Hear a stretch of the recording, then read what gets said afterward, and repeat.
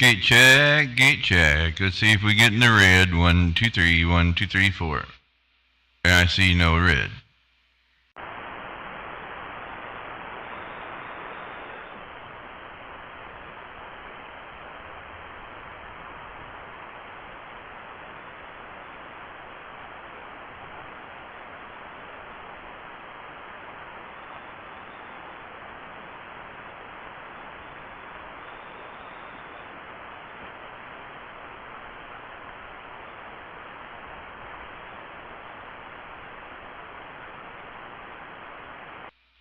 Well, I had that awful skinny. Let me flip it back out here wide where I had it. 45 kilo got down bigger.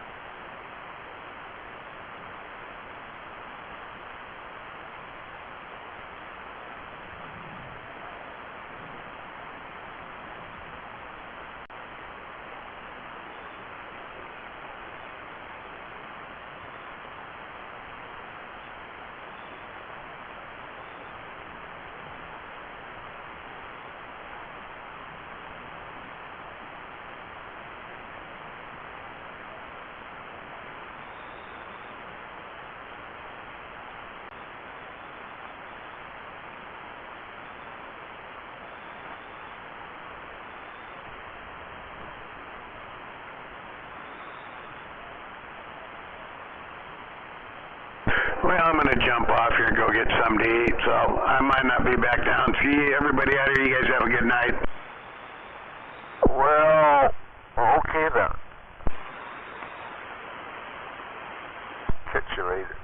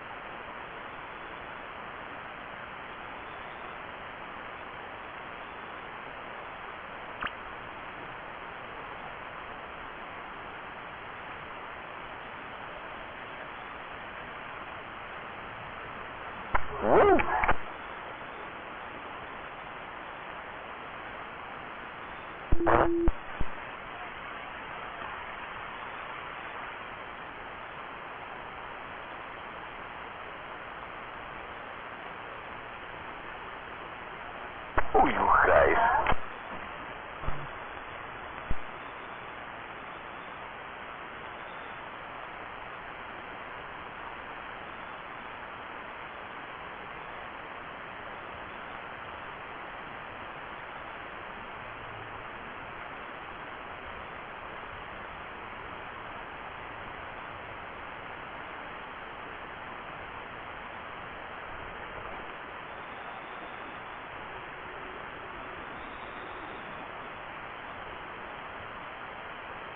Sure is quiet. What the hell, Mike? You chase everybody away?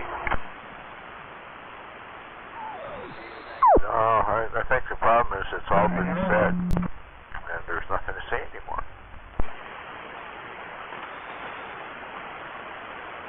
We're not.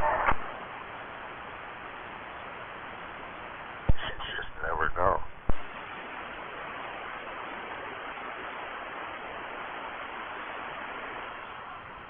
Fuck you too, then.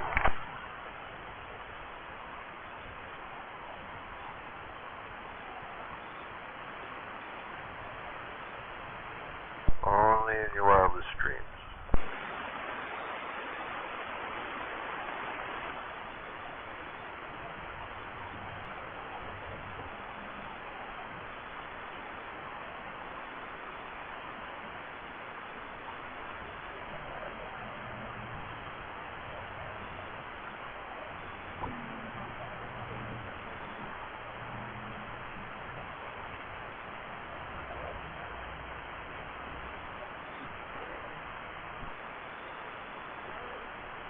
That big sunspot turning to face us, and it's about to change its configuration a little bit, and probably throw something big at us.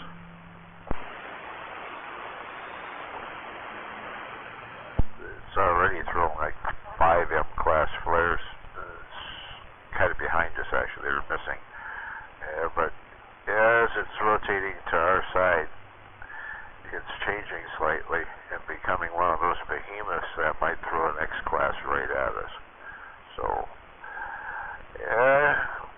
fire planning prevents fist poor performance. If you are a prepper, anyway, take care.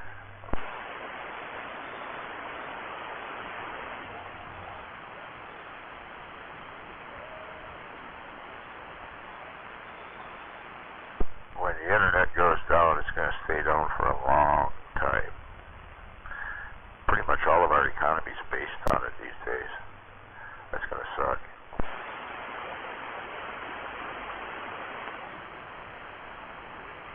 Always doing a little prepping.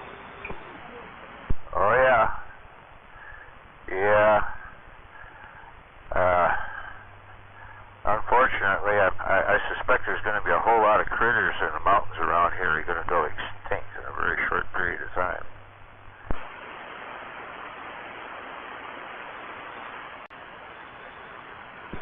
Yeah. There's going to be a lot of talking cats missing.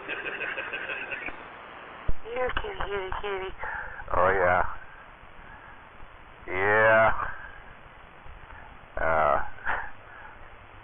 It's likely to get real interesting real quick. Just cause, you know, I mean, this area can't support itself anymore. It used to. It had a wonderful time when these valleys were used for what they're supposed to be used for. They're agricultural. They're self-renewing agricultural if you let nature take its proper course. They refertilize themselves every year.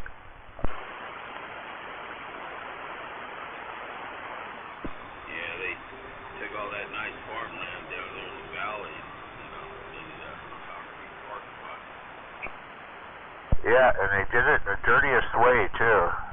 The county simply raised the tax rate for those agricultural people down there, and basically forced them out of business. You know, you raise the taxes on their property enough, and pretty soon it's not profitable anymore. And so, you know, agriculture left the valley, and now that valley can't support even a local area hardly. think Smith Brothers grows a fair amount of stuff, but it's not enough to feed even just Auburn. Oh yeah, there used to be so much more. Yeah, a few down there around 177 still around. But yeah, it's that. Yeah, and not only was it the richest farmland on the West Coast, it's probably the richest farmland in the entire western states. And the primary thing is because of the yearly floods, where they built that dam up there. Houses that shouldn't be in the valley. They should be up on the hill. And that valley should be all food.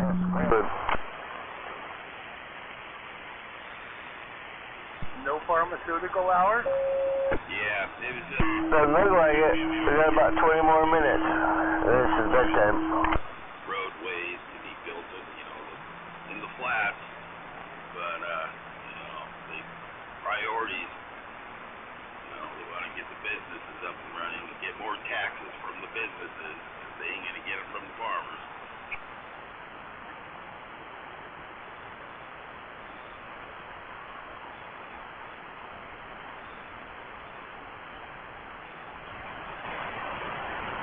Probably a good thing that most of the farming over there in eastern Washington is on tribal land.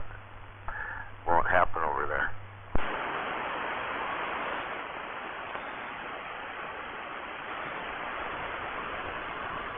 And then you got all, freaking big billionaires buying up all the farmland, knocking out all the mom and pop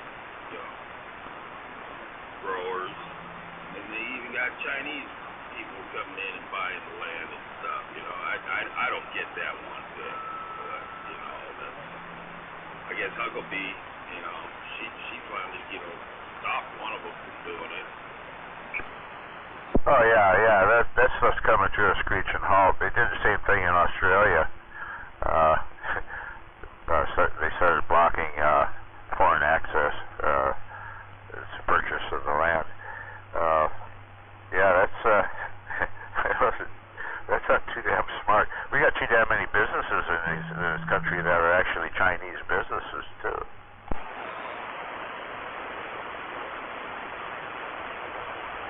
Yeah, it sounded good at the time, but not no more. Shit hits the fan, so someone's going to be losing their businesses.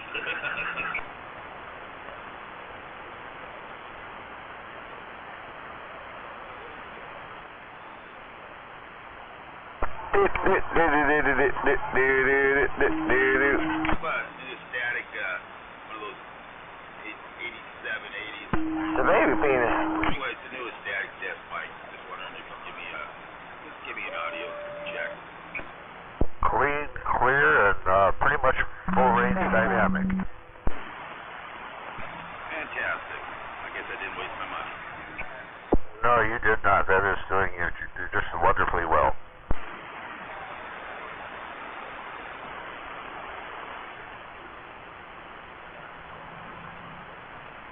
Fantastic. Glad to hear it.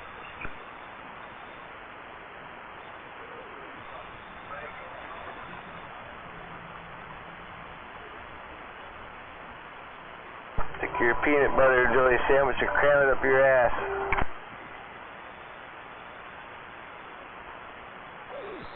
Testing for live stream. 1, 2, 3. Test. Test, quick.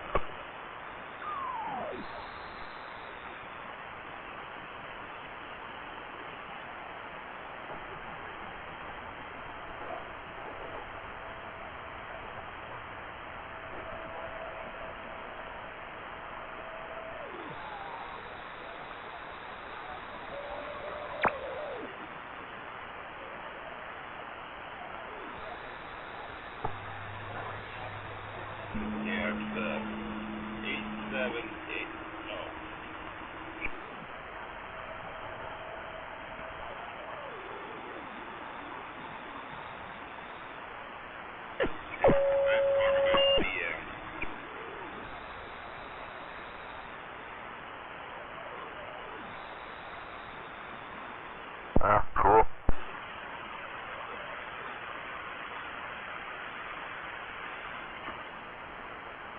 I'm sorry, I'm a little bit distracted right at the moment. I was just looking some stuff up here that a fella asked me about earlier today. As far as EMP shielding and stuff like that, they have these supposed little devices that are supposed to shield your vehicle from an EMP. I don't think that works. But I'll check it out. Yeah, I think the only way you're going to get away from EMP on vehicles is have pre-computer 1970 and earlier. Yep. And a few spare parts, possibly, because there's still a bunch of them in there that where things could get screwy. Some of the ones that have the electronic ignition, and even those are kind of old. Just the regular electronic ignition with no real brain box. Yeah, that could be an issue. Definitely, points the condenser is about to... Audio. Hello, test. Yeah. Or mechanically fuel injected diesel. It doesn't even need an electrical system to run. It's like my old Mercedes 1013. 351 cubic inch inline 6 diesel in there. It had mechanical fuel injection. You could bump start it on the road and it'd fire up. Just park it on a hill.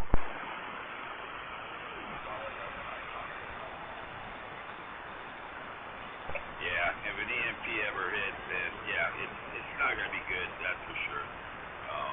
People are really going to be freaking out. That's what Well, I figured that peanut butter and jelly sandwich up your ass problem. bring out all the people's hate, fear, and Yeah, I'll just stuff it in a hose, and then you put the hose where it belongs, and then I'll turn the water on. Well, yeah, they figure the period of anarchy would last somewhere between 5 and 15 years, depending on population density of the area and resource availability. Heavier populated areas will get it over with quicker because, well, they'll kill each other faster.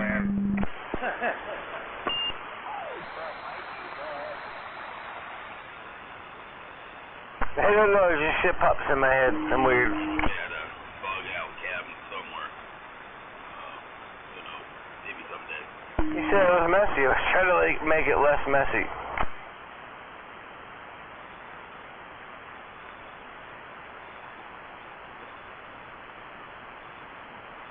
Yeah, EMP and lightning protection for vehicles. I'm looking at this article here. This is interesting. Listed by the Department of Homeland Security. Really, where? They don't tell you where.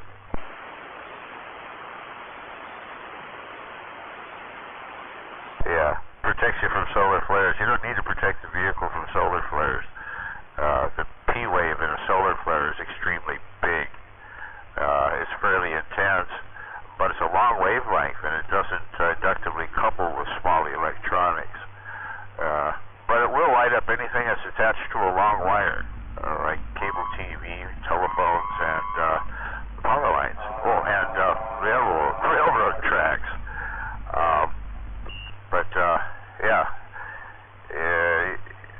Nuclear EMP, on the other hand, is that short, doggone sharp P wave, and that takes out even the small shit. One. Yeah, I've been trying to figure out how to do something, just for, repping garbage can, wrapped in some copper bag. I don't know. There's some people out there talking about some crazy stuff. Good evening. Are you in mud duck mode or something? Yeah, this thing's supposed to protect you from solar flares up to 228,000 amps at 1 voltage. Lightning protection, 100% lightning guarantee backed by a $25,000 insurance policy. You know, how often does lightning hit a car?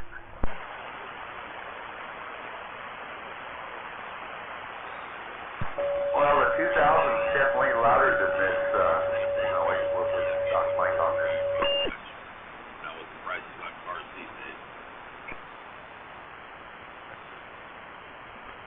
There, how about now? Yeah. Industry leading 10-year warranty. I'm not sure how they're...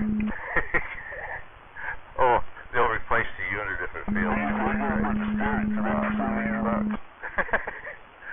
And it supposedly surpasses all military EMP testing standards, and I'll have to look all these numbers up. But they have spec stuff here. Almost 7 pounds of it. Fucking ridiculous. Do a search on YouTube, see if anyone... Right? Yeah. Yeah, I'll have to check it.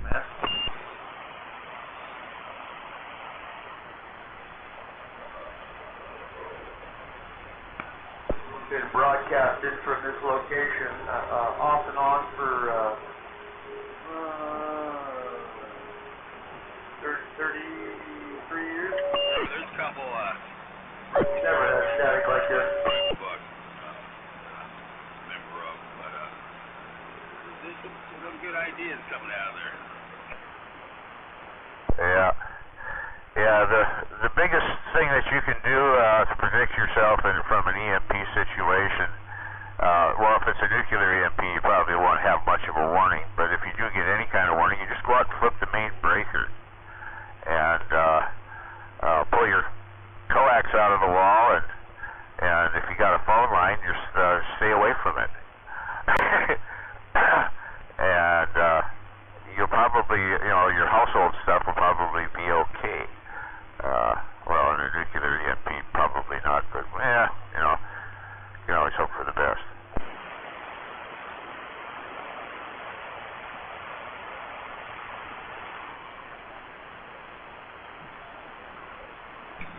Save the radio.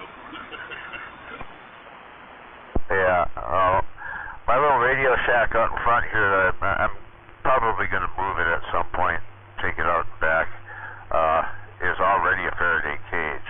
It's completely caged, all the way down to microwave. I can walk inside of there, and there is no signal other than my cell phone trying to get out. If I go in there with any kind of radio, there's nothing. That's cool. Yeah. And there's a secondary layer. See, there's an inner wall and there's an outer wall. The dual wall thing there is kind of neat because that'll help a little bit with the magnetic pulse.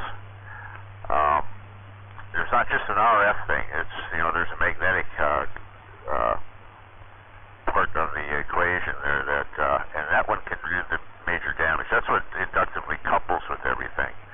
The radio frequency stuff is actually kind of minor.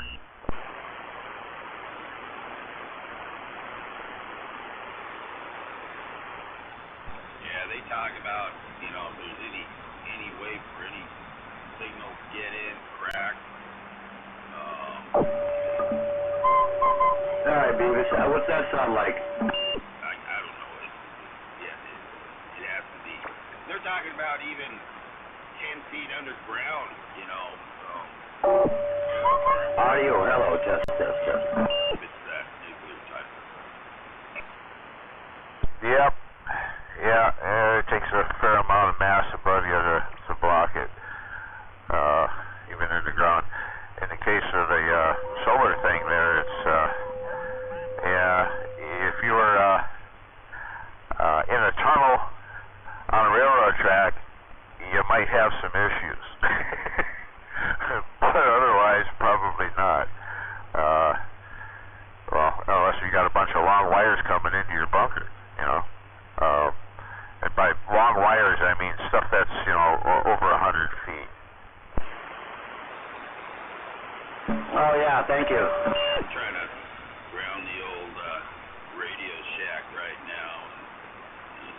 get that all taken care of. Testing for live stream. 1, 2, 3. Test. Audio. Hello. Yeah, well, the building I'm in is all metal siding, but the roof is composite, and that might change here shortly. We'll see what happens. This summer, I might do a metal roof on this place. And all of my stuff is already racked and enclosed pretty much in here on shelving. So it's not too susceptible. Everything's grounded. Yeah, that's more like it. Audio. Test. 1, 2. Test. The thing I worry about the most is either type of EMP is the fact that at some point or another along the way, the buildup of charge is going to find an exit, and where it exits, and it'll be in a lot of different places. In some cases, it's going to exit through something that's flammable. And once the fires get started, how do you call 911 when everything's down? How long can the pumper trucks run? The fire trucks run without how much water have you got in your water tower? That sort of thing. And which way is wind blowing? How dense is your neighborhood?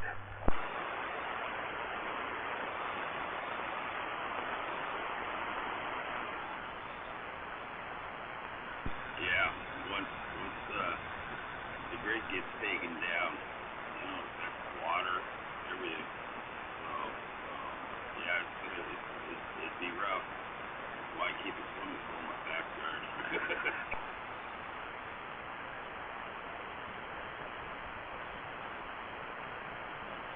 Yeah,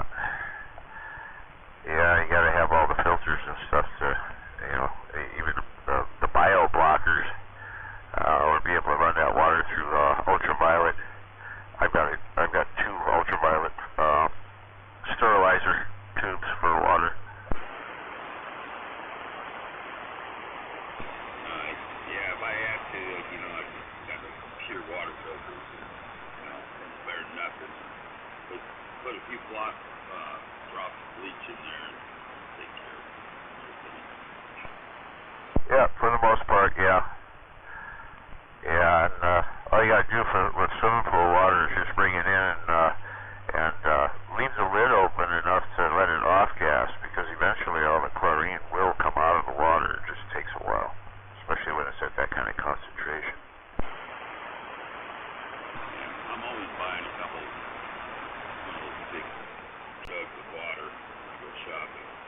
And the pool, that's heavy so much water. Until I need it.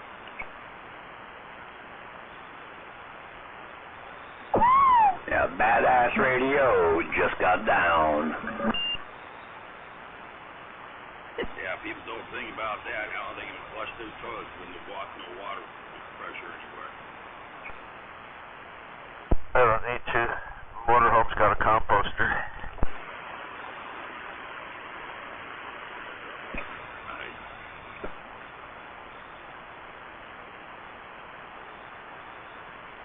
I am looking for a diesel engine to stick in that, though. Wouldn't mind sticking the Cummins.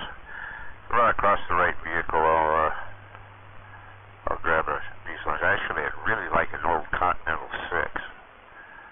And that would be the cat's meow in this particular case. Of course, it's going to put my tranny back a little farther, but that's okay, too. It's an automatic. I can still do the linkage.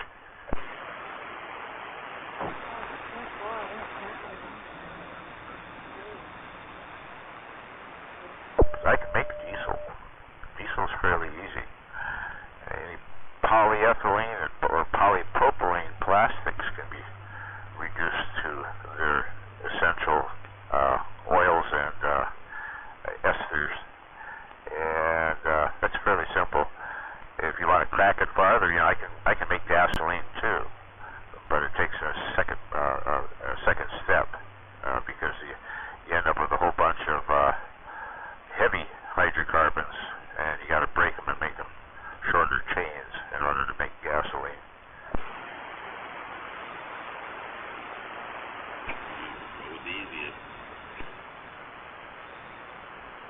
Yeah. Yeah, just even off of just polyethylene. If you pyrolyze it and recondense it, you're going to come up with about a 5% or so gasoline fraction that comes right off the top. It'll be the first stuff that comes out of it. And after that, you're breaking some bonds, but it's only by heat. It's not you need a catalyst to break them, make them smaller. But you end up with about 50% of the remaining being paraffin, and about 50% of that is light diesel, running just about anything.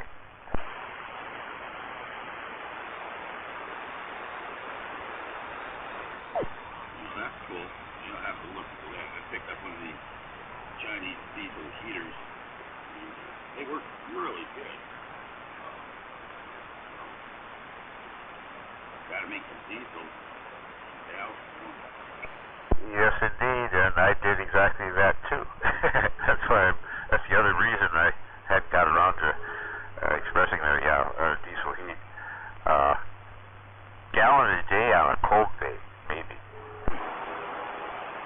Yeah, I think I was just running mine. I got one of those Bevers. I was running it in just one click in the red when it was down in the cold days. And it was shooting out right around 70 degrees. Yeah, Cenex is the place to go for off-road diesel, or number 2 heating oil works as well.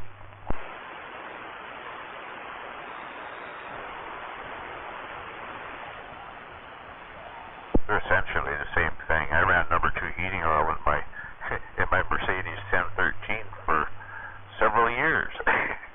I ran an ad on Craigslist to empty and extract old heating oil tanks, and I ended up with a few thousand gallons of heating oil, and ran my truck on that for 2.5, almost 3 years.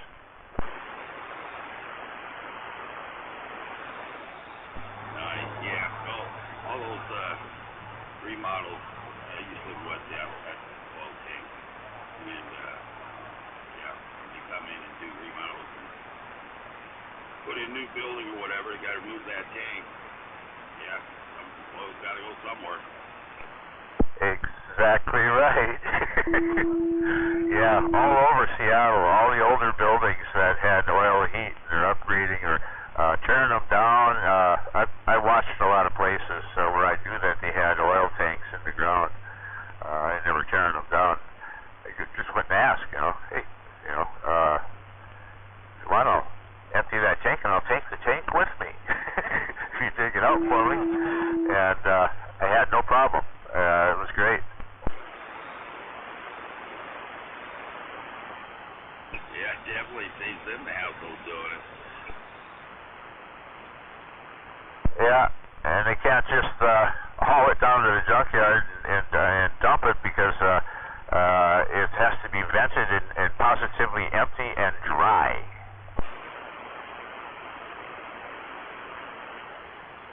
I even like to see oil residue on it down there at Schnitzer Steel.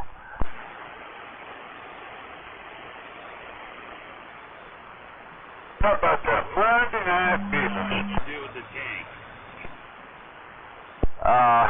Well, the big ones became storage underground, several locations.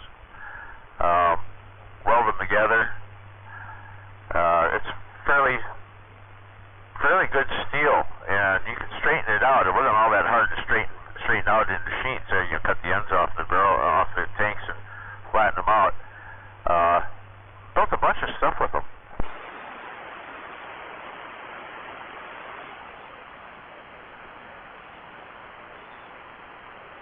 Was that like, what, 1/8-inch steel on that, or?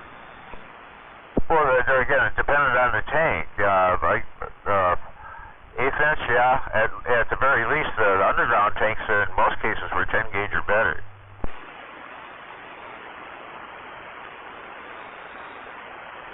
Yeah, Yeah, what he used to, yeah. Steel's not cheap.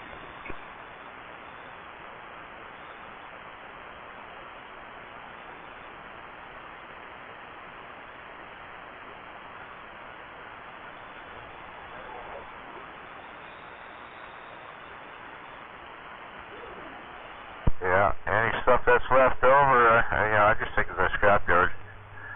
I have an awful lot of stuff in the Schnitzer Steel over the years. I used to pick up from, let's see, I had 14 body shops that I picked up scrap metal, from wrecked cars and shit. And I'd haul that in, and I had a secondary route that I had dumpster bins all over the doggone place for cardboard. I did that for quite a while.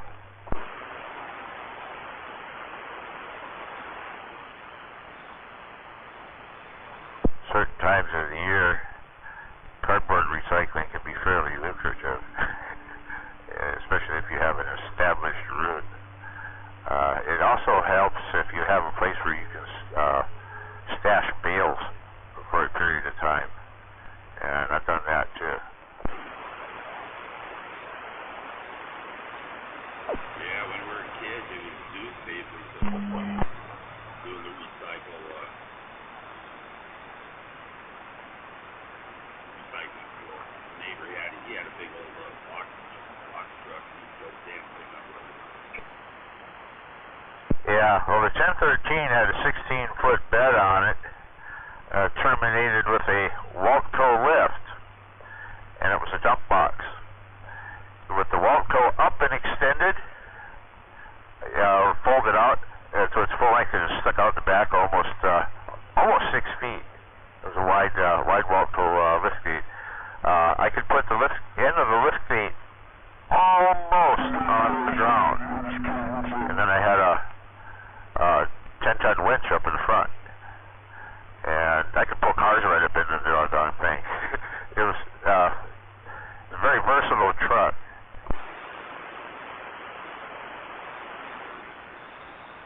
It's getting deep now. Yeah, that'd be sweet. Lacey Dave, good evening. I'm waiting a hand of that over there by,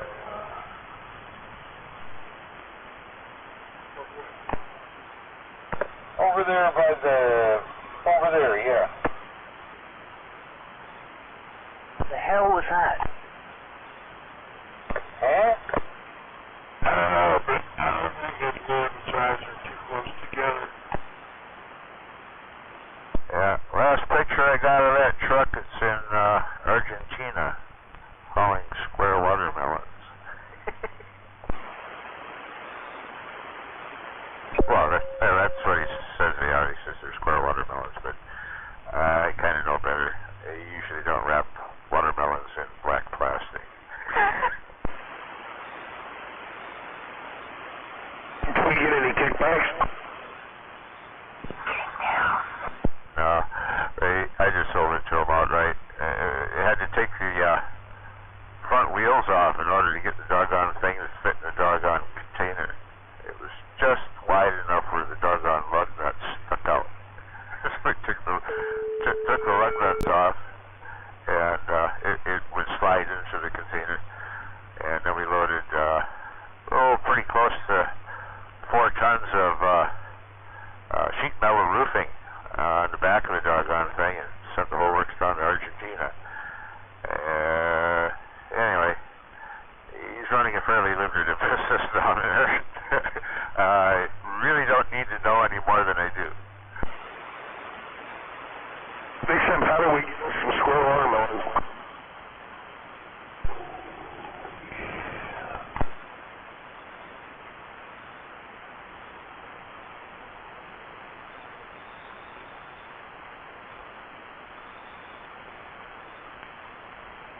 Anyway, Mercedes trucks are very popular in South America. They're actually assembled in Sao Paulo, Brazil. So anyway, yeah, they're all over down there.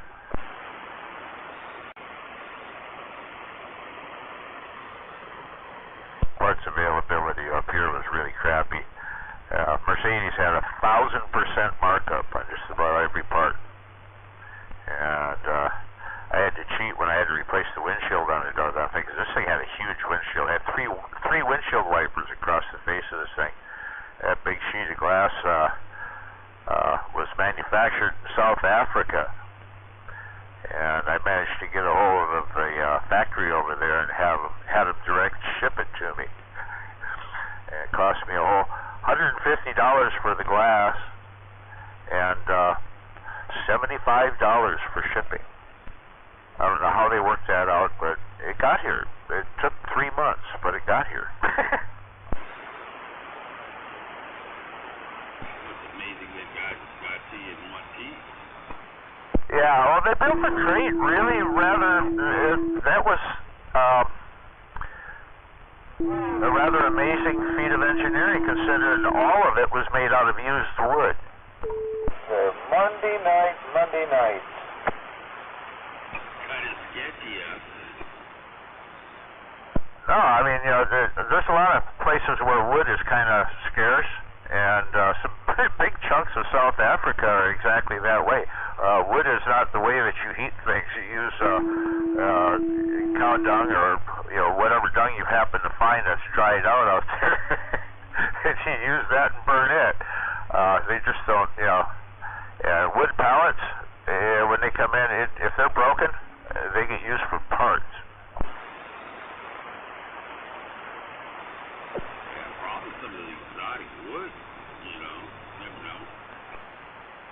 Used to get some fairly exotic stuff, but not anymore. No, it's checked on the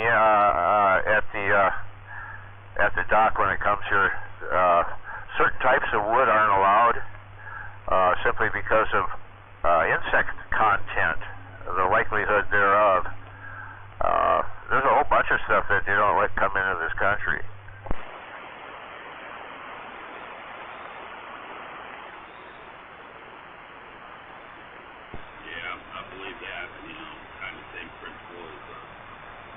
California, Oregon border. You bring vegetables past this line. Yeah, I have a sister-in-law that works for Department of Agriculture, and her arm of that organization is in charge of checking containers and evaluating containers as to whether or not they need to be fumigated or what. And they gas a lot of them. Not perfect, those bees managed to make it here.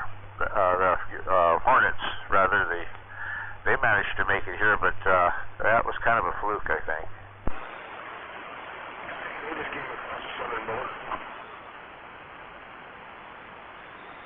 Oh, the killer bees made it here on their own, yeah. But no, the Asian hornet, that's a nasty bug, man. We don't want it started over here. It can live pretty much all the way across the U.S.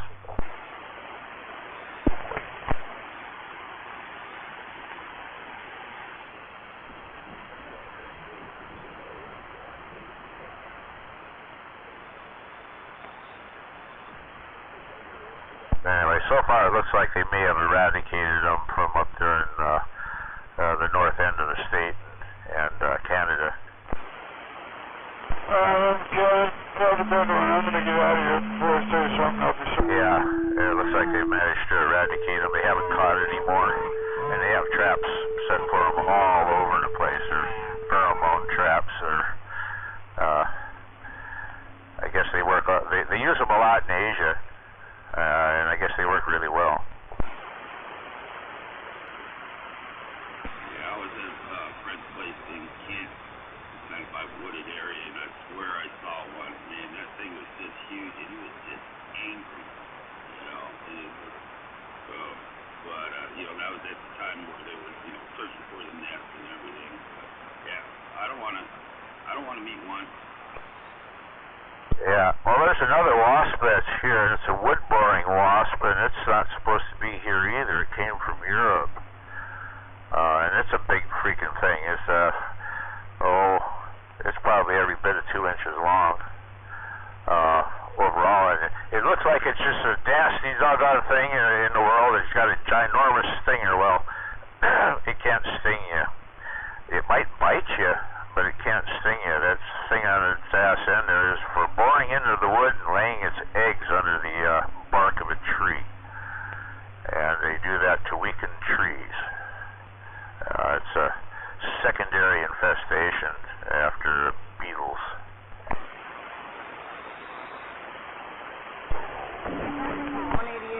188, breaker, the star hunt. Yeah, invasive species. They came from, early shit, 17 to 69, 79, whatever case.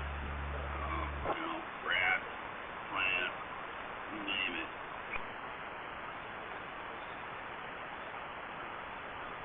Anywho, anybody hear 188 out there? Going missile for contact. The wiring on that headlight got skin melted. I had to get another one. I don't let bees, any nests on my property, I try to kill them, as I do. The wasp nest in the eaves area is going to be a little tricky, but, no bees around here. Yeah, well, for the ones up under the eaves there, a shop vac works really good. You put an extension on the wand there, and you reach right up and just, and they're all gone. They don't handle the trip down that corrugated pipe very well. It beats the crap out of them, and they dehydrate. Whenever I do that, one of the last things I do, just as I'm shutting it off, is give a little squirt of the Raid or whatever, in there, and let it do its thing. You don't need much, but yeah, shop vac works real good for the yellow jackets under the eaves, as long as it ain't too big. If the nest gets too big, you might not get them all at once. So, I was about to say, that was not how you perform. Yeah, I've watched some crazy bee hive removals on YouTube. Yeah, that's a decent way. What do you guys do it? Why don't you kill those things? I never thought about using stuff that. Yeah, those little damn ground bees, the little yellow jackets that are in the ground, those things are just altogether nasty, and they'll sting you multiple times you step into their nest. They're hard to get at, but one of the things that you can do is you put a shop vac down there with the end right at the entrance. You'll get them coming and going through the course of the day, and after about the second or third day of doing that, you only got to run it during the daytime. You can go over there with a garden hose, stick it in the doggone hole, and flood them out, and they're done. You're going to go a second time with a shop vac on that nest, they're going to fuck you up. Yeah, I saw one guy do he used a generator.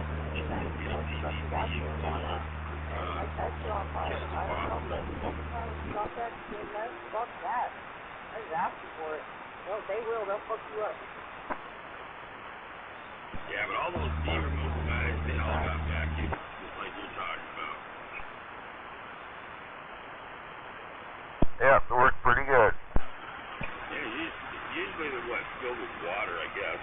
Yeah, how many times did you get stung in the course of all three fucking, times trying to get this? Oh, yeah. The shop vac. How many times?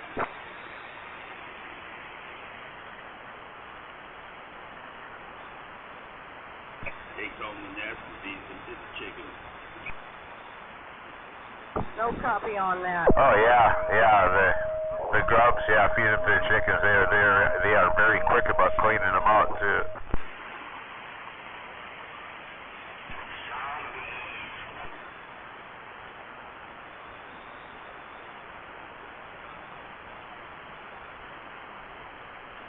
Yeah, we got a spot over here that we'll probably never eradicate it from that area. It's a jumble of rock and busted concrete. And as near as I've been able to determine, the passages going down in there go down at the very least 4 feet, probably as much as 6 or 7. I forget how deep that freaking hole was before they started throwing rocks in there. It was pretty deep. Anyway, those ground beasts have found that in at least 8 places. And every year when I have to go over there and cut the weeds around there and try to get out the tansy ragwort out of that area, almost every year I get stung at least once.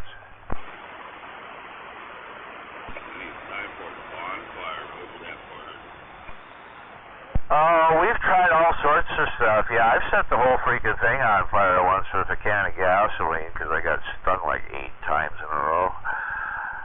I don't think I killed any of them other than the ones that came out right at that particular moment, but yeah. It hasn't slowed them down.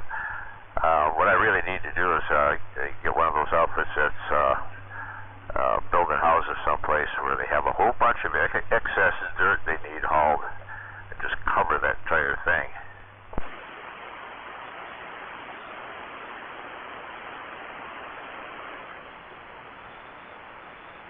Yeah, block them in, suffocate them, whatever it takes, eradicate them.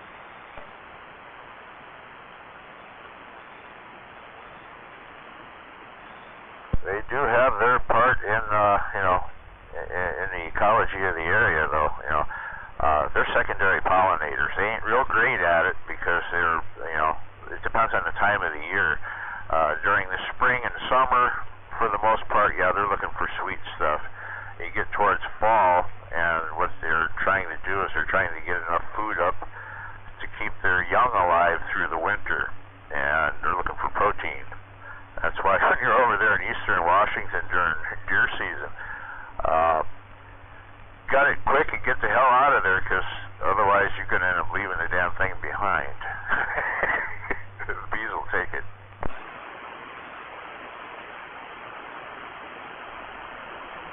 They discover that there's a deer carcass there. It's amazing how many come out of the woodwork.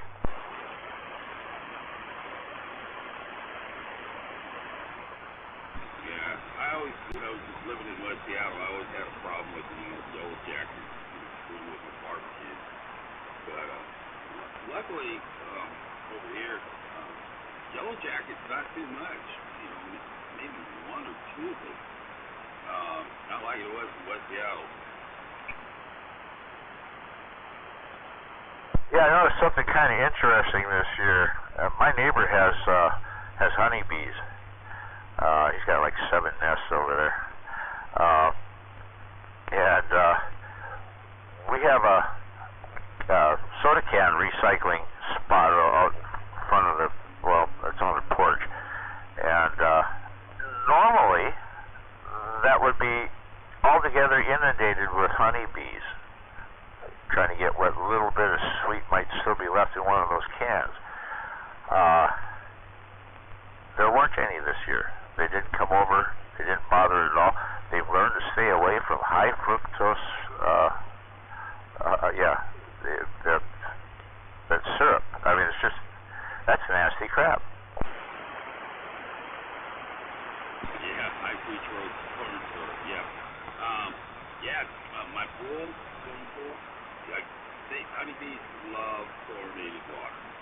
Love it. They came over, my neighbor next to me has, I guess 7 or 8 right here, the first, and they come right over and just use it. So I was trying to set up some watering stations for them so they would keep going to the pool and cause issues. Oh, yeah. It's not just chlorinated water. They're going for almost any water source. The chlorine actually is a little bit of a detriment in most cases, but it's water. I'm not sure if they can filter that out or not, or they've just built up a resistance to chlorine.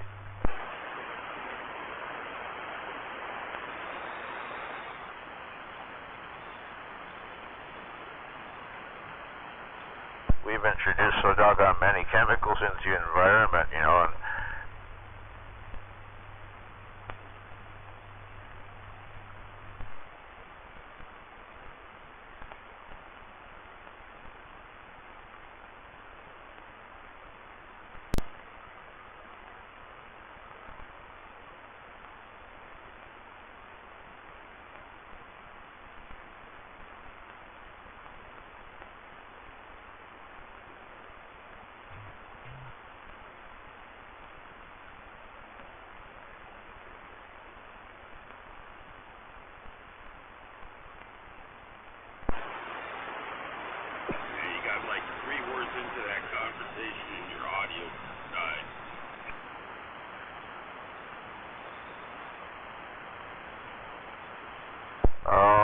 might take me a minute to rewind.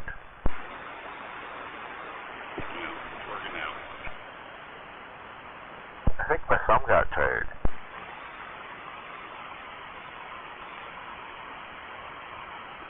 Of course, this mic is like 40 years old. It's an old Cobra Coffin mic. And I've had it so doggone long that the textured surface is worn smooth. The little ribs on the trigger there are non-existent for a good portion of the bottom half of it. Yeah,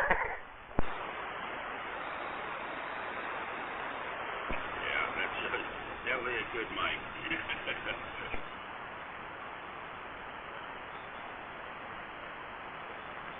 I think I've replaced the cord on it twice.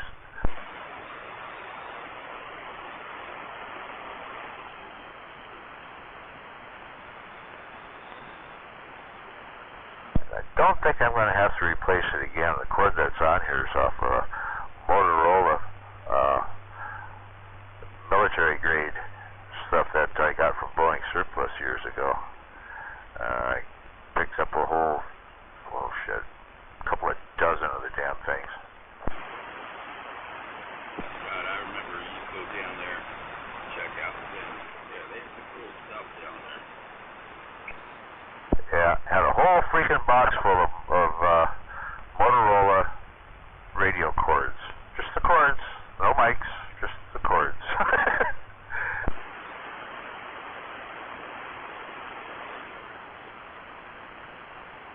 Yeah, that's strange. Yeah, 10 cents each. Yeah, beat that.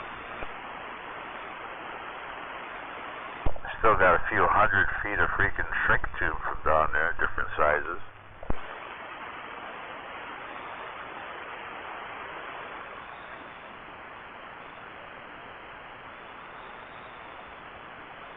And how much did you use? Oh, I've used a lot. I used to rewire motorcycles for Steel Breeze Racing. I've done a lot of bikes. I've done a bunch of cars, and I'm on my third motorhome.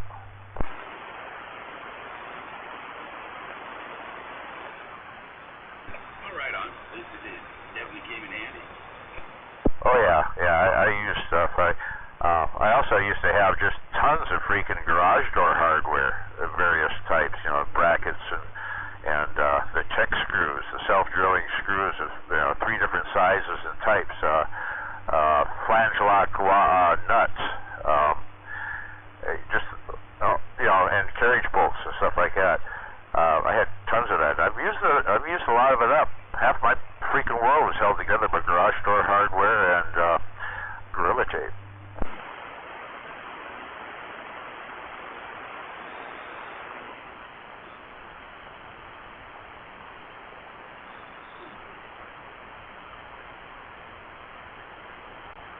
Yeah, the wire racks on both of my freaking trucks out here are put together from Boeing cubicle dividers, and they're assembled with garage door hardware. Yeah, this stuff is heavy-duty cage stuff, man. I got the whole. Remember how the tool cage was in the back of Boeing Surplus?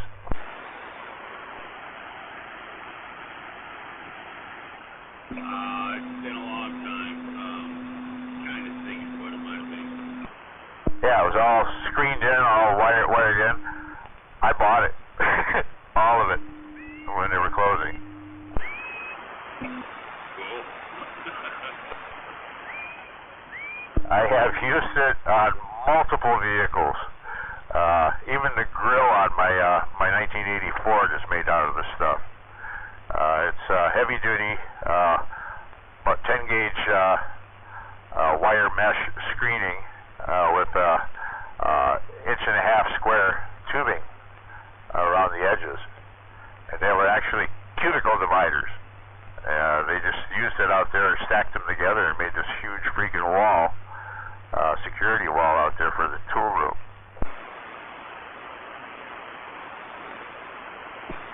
Nice. Yeah, that stuff is definitely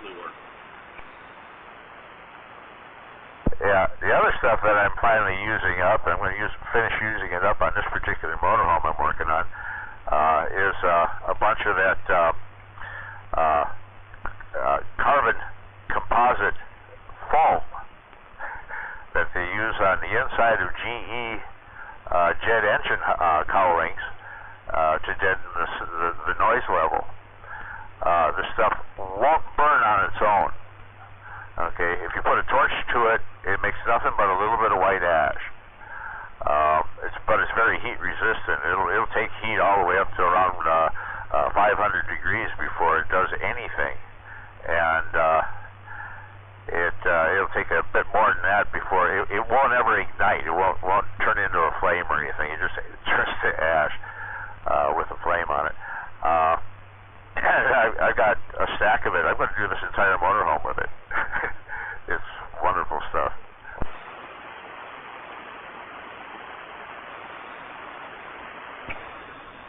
So you insulated the motorhome with that stuff, is what you're saying? Yeah, I've already done one.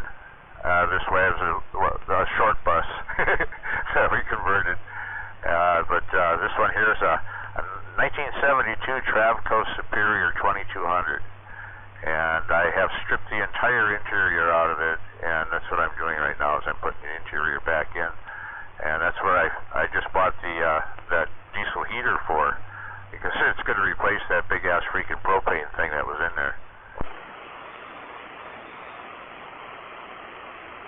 Nice. Definitely sounds like a big project. Yeah. First thing I did when I got a hold of this doggone thing was pull both of those doggone air conditioners off of the roof.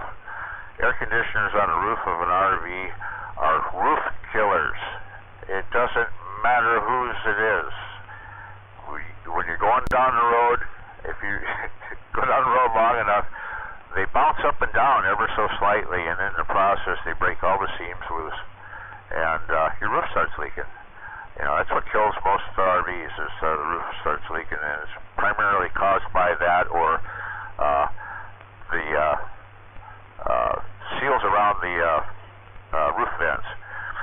But anyway, I'm putting the air conditioner down in the side pocket there where the water heater used to be, because my water heater is being replaced by a diesel-powered instant water heater as well.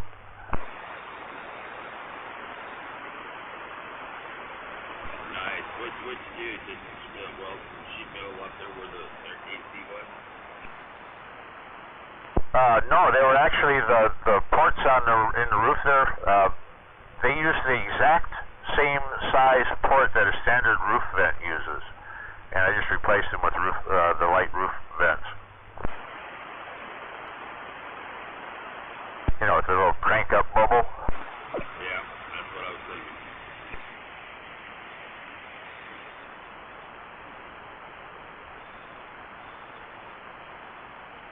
I've tossed around the thought there. I do have a swamp cooler, but it's not very effective here in Washington State. Well, at least it wasn't until we started having these really dry summers. I'm half tempted. I have a swamp cooler that's a roof-mounted unit. It doesn't weigh hardly anything, and at the most it'll be holding about 3 gallons of water altogether. And it's got a float valve in it, so it won't ever overflow.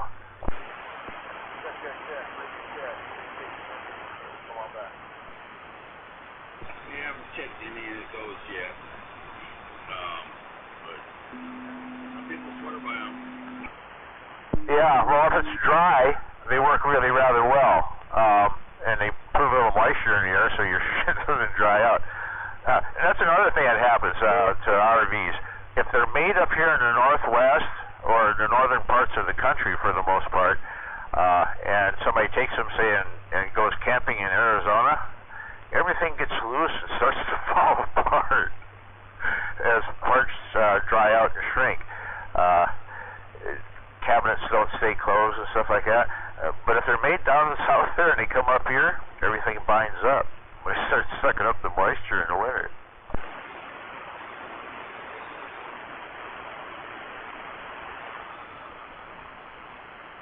So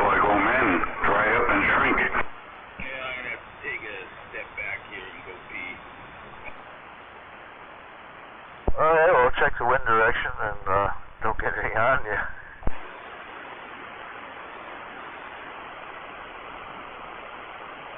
Yeah, if you can't pee off your front porch, your neighbors are too close.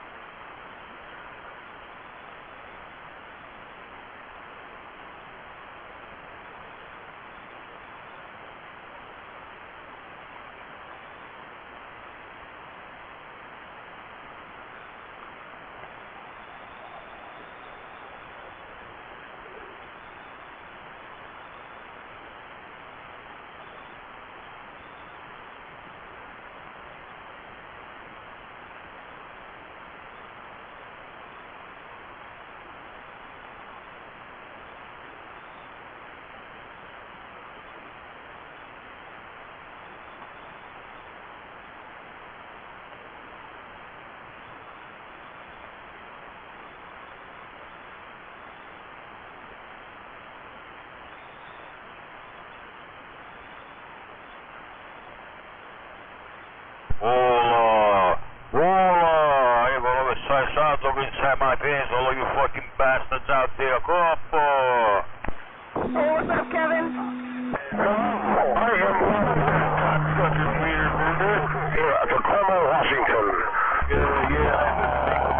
Right here inside my pants, motherfucker, if you like coke. Go up!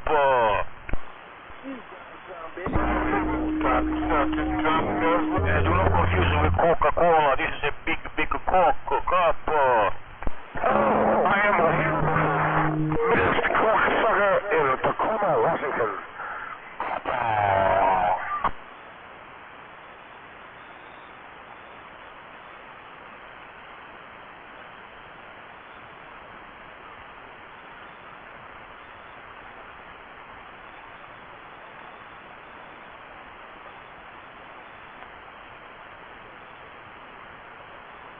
I am the Bender's wiener, and I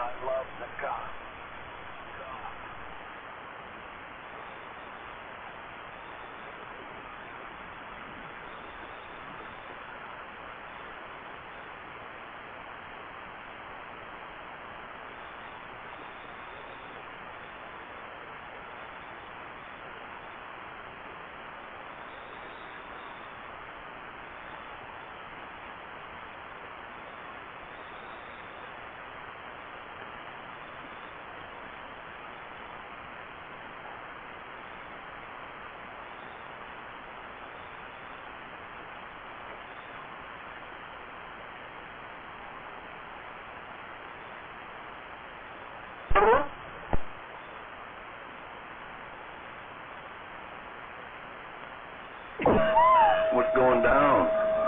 Coffee cup filled up. Man, that radio's fuzzy. And there you are. And right at this particular moment, I looked around and, where the hell is my coffee? I sent it down here somewhere. Nobody wants a fuzzy radio. Can't wait till you get that new radio, Dave. Yeah, it's going to be a little longer than I thought, but it'll be long. It won't be long. Well, it couldn't be soon enough, man, because, yeah.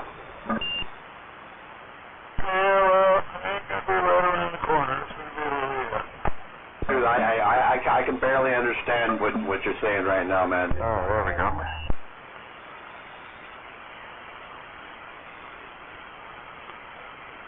Is it just me, or does it sound like that everywhere else out there?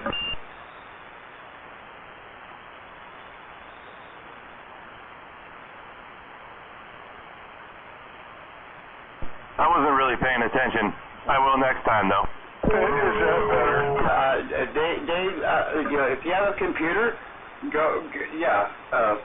can listen to that on a live stream. But yeah, I can't wait till you get that radio, bro. Well, that's because I have my box on the high side. Does that sound better? Super penetrator. Old school super penetrator.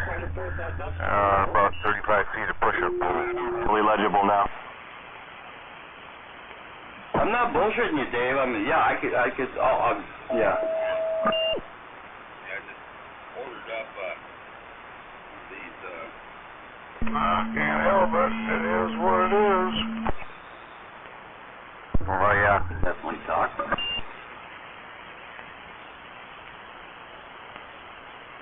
Yeah, I've got 85 feet around tower, but I probably won't put it up that high because the antenna I put on there is going to have a heck of a lot of torsional stress to it. So row 25 is a little light for a 6-element flat side. Yeah, my brother had it. He's like, I got something for you, blah, blah, blah. And go out there and pick it up. I'm like, fuck, he handed it to me. This thing's sweet. Yeah. Have to do a little repair to it, but I believe I'll have it working again. Yeah, well, I'll probably use, maybe 4, possibly 5 sections of this. I don't want to go any higher than that, because, well, like I said, the torsional stress, that, and then we put it up in the wind zone. We get wind up here sometimes, and it doesn't necessarily blow up here in the same direction it blows in other places, because I'm in between trees, long area of tree stand and open space in between, and right next to the lake, so it swirls around up here a lot. You ever remember that, George might have had it for a while, remember that, not sure what brand it was like a black 2-pill that George had, it was like a B3000? No, I don't remember nothing about that. I think Gino had it, and it made the loop, it had some bad pills in it, but it's, I thought you might remember it, it's real similar to that, but, yeah, just something to think with, man.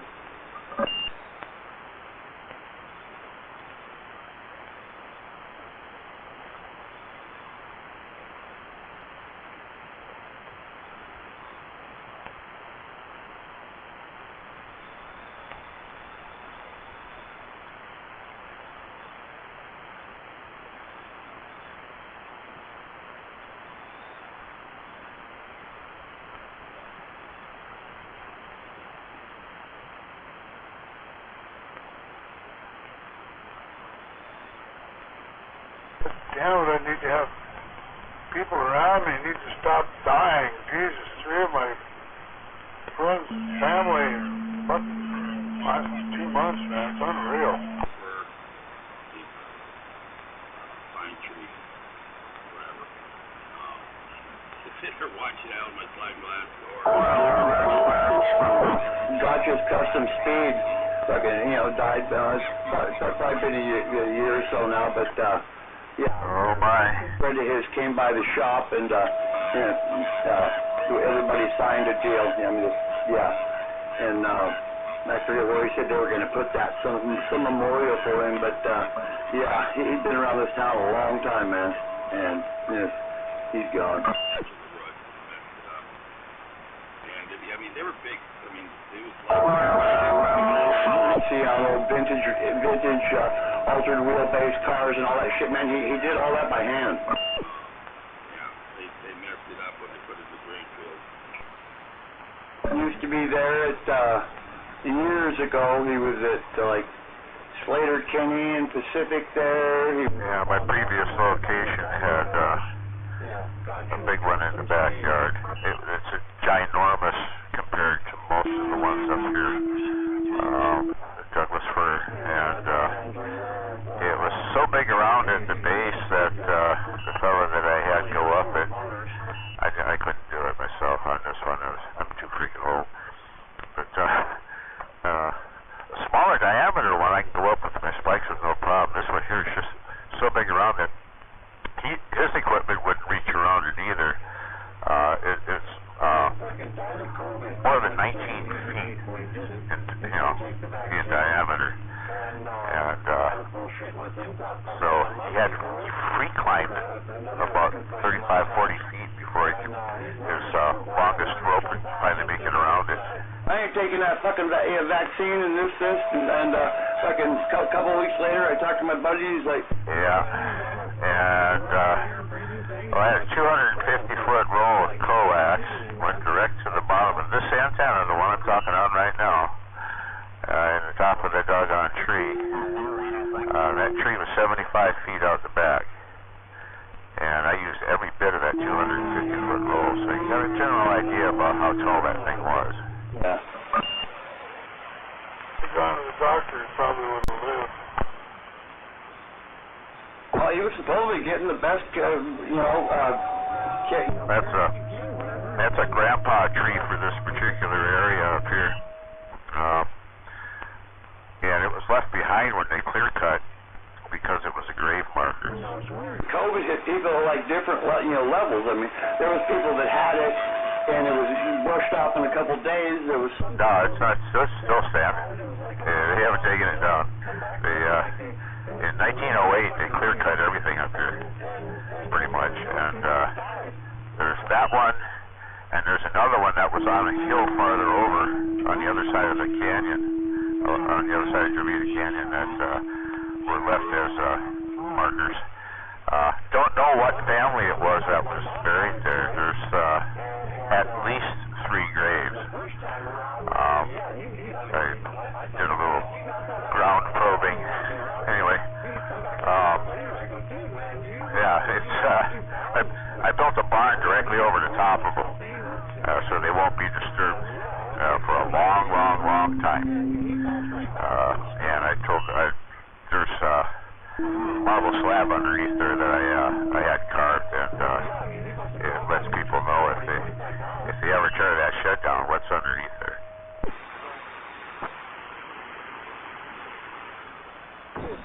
But yeah, I'm glad that's fucking pretty much behind us. Yeah. It looks like 2 adults and at least 1 kid. One of them smaller than the other. I can see that as soon as I scraped a little bit of the topsoil off, and you can immediately see where the difference in the ground was. Real bad cough every breath we took. Oh fuck! I got sick like. So anyway, I tried to look up the records for it, but they had fire up in Seattle that destroyed a whole bunch of the old records, and so they don't have a county record of who owned that property prior to that fire. Damn it, I can't remember what year that fire happened, but it burned public records, a whole lot of them. Yes. And I went like 10-year spans, 8-10 years, and never. I mean, not even a. I couldn't really tell for sure.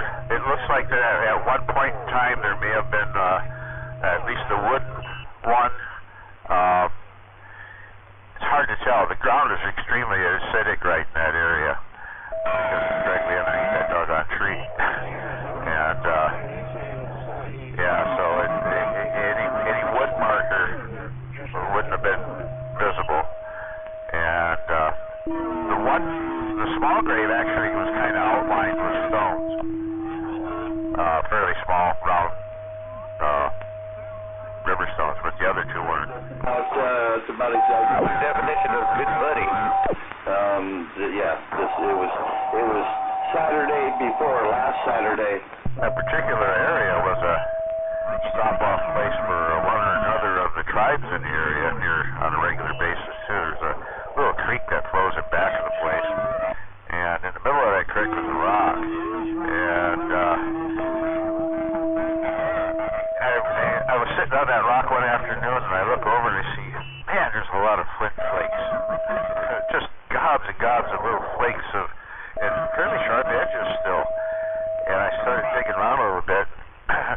Somebody spent a lot of time there flint hunting, because there's a layer of resin, the flakes there that are probably 3 feet deep or more.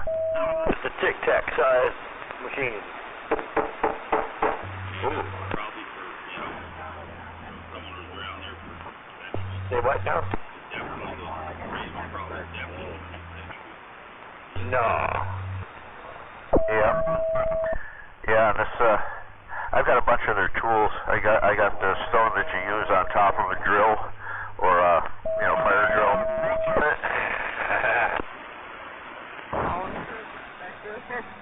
It's real obvious that that's what it was used for. I've also got a mortar and pestle that are in really good condition, actually. They're still usable.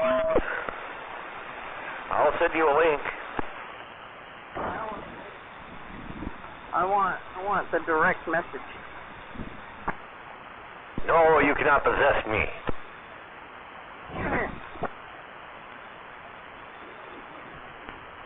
You'll have to do whatever you usually do, or what you've been doing here for the last few months to release your attention. Don't look at me. Yeah. I suspect the Indians camped in that area. It's between freshwater and saltwater. Summertime hunting and fishing, probably. Oh, funny joke. Yeah. Teach joke. Definitely from the Bullshit lose. down area. Probably was good hunting back then. Before the white season came. And before the Himalayan blackberries took over the entire state. For your mouth.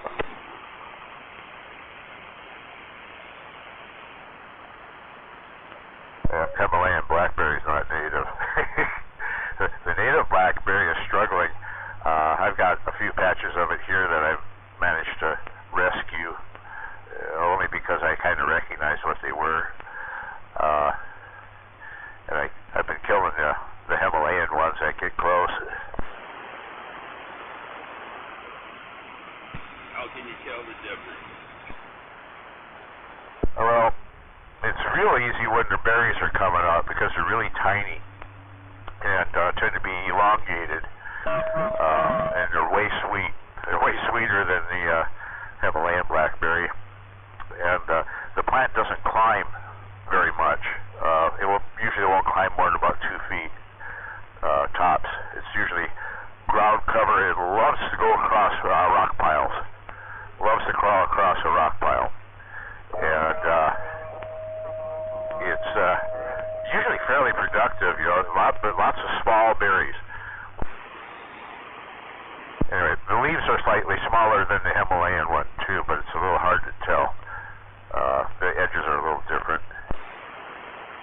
So go on, my friend. That's the Himalayan blackberry. So the native ones are the small ones, and I've seen those before. What's the matter? You don't have any standbys? Yeah, there's not a whole lot of them around. The blackberry around here is just about eliminated the salmonberry, just about everywhere that I've gone, where I used to go salmonberry picking, it's completely overrun with blackberries. Or somebody scraped it clean and built a house.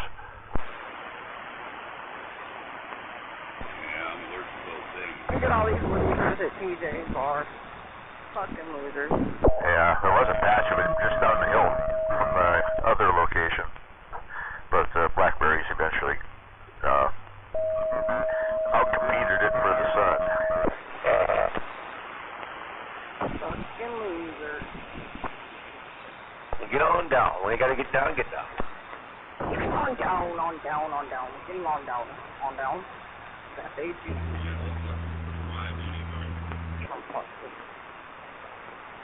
Get my city. Getting on down. Yeah, I used to live on the west side of SeaTac, the surf runway. There was a pond. Bam, below. Get off, Frothy. Bigger bushes all around that place. Thick bushes, blackberry bushes. And, yeah, we used to build forts in them. A little lake there on the north end of the runways? No, it was a little pond on the west side. They turned down my application when I tried to apply at the Bikini Bistro. You know where the Yeah, I think we're talking about the same place. It's actually a pond, yeah. Conflict of interest. I'm thinking of.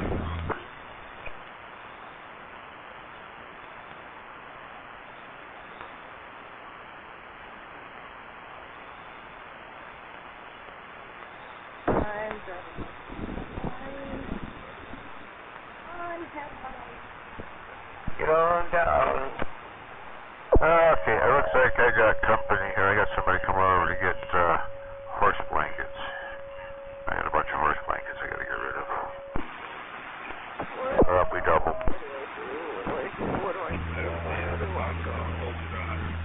I'm lost. Oh, yeah. Anyway, I got people coming. Company showed up here. I'm getting rid of some horse blankets. Anyway, I'll be back out here a little later.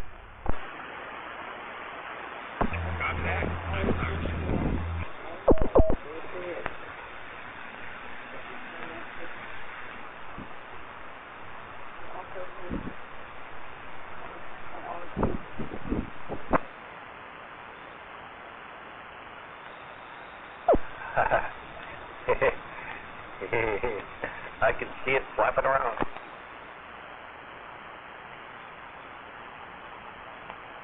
Fucking serious.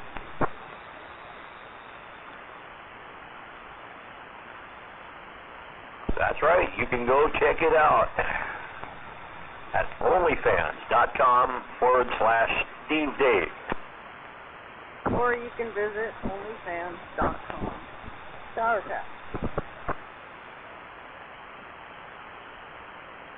I got 9. You can watch thousands of videos for only $7 a month.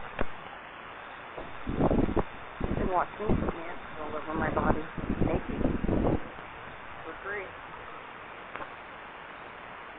None of them show my face, but you can see all the masculinity you ever believed in. Oh my God, you'd have a fit. You'd never leave your room. Yeah, you gotta subscribe to him because he's gotta pay that model. Da. You know, clothing as DJ on his OnlyFans.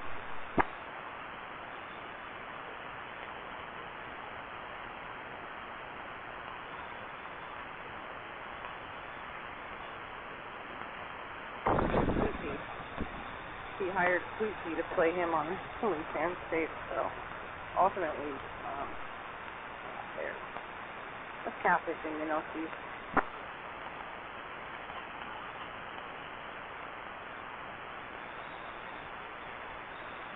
She could almost pass for you. I mean, the chest and no ass, lanky ass, fucking long legs. But the painted toenails. What was it? Next time. Those aren't painted toenails. That's fungi. Next time, make her wear socks. Painted toenails is a dead giveaway. Other than that, if she could pass with you, no problem.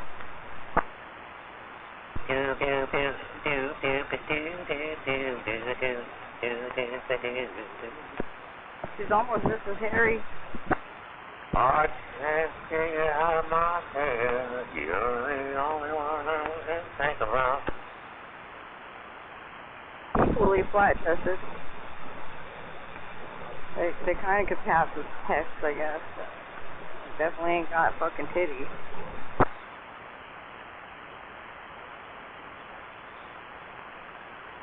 I'm sorry, I guess I shouldn't be mean.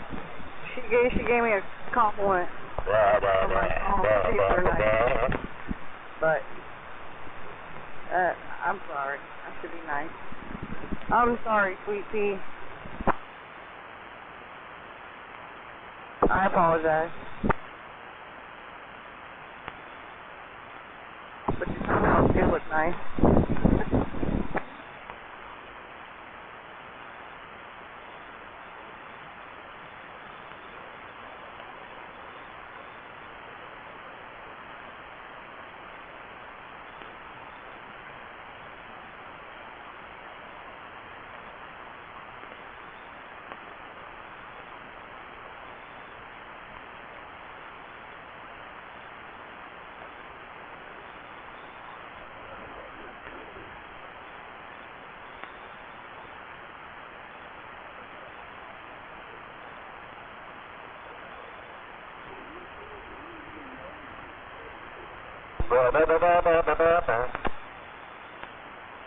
Oh, yeah?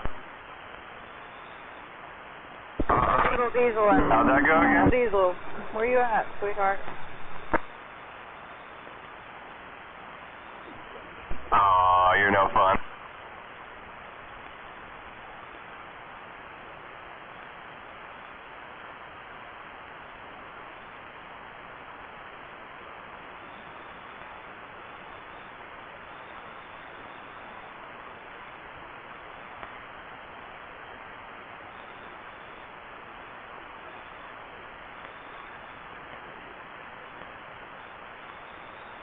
Welcome to the channel, viewer. Not much going on right now. Yeah.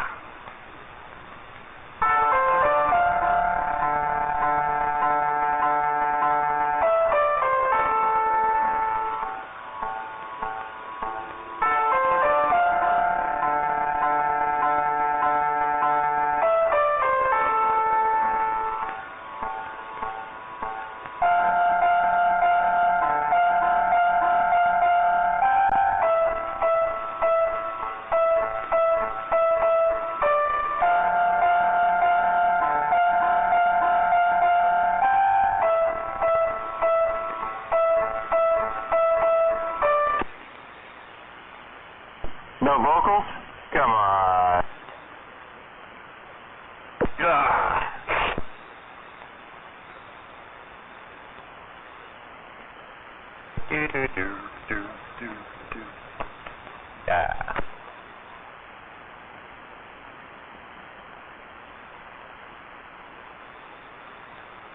Good evening. I'm back in the shack.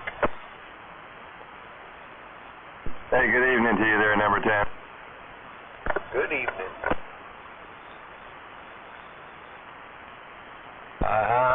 Yeah.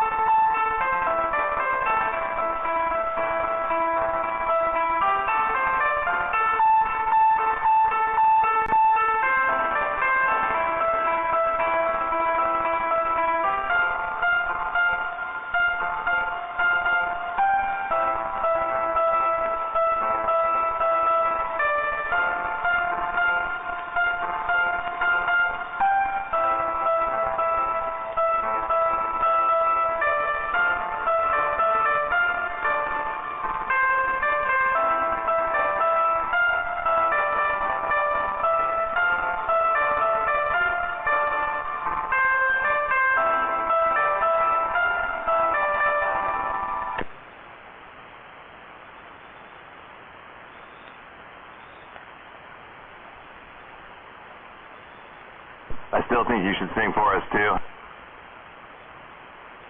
I'm sure we can find the lyrics. Just hit up Google. Yeah.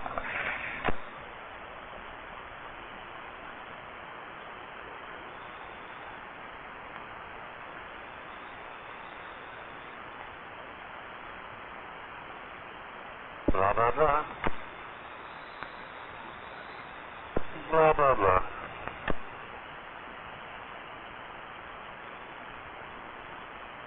Do-do-do-do-do-do. See, you can do it. Yeah, I bet you got a set of pipes. Ooh. Hey, yeah. Hey, hey, hey, hey.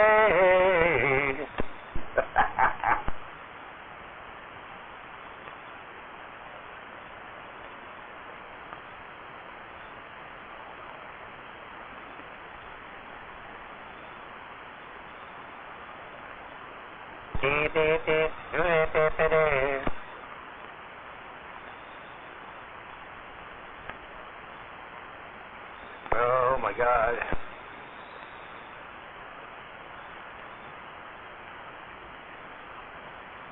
Oh my God.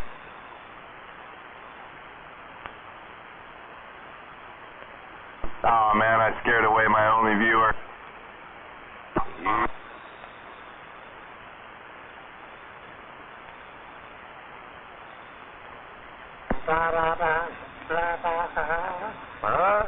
Viewer? Yeah, man. Everything's on YouTube, don't you know? You got one of them gates?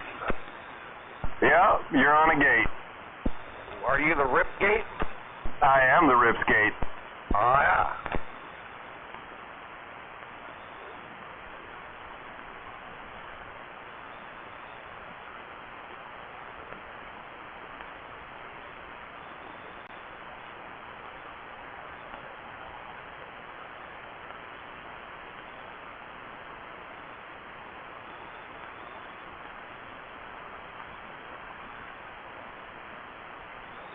Da, da, da, da, da, da.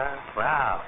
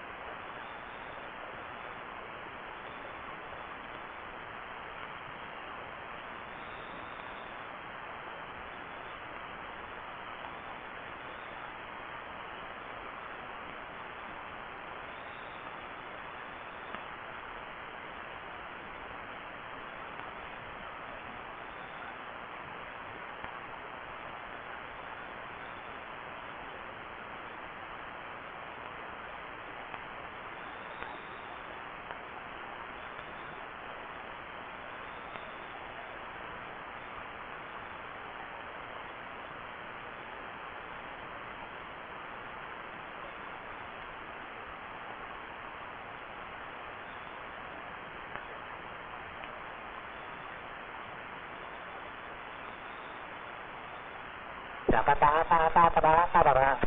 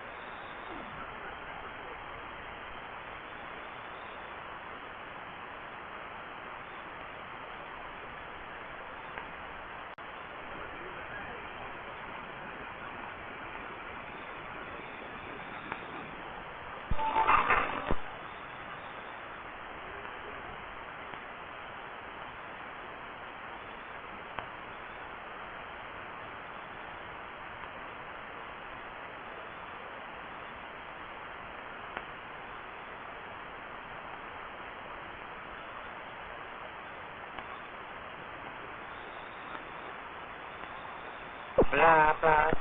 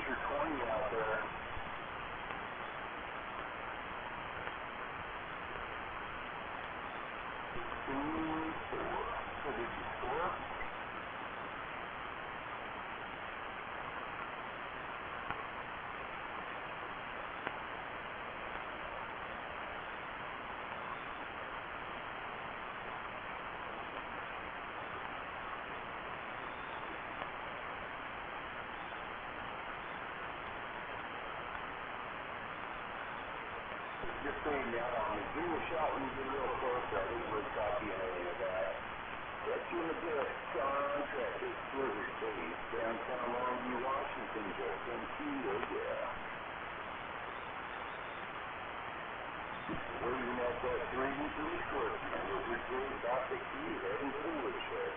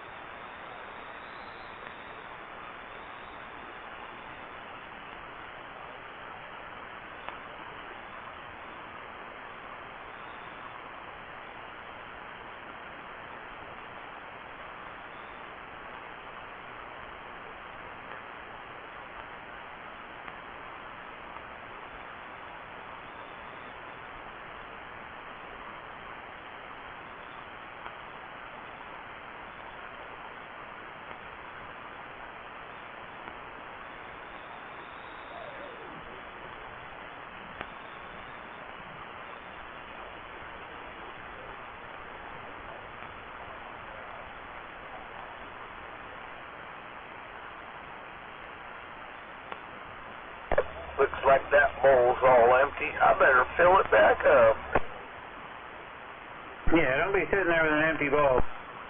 Yeah. You don't want to be doing that. Yeah, that's right, see? Yeah. The thing is, see? Yeah. Good evening to you there, Inspector. Evening, Rip, and number 10. Inspector. It's really not a half bad idea, you know. What, make sure your bowl's not empty? Yeah, 10. Well, my beer's half full, so I got that. There you go.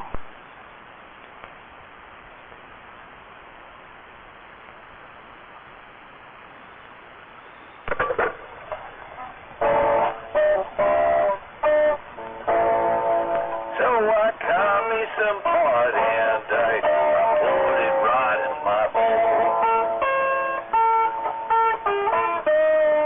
I'll go and grab my lighter, but I won't smoke that thing all up in one hit. No, I won't smoke it whole.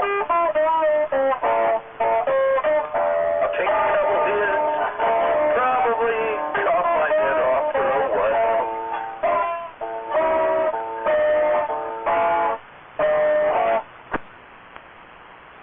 Station 10 just got down.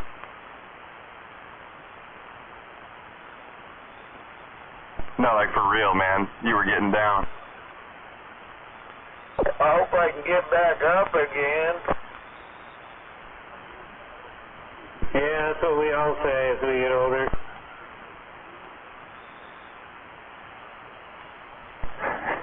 Ain't that the truth? I just got down. Hey, honey, can you come over here and help me up? Yeah, they said it's all downhill from here, but I don't know what they're talking about, because it seems like the older you get, the more steeper the hill is, you got to climb up.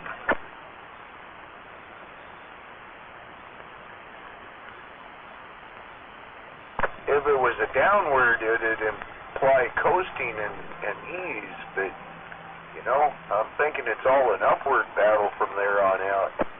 Yeah, it just keeps getting easier and easier to get down.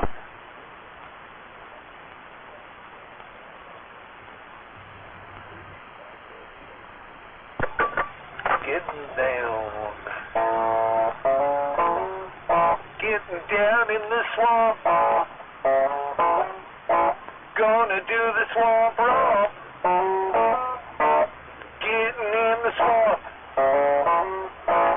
So I'm getting in the swamp doing the old swamp romp. Oh no, I lost another boot in the butt again. Great.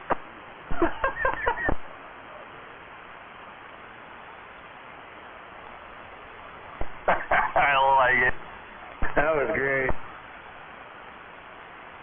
Dadgummit, that's what I get for stomping in the mud. That's what the soil's like around here too, man. You get out in that and there's nothing on it. Yeah, it's shoe-sucking mud. Well, that one muddy boggy spot where I put my blueberries, I've been dumping all the maple leaves from the trees down there since we moved in here. The grass loves it. It's firmed up enough you can walk on it, but this time of the year, if you're standing there and somebody walks across you, you can see and feel the ground kind of roll underneath you. Because I wouldn't stomp on that too hard. You could lose a boot down there. Those blueberries like that boggy condition. Yes, they do. I never have to water them or anything.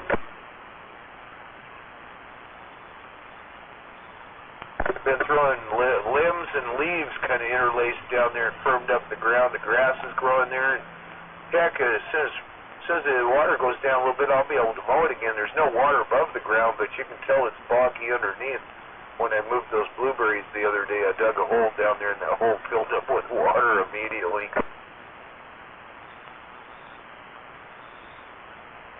Yeah, my blueberries are going okay, but they'd prefer it to be swampier or something. I don't know.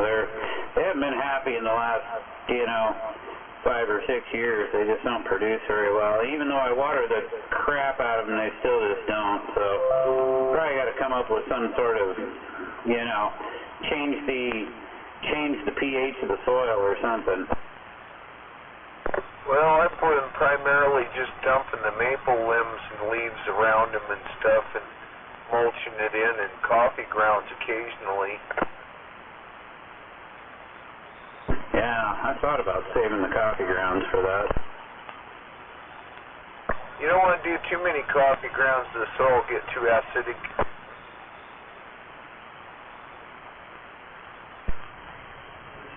Stove ashes that my audio. Yeah, the wood stove ashes. There we go. Got my audio back. Hey, give me my audio back! That one blueberry bush, the last one I moved the other day, it's the one that's been there the longest, almost the whole time we lived here. The blueberry bush is quite large, and the root ball, because I made sure I got a nice root ball with it, it freaking outweighed me, but I got it moved anyway.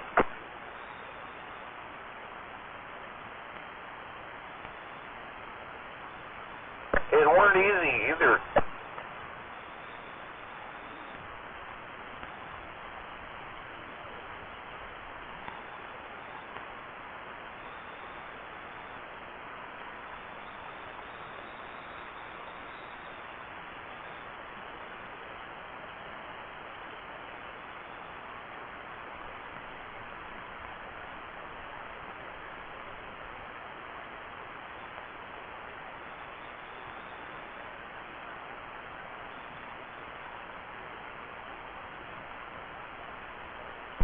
If I work hard enough at what I'm doing here, I may be able to get myself the radio I want to get. What kind of radio you want to get? I'm looking at the Yaesu FTDX10. Okay. I haven't seen one of those. I'm going to look it up.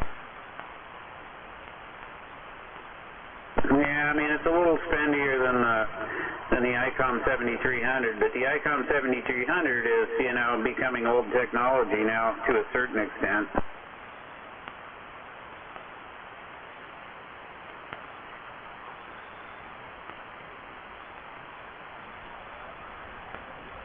You said FTDX10, right? Yep, Yaesu FTDX10.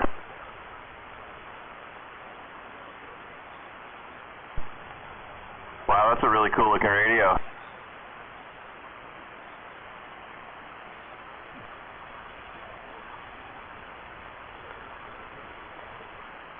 Oh, look at all the stuff it does. That's really cool. I mean, you know, it's just it's you know, a step up from the ICOM 7300 basically. It's got a DVI plug on the back for an external display. Man, that thing's sweet. Right, so you can do you can do that, your display, your waterfall display on a monitor, and your screen, just everything, the whole screen on the monitor. Yeah, Tim, that's cool.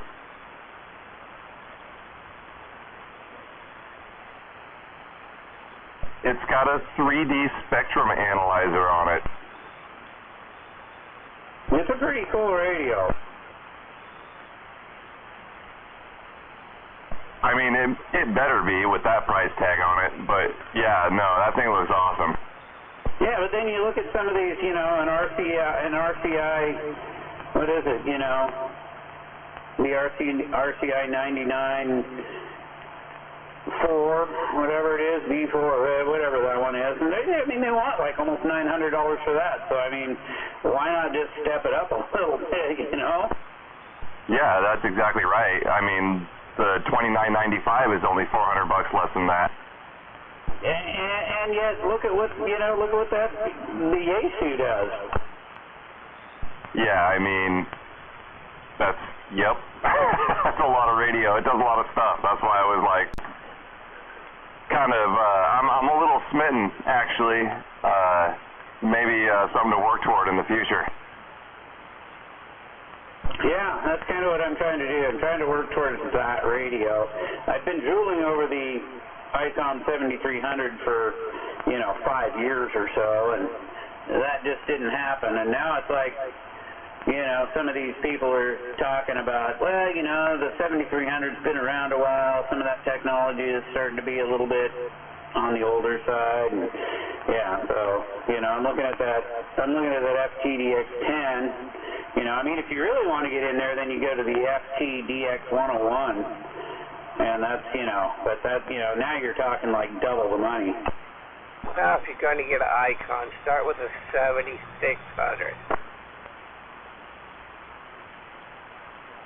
Oh, yeah.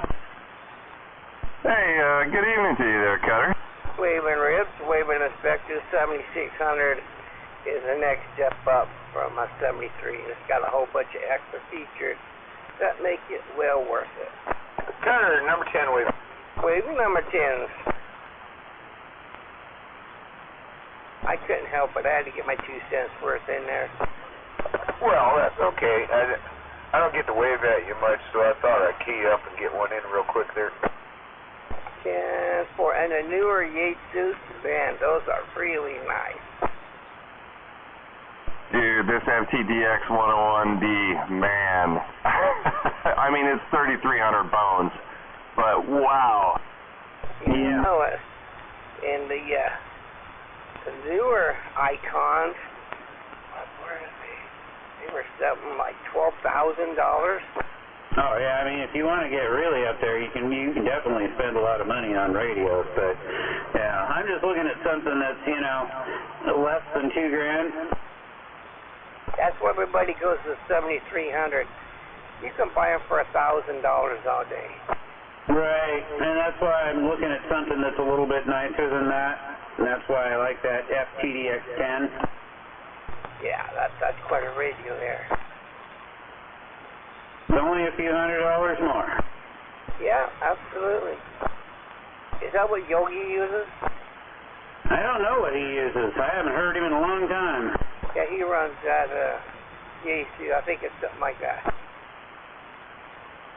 It'd be cool. I like the FTDX10 because you can just, you can plug a computer monitor into it and just have that be your display for the radio with the waterfall and everything right on a computer monitor, 27-inch if you want. Well, yeah, but you can do that with any radio. The 7300 doesn't have a port in the back to just plug that in. No, but I'm just saying that you can download a program to do that. Well, if you want to go SDR, yes. That's what I did. And not only did I go SDR, I went with the absolute cheapest SDR that you can buy. Attention. This is the main tower control in the Mount Washington. Calling Trailer Troll. Return to base, you piece of shit motherfucker. Fucking trailer pork. Richie pork. Porco. Return to the base. Although I just haven't splurged on getting the radio. The 7300 was the one I drooled over for 5 years. Attention. Trailer pork. Wherever you are, return to base with your fucking pinto, motherfucker. What are you talking about way down there? Well, down when you get down into the, what is it, oh shit, I can't remember now what it is, but yeah, where the people really get, even though they're hammers, they're all just, like free band CB. Oh, okay, well, a lot of 2 meters that way, and there's 12 meters, got just tons of bands. Yeah, it's down there below 7 megahertz, I think, or down around 7 megahertz. No, it's down at 80 meters. 80 meters, okay. Yeah, those guys back in Chicago, you think this is an anti-camera? You should listen to those guys back there. Wow.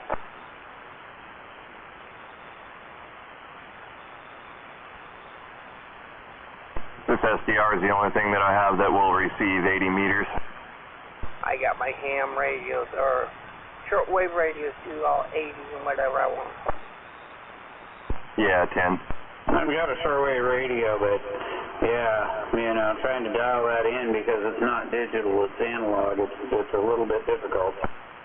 Yeah, all mine are analog too. I still do. I got an old Panasonic portable one, and it weighs a freaking ton for being a portable. My God, it sure picks up well. Yeah, the Icon 7600 is nice. I'll bet that's pricey, but they're not giving me a price because it's not available. Yeah, 10-4. Yeah, I didn't know if you meant like all my radios. They pretty much start at 12. I do 12 to 11 and 10.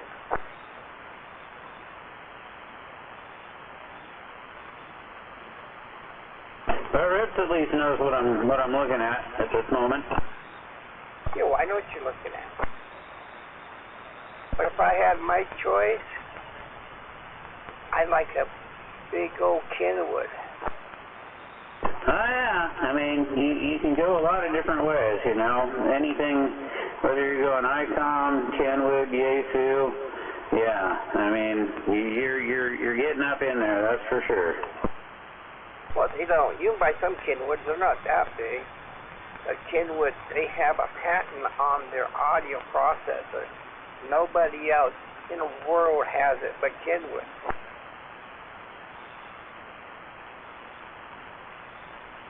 And that's why I like Kenwood so much, is for they have the best audio there is anywhere. Yeah, and how much is the cheapest Kenwood radio? Well, it all depends. Sometimes you find a good deal. I know I got a friend of mine that picked one up for a few $100. I couldn't believe it. He sold it. Oh yeah, that's deal of the century. You're not gonna find that almost anywhere. I mean, I think the cheapest Kenwood radio I saw was like $5,500 new. Oh yeah, when it comes to new, wow, forget it. The one I wanted was like 10 grand. Well, it's like that new scanner I want. It starts around 60,000.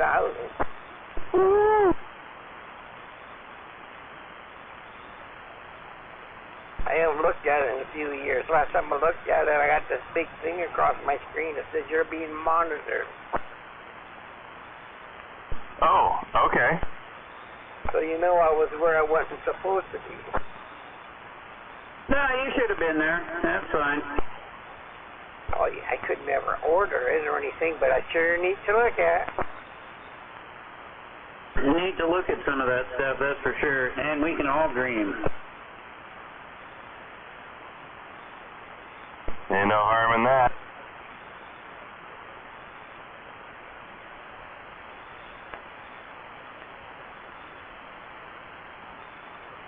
I was just about ready to get that Yaesu, and then a bicycle came up, and yeah, I couldn't pass it up, so I'm waiting on the bicycle now.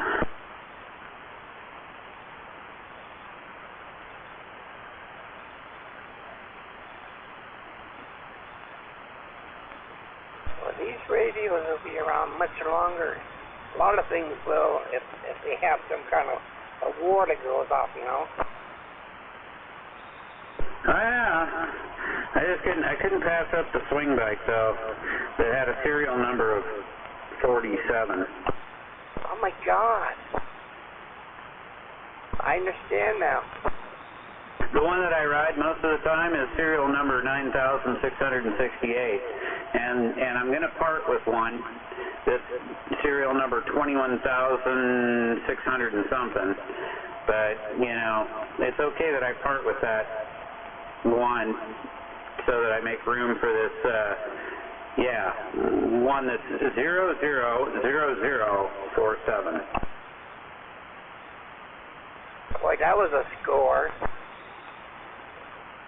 It's a very early model, and it has some manufacturing differences that I've never seen on any other production swing bike. Pretty good condition? Nope, it is not in good condition, and I paid way too much for it. Yeah, but with a serial number that you put in a factory, it's going to be worth a fortune. Pep, is that a 700C bike? No, it's got 20-inch wheel. Well, it's got a 20-inch rear wheel and a 16-inch front wheel. Well, and what's the frame made out of? Carbon? Steel. Mild steel. You ever seen a swing bike? Anybody tell me, is this radio getting out? It was manufactured in probably 1975. Hello? What brand is it? It's called a swing bike. Oh, I remember those. Right. It's old.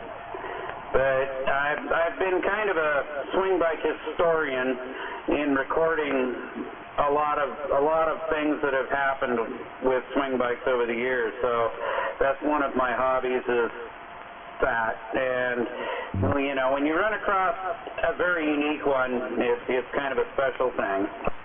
No, I remember when we talked on the phone, we talked about a couple bikes. But yeah, those are cool, man. I have a few, that's for sure.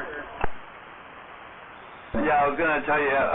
Yeah, it'll have to be another time. But yeah, well, there is a bike I wanted to talk to you about. But yeah. Mostly my expertise falls in the areas of swing bikes and Schwinn's. I do know a little bit about other brands, but those first two are you know what I know the most about. Yeah, a good friend of mine. Yeah, he's really into bikes. But all right, man. And I don't know much about anything newer than say 1980. I used to have a Schwinn Stingray in the day, man. It was a cool bike. Yep, I've got a couple. Roger.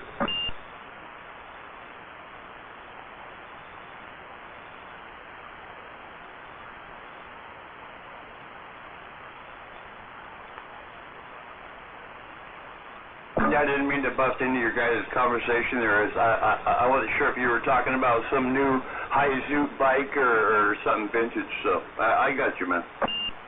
Yeah, if I'm talking about bicycles, it's not going to be new stuff, generally. It's going to be vintage. Nothing wrong with that, man. That's just my speed. Yeah, that's kind of how I am, bro. Hello, can I get radio check? I'm a firm believer. They don't make shit like they used to. That is a fact. Is radio working? There might be some guys out there that might argue that with you because they're following technology, but no, man, they don't make shit like they used to. And in some cases, that's a good thing, and in some cases, that's, you know, not as much a good thing, but there's always those people that are into the old vintage stuff, and, you know, they just don't make it like they used to. They might make some stuff better than they used to, but then again, some of that old stuff will outlast the new stuff. Yeah, you know, it depends on yeah, sometimes it might be connecting themselves, you know, to a earlier part in their life, or yeah, just like you said, you know, it might be better than the other one. Like those old Bridgeport mills that people still pay top dollar for to this day. It's because they were built so rock solid that unless you seriously abuse that thing, it's going to be 100% accurate. Oh, absolutely. And still be around in another 100 years. Exactly.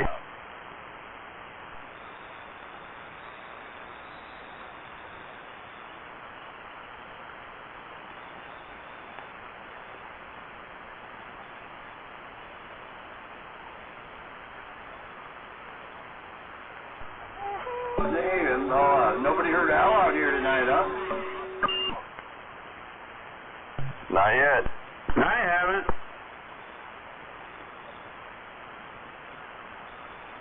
Yeah, he's probably sandbagging.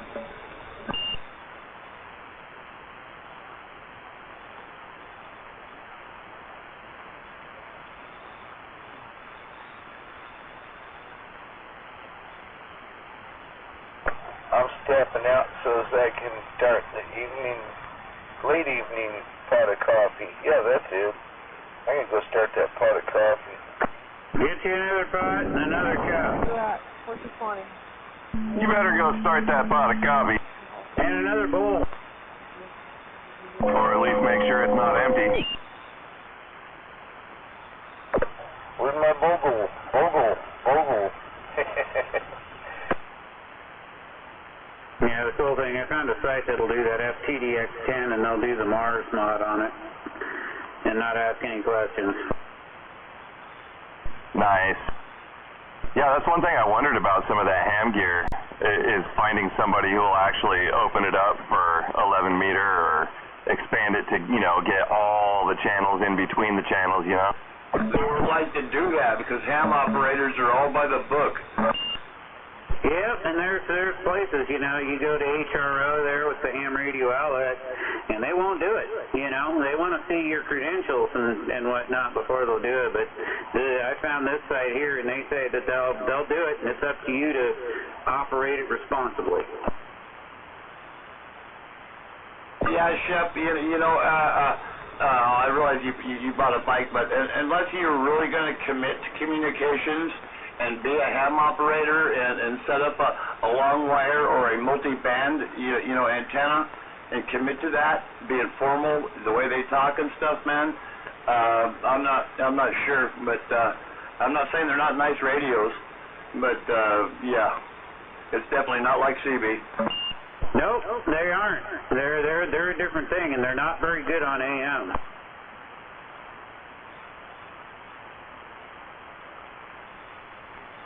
They're mostly for sideband and FM when you get into the ham radio stuff and you start getting into the other frequencies. But, you know, without the license, I'm not really going to talk there.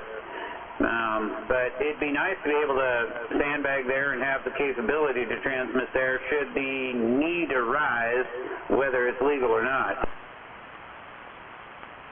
Just like I said, man, it's so formal, and some of those bands have nighttime propagation, some have daytime propagation.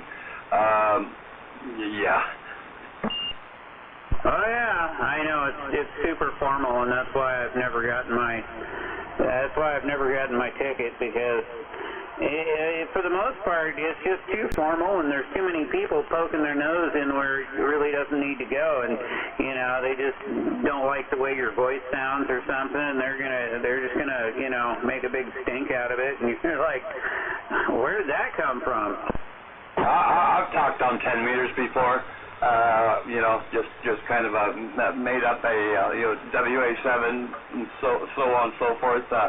But yeah, it's too formal for me, man. That's not me. Now, I have a problem with sideband because it's so damn formal. They are, okay, yeah, they are too. But yeah, and sideband does carry out there. But it depends on what you're doing, man. It's just, you know, for guys that like to, you know, bullshit and stuff like that and talk, you know. But, you know, some people might just do like 10 meter FM, you know, on a repeater or something. Right. Yeah, I mean, I like the FM down below, you know, down there on 805. I've been enjoying that one because that's pretty good, you know. It's got a little formality to it, but it doesn't seem quite as formal as the sideband, and there's not as many people there, so you know, they're not as many people are going to complain about it if you sit there and you know, rag chew for a while. Yeah, exactly. And no, 26805 FM. That's the shit, man. You know, you got to bring your squelch up a little bit because you know, you don't want to sit there and listen to all that background noise. But yeah, FM is the way of the future, man. Yeah, I like it. I mean, I do the sideband more, you know, and I listen, you know, I sandbag on some sideband frequencies and whatnot. I like triple nickel up there and listen to some of that so that I can hear some people from other countries, and they're coming in, and, you know, and they, you know, of course it's a calling channel, so they, you know, QSY off to another one, and I'll change the frequency and go listen. Oh yeah, no doubt about that. No, I used to. Attention. Trail of pork, wherever you are. Return to base. Trail of pork, fucking piece of shit cockroach, trail of pork. Return to base immediately, motherfucker.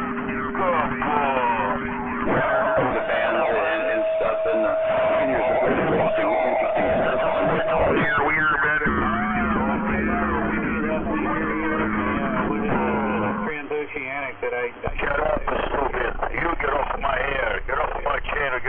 my country.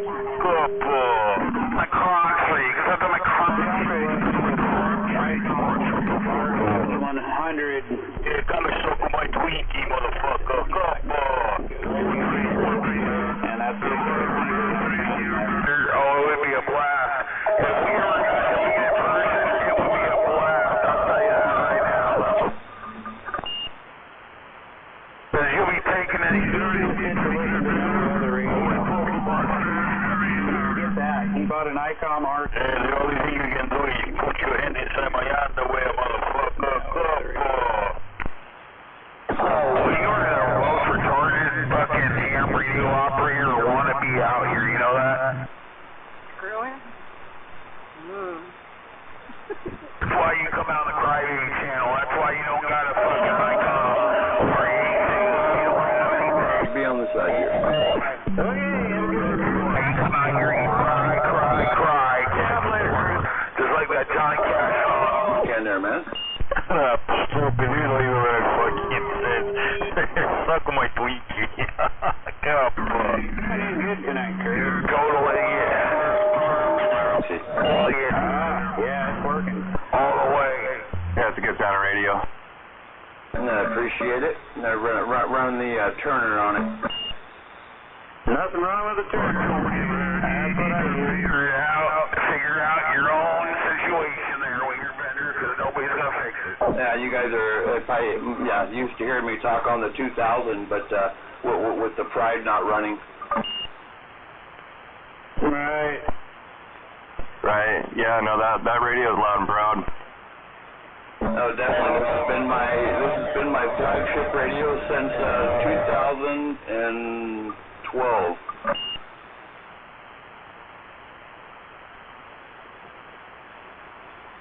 Alright, that's pretty good. Yeah, I won't own a Galaxy. I love this radio.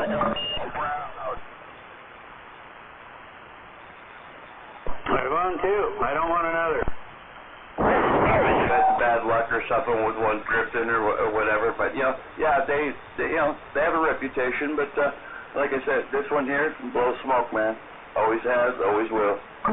Well, they've always had good audio. I'll give them that. Oh, it's something, anything, too. I do a lot of sideband talking with this, but I do some FM talking with it, and it does outstanding. Plus 26 to 32 megs is plenty enough for me. I don't even think my antenna covers that range. Right? Yeah. I've run some RCIs in the past, and they're still here. I just don't use them. Lincoln goes 24, 25 on up to, but it does split channels. It does CTCSS, tone squelch, digital squelch, dot box. It's got a lot of features on it. Yeah. I got my Lincoln 2 Plus, so that's probably going to be my next. My Anytone Quad 6 took a dump in the audio department. It keys up, it transmits signal, it has no audio, so I think the Lincoln 2 Plus is going to go in that particular mobile unit since I just got it back on the road. So it dropped transmit audio, but still has receive audio to the speaker? Correct. Yeah, it receives just fine, and it will transmit a signal, but it does not transmit audio. On FM, upper or lower, nothing? Nothing. I would be looking inside around the mic socket or whatever, just to kind of see. Yeah. And I tried a different microphone on it, and it made no difference. Well, it might not be the mic. I mean, it could be just inside the radio, but generally, I'm not sure on the new radios. If it has out, it's something fairly simple. That much I can pretty much assure you. But I know you're not a tech, and you probably don't want to take it apart. But that's so the Anytone 5555.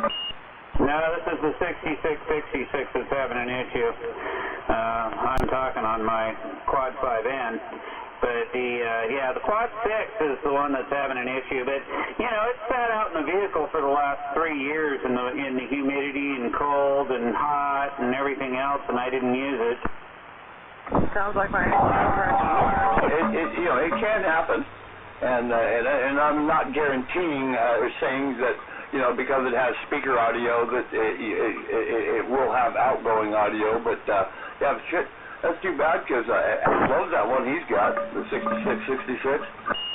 Yeah, he had the one he bought, and then he bought another one from me as well.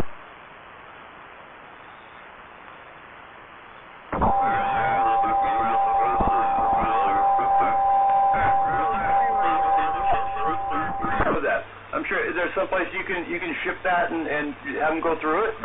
Oh yeah. I mean, I send it down to Superior Electronics or whatever down there in California, and they'll take care of it.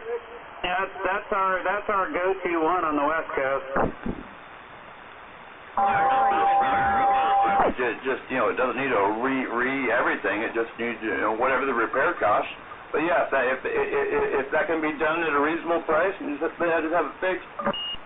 Oh yeah, I'm accumulating a pile of radios that need to go. I mean, my Superstar 158 EDX, that one needs some work, and my old Superstar 3900, that one needs some work. So I should probably just bundle them together and send them all.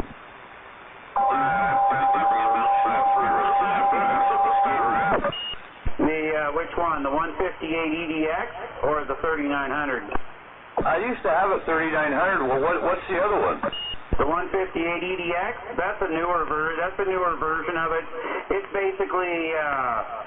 basically has the frequency display on it and whatnot, and a little more power. FM and all the channel banks and all that. Oh yeah. No, it goes 25, 615 to about 30 megahertz, maybe a little higher.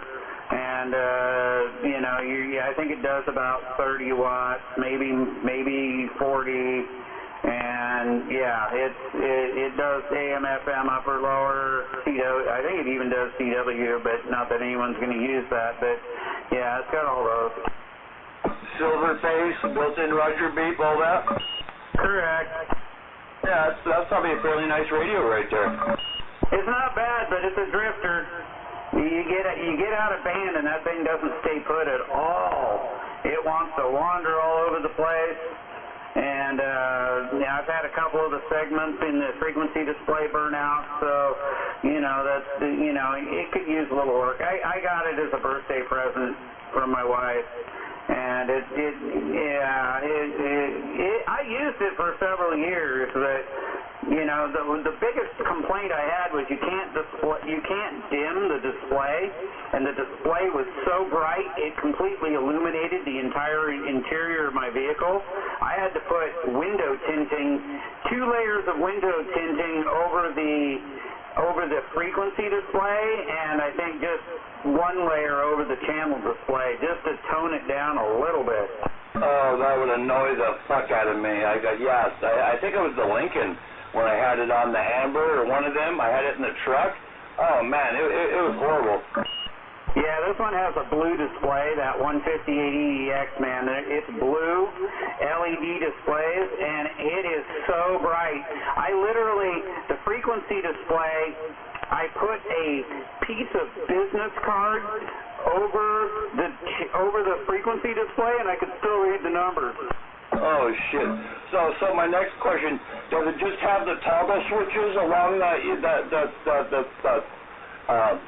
where the? Well, no, that's right. You said it has a counter in it. So does it have like 6 buttons to the left of the frequency counter? Correct. Yes. There's a left or the right. I don't remember. It's been a while since I've seen it, but yeah, it looks basically like a Cobra 148F. The 148 GTLF. Because you got those 6 push buttons and whatnot, and it's a lot like that.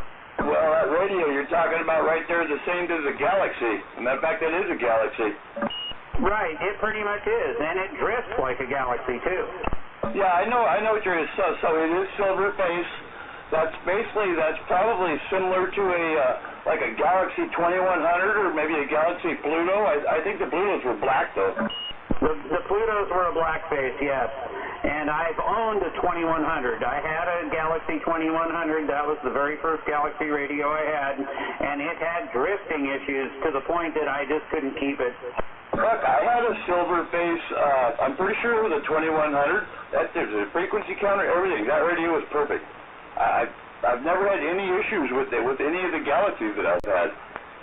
But no, I know the chassis you're talking about. Yeah, that's real similar to like a 148F. You know, that's why, yeah, the 6 buttons off to the side. I know what you're talking about. Right. The 2100, I after having my Superstar 3900, and then I saw that Galaxy 2100, I was like, oh, that's the radio I want, is the 2100, because it's basically the 3900 with a frequency display.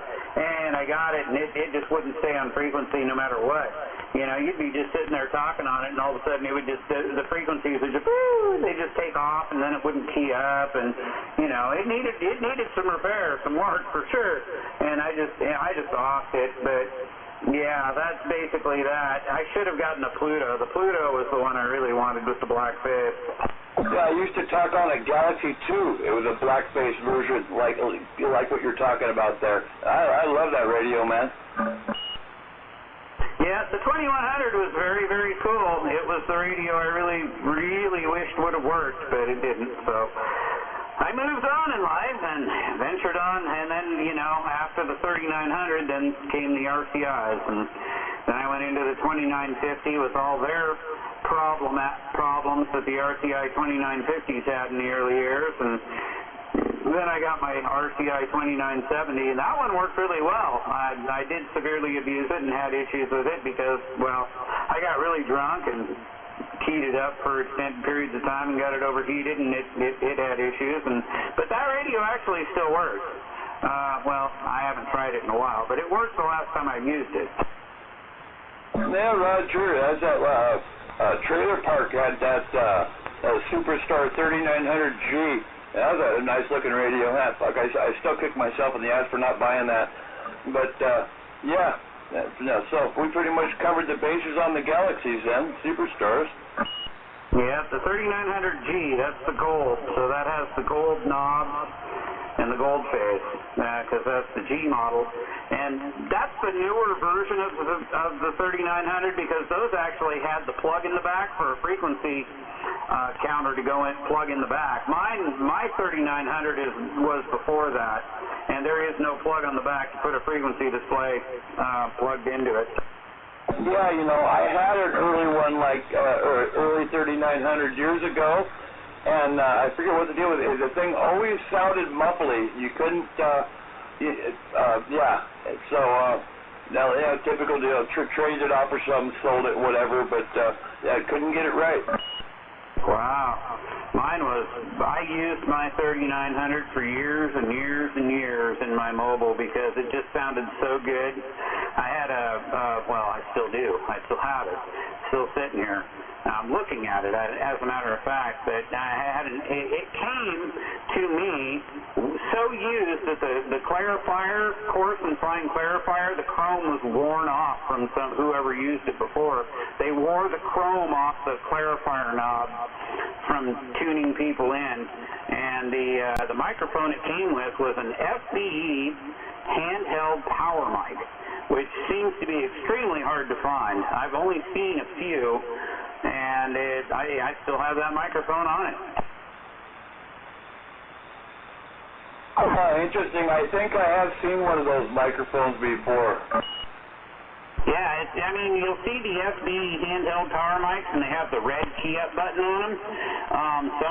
Most of them are going to be non-powered, but the powered ones use that 7.5-volt battery, and they're a really, really good microphone. I used it for years and years. I think it's actually on its third battery in 20 years. Well, yeah, I've got two microphones that need those batteries. But, yeah, that's a rare mic, dude. Yeah, you don't see them very often. I've searched and searched and searched, and I found one on eBay, and I bought it. So I have that. It's still in the box. But the one that's on, I figured I'd have that as a backup in case the one that was on the 3900 ever died. But it never died. It never had an issue. That one still works. That microphone still works. It doesn't sound good on this radio. I've tried it, but the old 3900 still works. The channel display doesn't work, so you don't know what channel you're on. But the radio itself still functions. Yeah, I've got an old President Jackson export. It's the same way. I mean, it's like you said. The fucking the knobs are all worn. The face is all worn. Part of the fucking display for that. One leg of it don't work. But I mean, it still talks. Right, yeah, it started with just losing some of the segments of the channel display, and then that 3900, finally the display went completely black, and it doesn't light up at all. But the radio still works. I can still use that radio if I want to. I just haven't plugged it in a while. Oh yeah, I got a lot of radios like that. You know what I mean?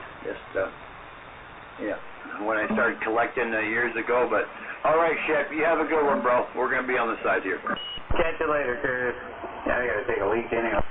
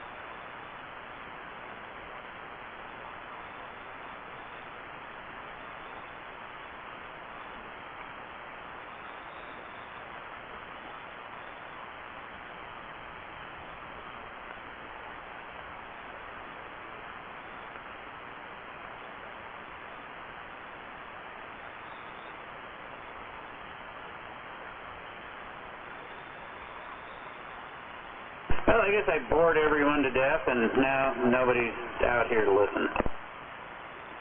No, I'm still here. I was tuning my guitar.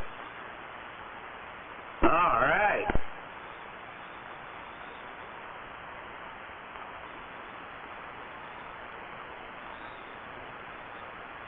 Oh, yeah. I know. I got a show to go to on the 17th. So I'm looking forward to that concert. Oh, yeah? What concert are you going to see on the 17th? The Aristocrats. Oh, really? A little Guthrie Govan action? You know who I'm talking about. Dude, I like those guys a lot. I really dig Guthrie's playing. How can you not like Guthrie Govan's playing? Right? I mean, is that guy good or what? I mean, he's easily one of the best I've ever seen. I'm going to agree with you. I've seen him live twice now. This is going to be the third time. He would give any one of the greats a run for their money. There's a lot of different people with a lot of different playing styles, so it's really hard to compare like that, but he is definitely one of the greats. The interesting thing I find is the fact that he can copy other people's playing style. Yep. And that in itself makes a true guitar god. Not only can he copy it, he can teach you how to play it. Yeah, there aren't very many people who can play like that guy. Yeah, and he's a great teacher. And then you look at the drummer.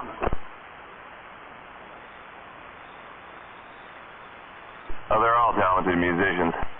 Yes, they are. But Marco Miniman, you're talking about a phenomenal drummer.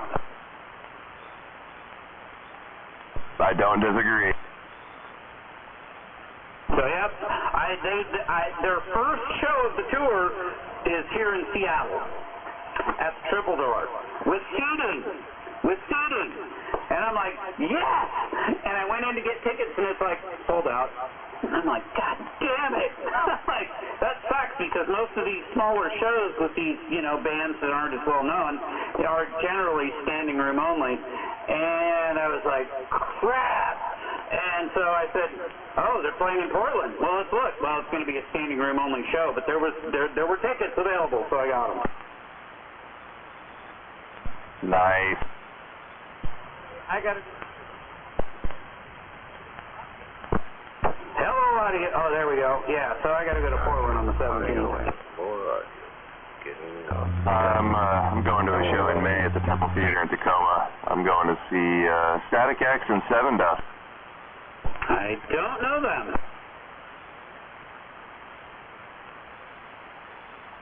One. They're pretty heavy. They've been around since the 90s. Okay.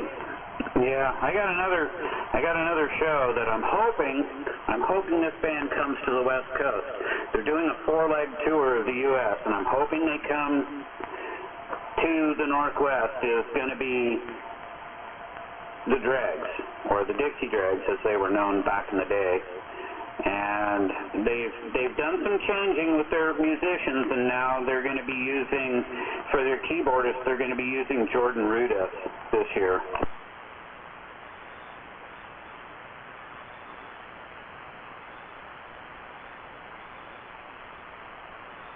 I take it you're not familiar.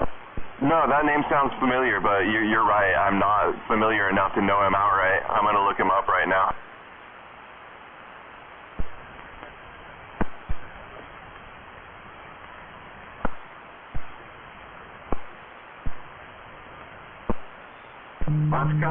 What's going on with your mic, Inspector? Hey, there we go. All right, I had to wiggle the key around a little bit. This microphone is giving me some issues. But yeah, Jordan Rudess, he's the keyboardist for Dream Theater, as you may know. But yeah, he's an incredible keyboardist for sure. And the Dixie Dregs, they've been around since I was in high school, and they're a very unique. They have a very unique playing. Gate audio, and gate audio. Progressive, so it's very different. But Jordan Rudess, Gate audio getting down. newer, younger, and apparently he's going to tour with them this year. So that ought to be pretty interesting because they need somebody who can actually keep up with their playing style. Huh, interesting. Yeah, no, as soon as I saw the white goatee, I'm like, oh, yeah. Delay, 11111 with guy in the background. Yeah, when I said Dream Theater? Yeah, 10.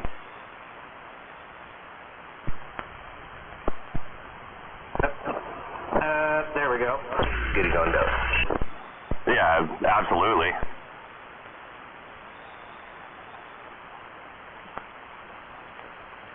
Man, my turner's going to need some work.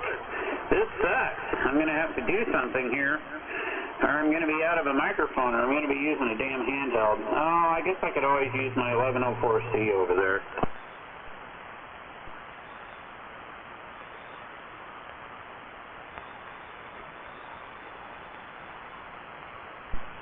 Is it just your King switch?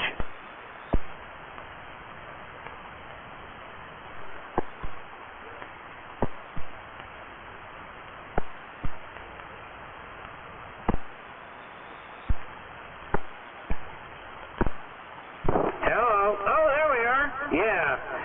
There we go. No background noise. 11192. getting down. Left side of the key bar, and it seems to be working. So I'm going to try to stick with that and see if that's what the issue is. I don't know. I should probably pull the microphone apart and at least No hum. clean the key switch. No hum. Hum. Parts in there, but this Turner Plus 3 that I Hum. No hum. Some years ago when Catman was on the radio and we went up to the Ham Fest, that's where I bought this mic. It's finally giving me some issues, but yeah, it's certainly been a far superior microphone to the Delta M2. Yeah, Tim. Again. I know you're right.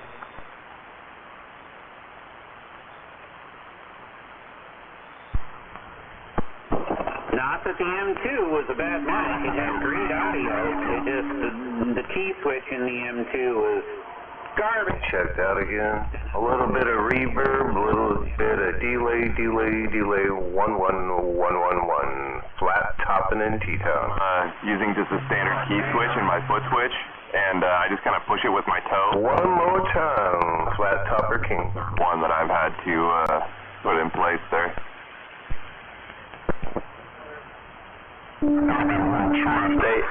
Come on.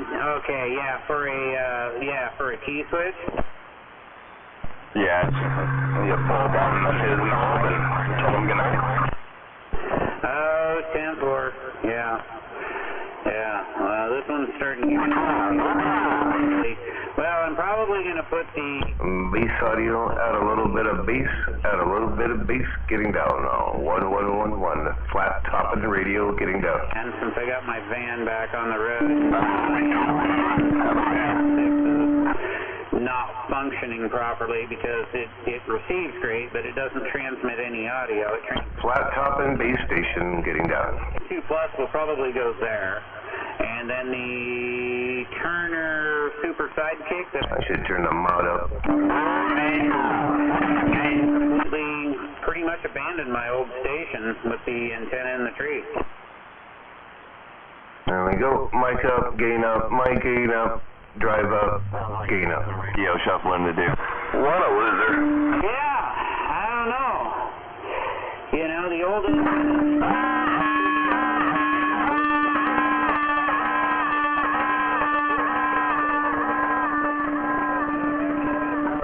over here unless I bring the 75 amp. N4 audio, look at that, getting down. N4, getting down. Or commercial battery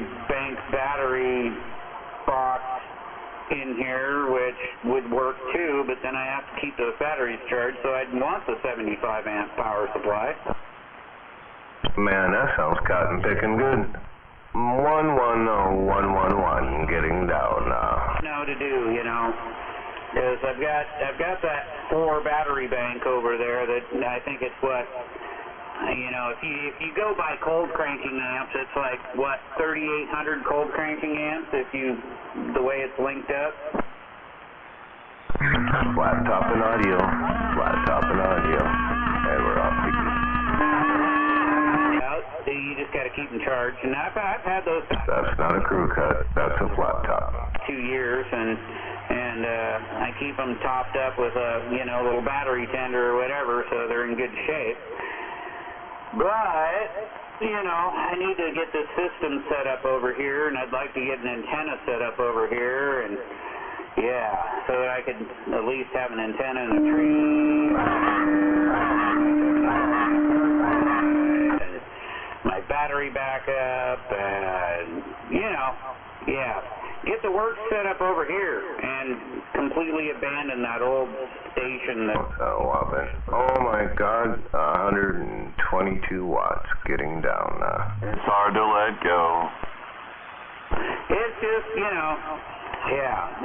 it's a work in progress, basically, is what it is, because, you got to quick SWR tag. Over there. I mean, eventually it'll just be that damn antenna in the tree that's not going to be any good. Getting down. Just leave it, a little 4-watt radio on it or something. Who knows? There you go. Just in case of emergencies. It's the only. You got a walkie-talkie hooked to your your fishing pole in the tree.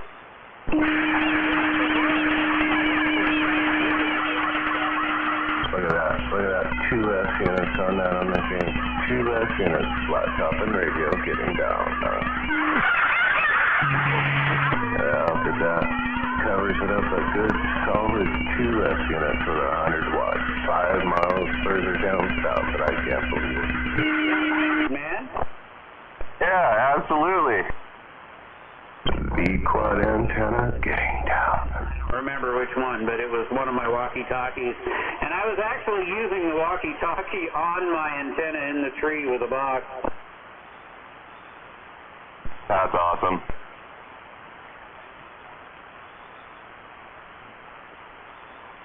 I've experimented over the years. It's fun. Yeah, I love the radio hobby, and I love the CB radio hobby because, you know, it's not as formal as sideband and the rest of it. You know, I'm just, the whole formal thing really is a huge turnoff to me.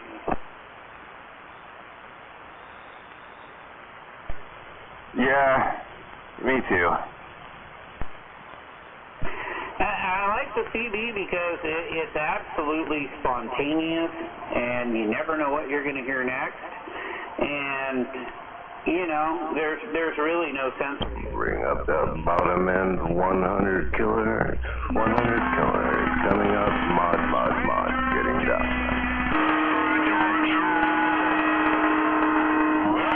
Look at that. Right over the top. Right over the top. Pale white shark down the base. Look at that. Getting down now.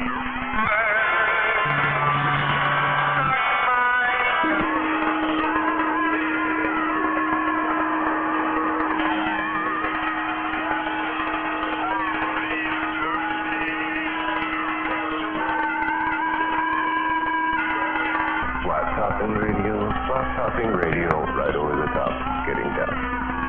Test complete.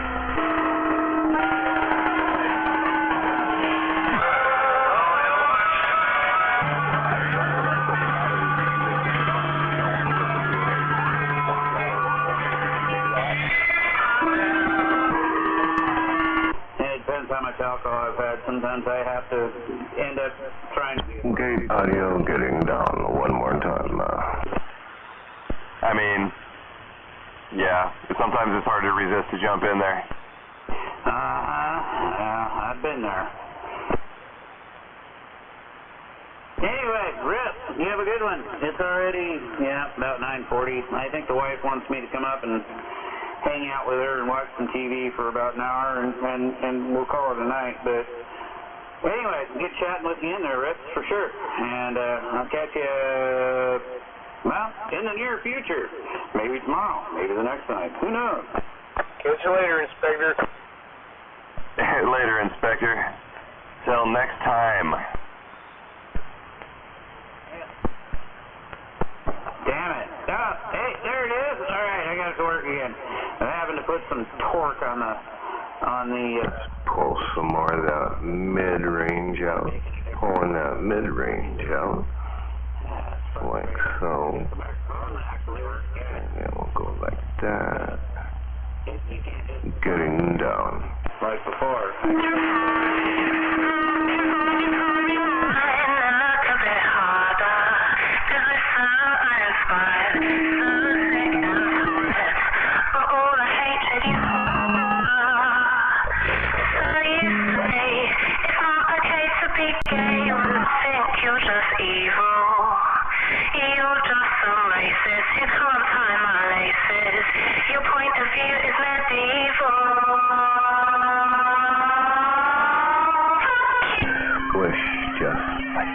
That's amazing the way you can do that. That's all 2S units on the cage getting down. They call me the Squisher, and I'm back up.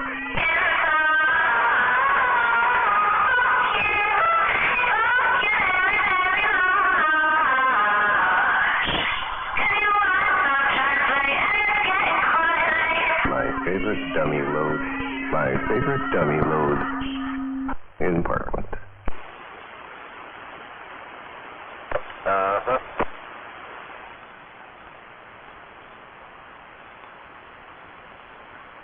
That one's probably pretty funny. It'd be way better if it didn't sound like garbage. Right, that's what I was thinking.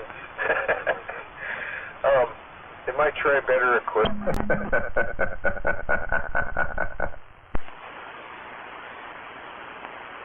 That's a start.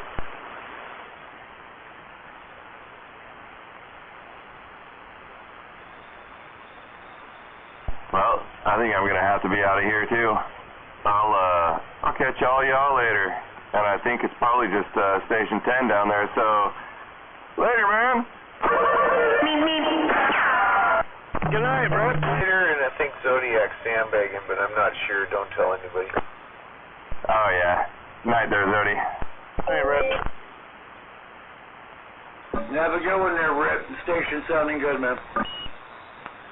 Thanks, Curtis. Right back at you, dude.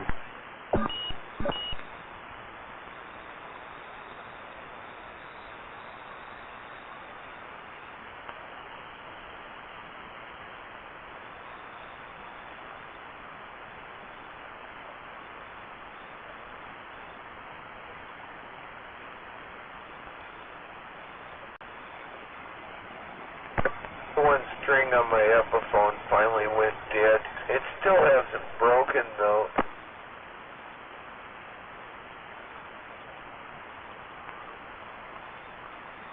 It started unraveling. It's one of the wound strings. And that second fret there started unwinding, and it sounds kind of dead. Epiphone, that's a guitar?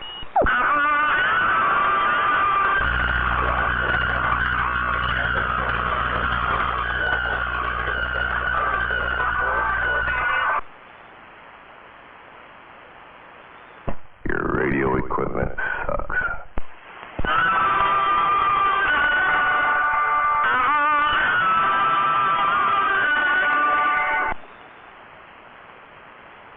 I got almost 2 years up.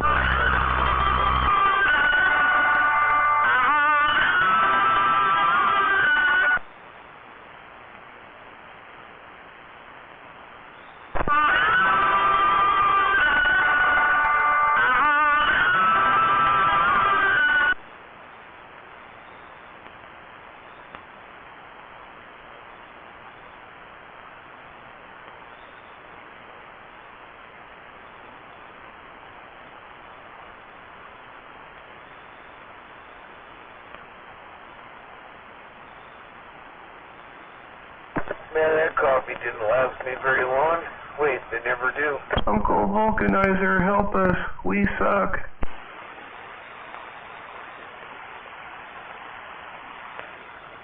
Uncle Vulcanizer, come and save us.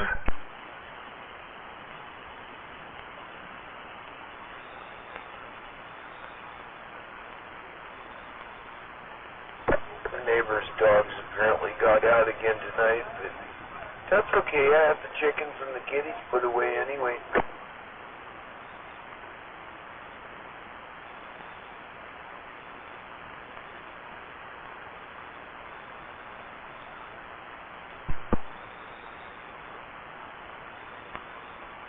That one pit bull she has is a really nice dog, real friendly. Usually when he comes over my yard, I just kind of scoop it up and carry it home, and it weighs a lot. It's a big dog. The other one, I don't really know all that well yet. I don't know if it'd like take my arm off.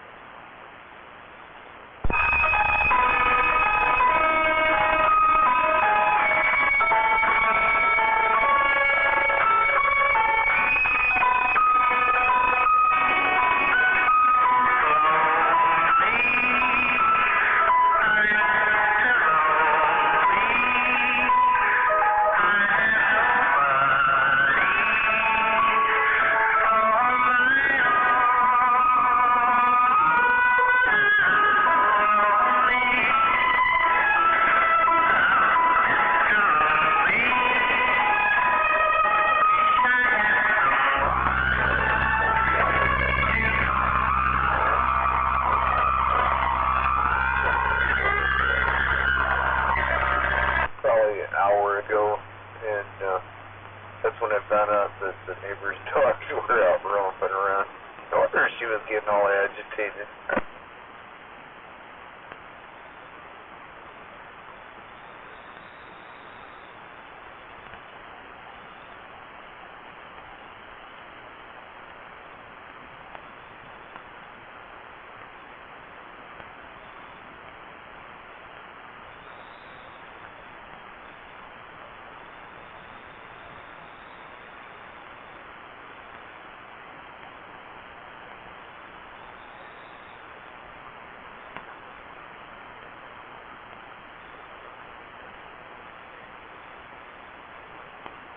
Yeah, about that WD-40 on the channel.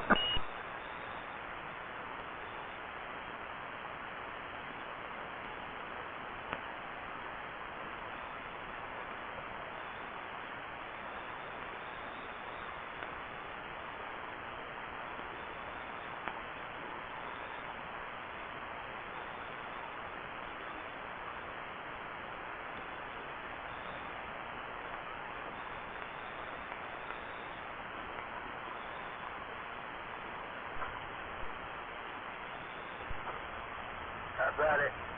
Anybody out here looking to buy a Magnum EX250 mobile? Do a quick check and see how this thing sounds on live stream.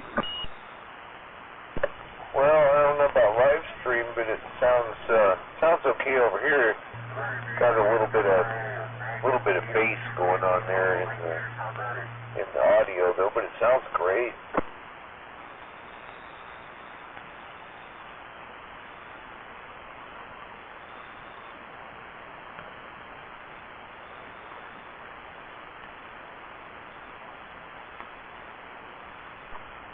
Anybody out here? I don't know if you can bring the...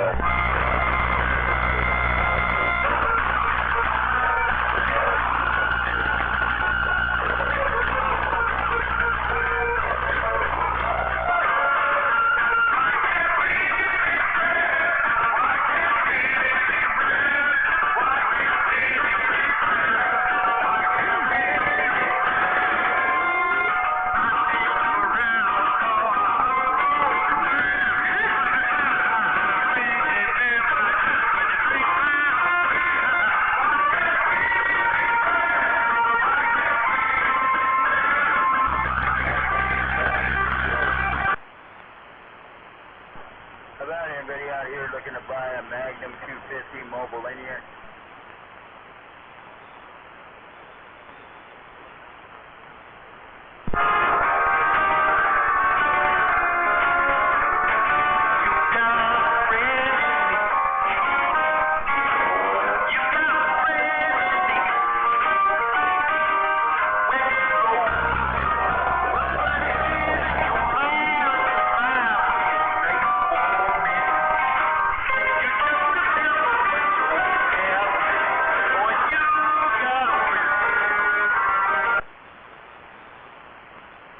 Oh boy. Anybody out here looking to buy a Magnum 250 mobile box? How about it?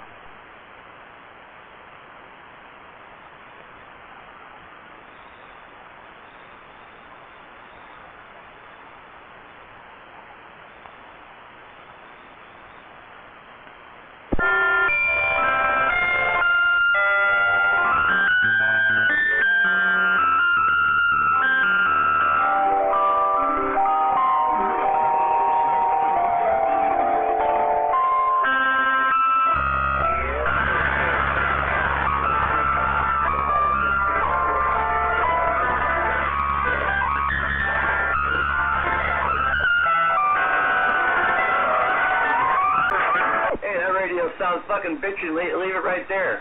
Yeah, with these live streams, live feeds, yeah, I can get my shit all dialed in.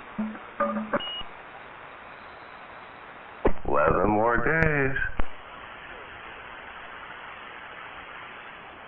Been doing some skip shooting during the day down on either 11 or 15 with the 2000 and that big box that I bought there. But yeah, definitely a skip shooter. He's a talker.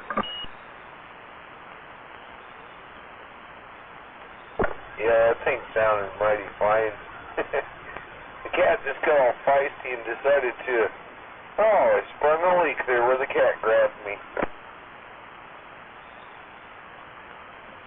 Yeah, I went out seen my brother a week or so ago. Picked up this two-pill base linear he had out there, and I told him I'd talk to you. I said, oh yeah, Jim, he's definitely still on the airwaves, and yeah, he said tell you hi and all that. Oh, cool. Yeah, I hope you told him I was saying hey at him. I haven't seen him for a long time since I'm not working up there at the bike store anymore. He used to come in and have me fix his bike. Yeah, he's getting a little weird there for a while, man, but yeah, and he's got, I don't know, I think he's got some like, Palomar 90. He's got a couple pieces of gear tucked away there. He won't show, or he probably thinks if he shows it to me, I'm gonna take it from him or something, or not steal it. Just it's something I'm gonna want to add to my collection. But yeah, he said something about a Siltronics VFO. Audio, look at that. 1-1 on the gate audio. Check. And bass up. In the air? Getting down. Treble up, mid down, 1-1. Something, on eBay that somebody's not bidding on or something, because, everything can't sell on there. And he just throws out some... Bump the gate back down a little bit. Drive up. 1-1-1. We got something set up so we could hear him out here and yak at him once in a while. Anybody out here interested in a... And he had some Wilson mobile antenna out. A whole lot of mud. He talked to you a while back. Yeah, I don't remember how long it's been. I've been off work for like 3 years. It's been a while since I talked to him. Oh, that's kind of trippy, because he said that he talked to you on there, man. I think on this channel, but maybe not. Oh, on the radio? Oh, yeah, that might be. It might have been one of those evenings, I think he was testing a radio or something. Maybe he didn't know it was you, or you didn't know it was him or whatever. But no, he was testing a radio or something. He goes, he said he had talked to you.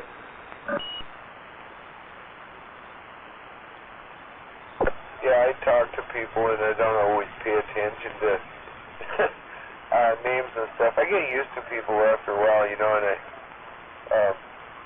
I know most of the people out here that I talk to and stuff. Yeah, it'd be nice to have your brother out here yakking on the radio once in a while. He's pretty funny. No, I got a hunch it's probably, most likely, a 23-channel sidebander with either a PAL or a Siltronics VFO or something like that.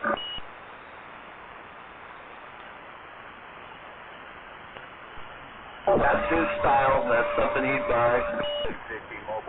Right, and the VFOs on those, you can usually tune below channel 1 and above 23. Well, he was talking about which particular model of VFO lined up for what crystal.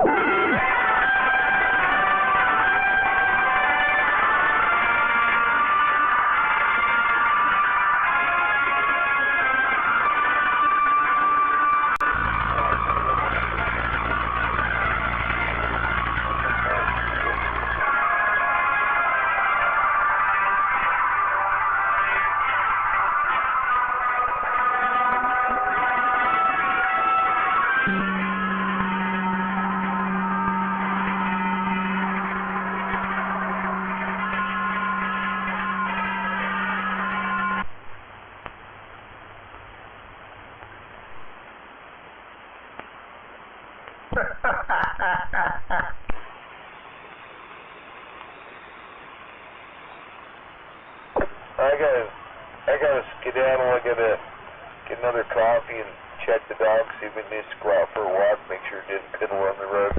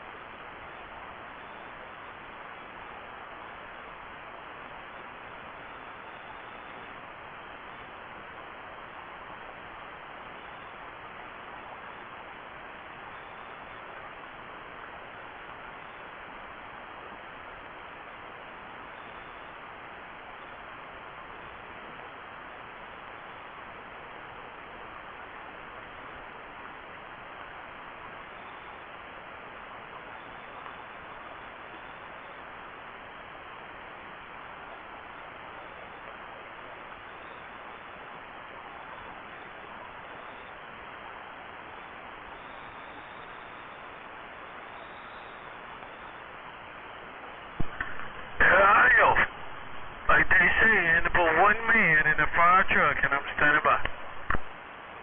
What's going on, Five? No lie, man. Just trying to hit it to the house so I can eat there, 10-4. Yeah, what you got? Anything good? Sweet thing got some chicken, man. She did a whole bunch of weird little get-together on Saturday, man.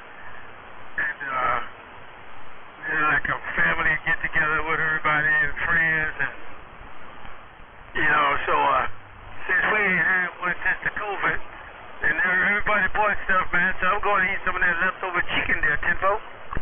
Shit, ain't nothing wrong with that. Ain't nothing wrong with that at all. Eats the same there, 10-4. Hell yeah. I'm hungry as shit. And that's what the sweet thing said, man. Since I've been doing what I do, man, I eat more, so that's all good. I need the weight back there, 10-4.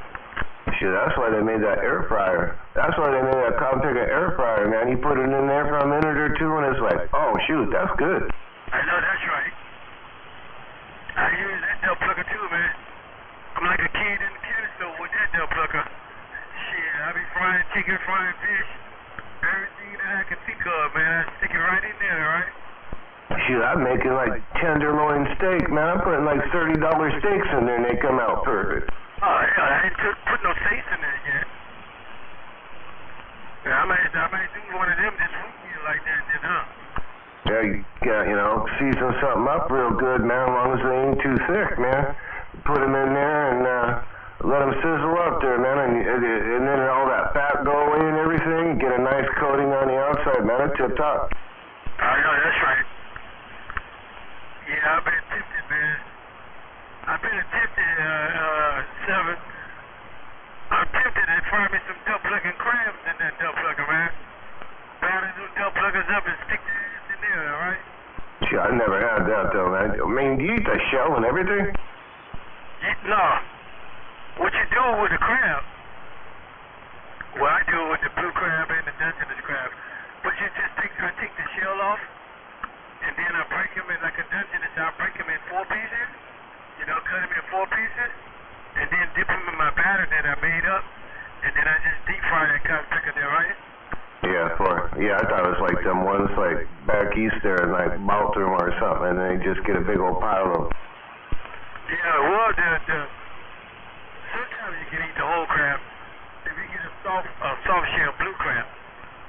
Now, if you get a soft shell blue crab, the whole body is soft because he's trying to change to a hard shell crab. But yeah, man, you just take that plug up, dip in some batter, whatever seasoning you want on it, and just, man, you got the hot grease, that kind of and let him go. But with the air fryer, I'm not going to put him in no grease. I'm going to get some fried in the air fryer in there, right? Yeah, man, I love that air fryer. But I wasn't waiting to, you know, I know I didn't go in, man. I don't want them coming out and have a clog get stuck. Say it again? I said I ain't worried about eating them and going in. I was just worried about them coming out. Maybe a big old claw gets stuck. Yeah, 10 forward there, man. And I'll be telling my wife about a friend we got, a family friend back home, man. We call him Crab Bum. Because that dumb nigga got a crab bum stuck across his throat there, right? Shit. Man, I want some oysters. I ain't been up to that store on 38th, man. I don't know if they got any oysters up there anymore, man. I used to go up there on that 38th and G there, right, and get my Thailand beer. Me and have, about a half a bag of oysters there for it. Yeah. He still got them, man. He still got them, trust me. That dumb plugger still got them. Oh, my God. Yeah, he still got them. All you gotta do is go up there. He got them, man. By the bag, or he's selling by the piece too, there, right? Yeah, but shit, once you get a piece, you want a bag, right? I know that's right. I know that's right. Me and my brother was talking about this the other day. We were talking about when I used to come home, man, from the military. That was our thing, man. You'll get 2 bags of oysters and a bushel of crabs and two 12-packs. And, man, we sit in the backyard and eat all day there, right? Yeah, I could dig on that, man, but I just not, man, them Dungeness, them blues and shit, man, they're hard to, them rock crabs or whatever, man, they're hard to get all that meat out. I don't like them, Dungeness is alright, man, but I like that big old, snow crab that we can't get. If you can get it, it'll take both your arms and legs. Yeah. I know not my son-in-law, but my granddaughter, her dad, he just went out about a couple weeks ago on the ship, man, and that's what he does. He do all that crabbing, and we was talking, and he was like, well, I get the crab, and he don't eat them. His family don't eat it because he's supposed to more, but, and I was like, dude, you gotta eat them. He was like, okay, I got a trick. He said, when he come back, man, because they give it to him free. And he was like, how many boxes you want? I'm like, dude, I'll take everything you got in here, Tiffo. Yeah, I know you're right. My buddy up there, he had one of them boats, and he'd come back and he need equipment or something. When I was there at the equipment store, man, I'd help him out with equipment there and get me something, right? Yeah, I know that's right. All right, Seven, let me jump out of here, man, and run inside this house. But I'll key down in a bit, man. Go wash my hands, my face, get my belly right, and I'll key down in a little bit, Tiffo. Yeah, there's something I want to talk to you about this radio, which is kind of ironic. So, yeah, something I wanted to talk to you about. All right, handle your business. Glad you're feeling good. Get you something in your belly and swell up. Take care. Yeah, for a ride. I'm trying to look like you. I'm gone. Shit. You gonna have to go get a big stick there, Bob. You know why? You got to beat them girls off because they keep swarming around you like. What are you talking about? What's her name? The one you got baby with? Go eat your food. I mean, these are the days for about 5 minutes tonight with Lou.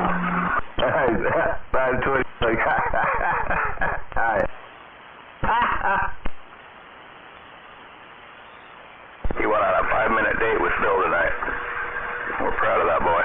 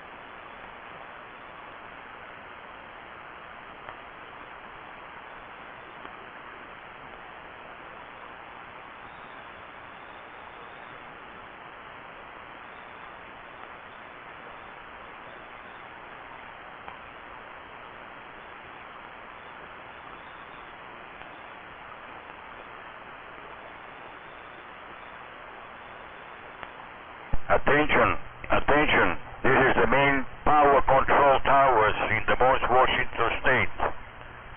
Trailer trash, or trailer pork.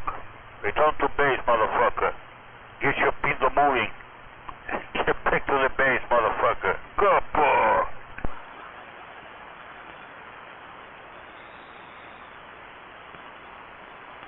Attention, attention. This is the main base in Des Moines, Washington State. Trailer pork. Get back to the base immediately, motherfucker. Fucking monkey ass. Right now. Go, boy.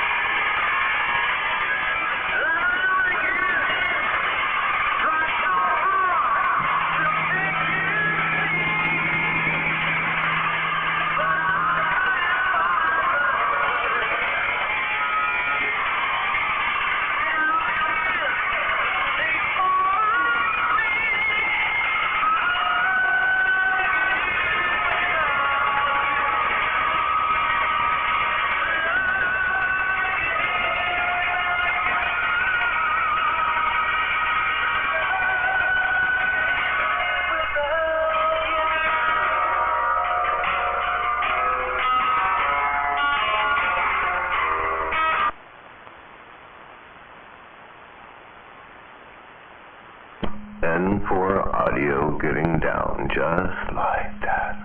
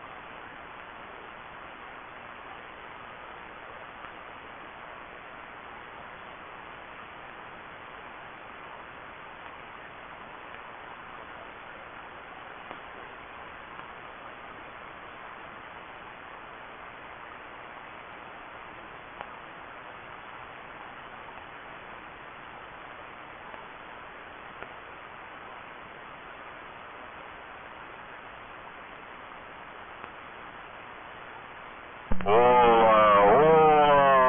have over 3 pounds of beef between my legs.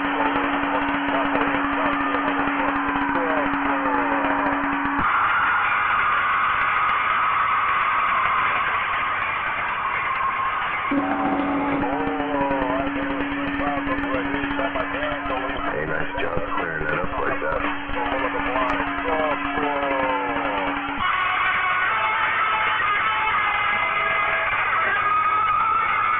Just like that, getting done.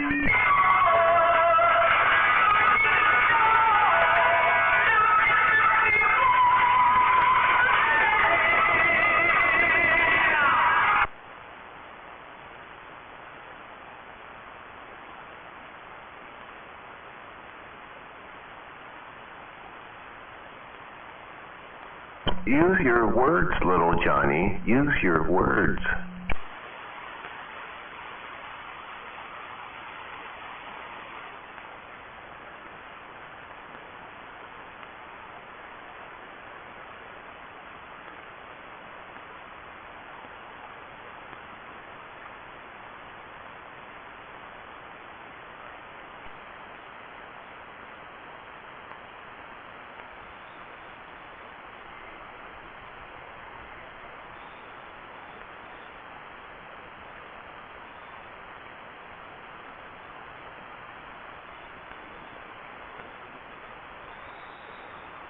I have over 3 pounds of beef inside my underwear, motherfuckers out there. Come on.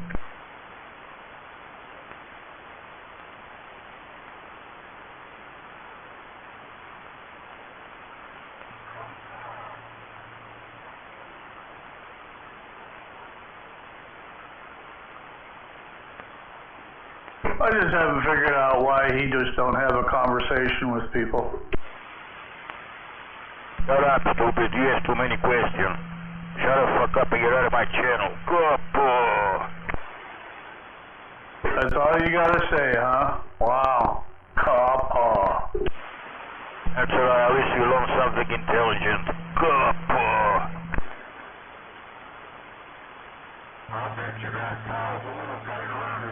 That's what they used to call the cops in Detroit in the 30s. Hey, copper!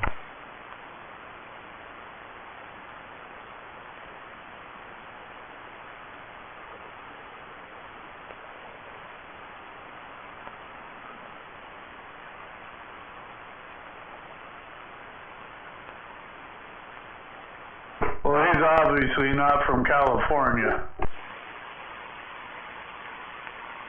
Oh, good evening, Triple M.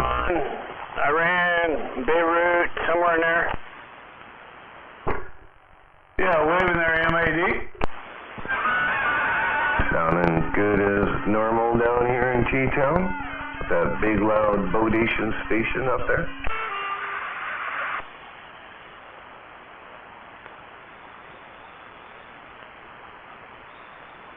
That's funny.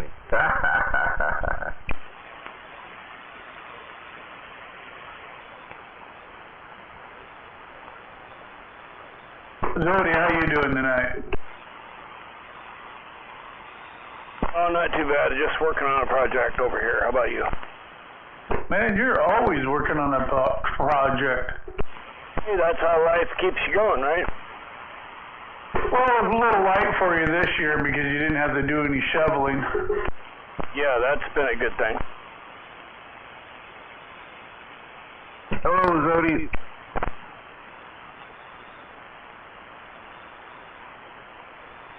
Well, you never know. It still might snow. Well, that's true. MAD hollered at you. Waving a hand there, MAD. I can't hear you tonight, probably because I got static. I can kind of hear you, but good evening time from T-Town.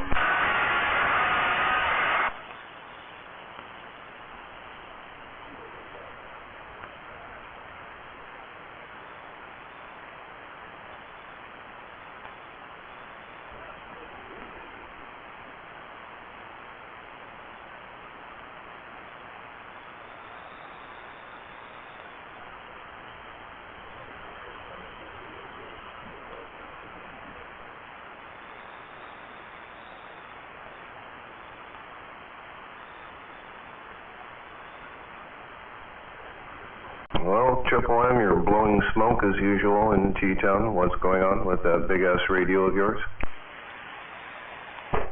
Oh, this ain't no big station.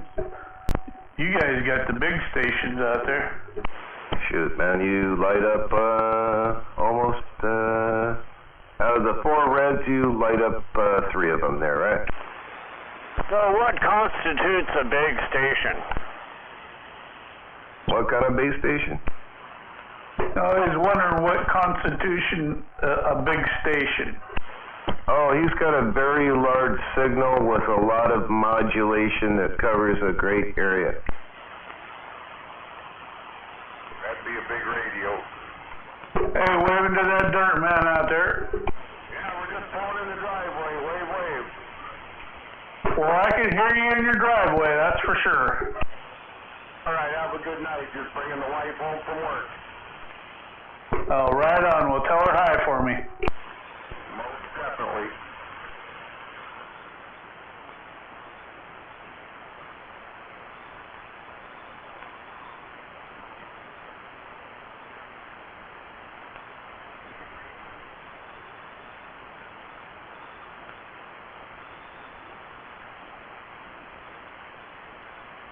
You got a coily? You got a coily Triple M, or do you got like a 10K? No, I ain't got a coily. I got a V5000. Oh, that's right. I got one of them. I was checking out those coilies. They look pretty cool. Yeah, they look really super nice. Kilo says they work really super nice. And I'd like to have one, but this is doing all right. Yeah, well, they look pretty durable. You know, you can put something up that high, you gotta make sure they get, you know, take it, right? Yeah, no doubt. I thought you had like a 10K. No.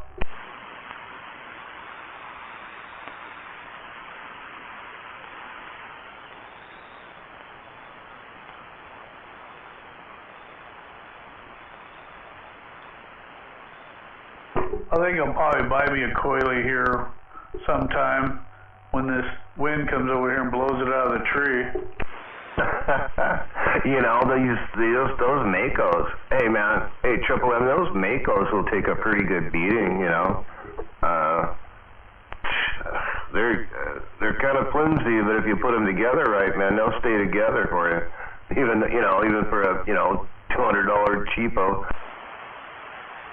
Yeah, well, seems to be doing all right. It took pretty good windstorms already, but I got a feeling. Yeah, isn't that like a Black Eyed Peas song, or are you going to start singing? Tonight's going to be that night.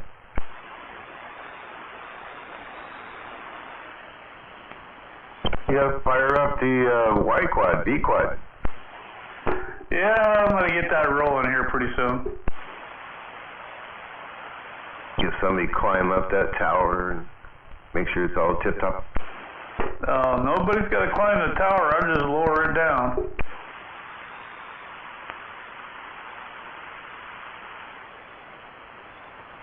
You do any DX? You had a day off, then you get out there and do a little DX? Just a little bit.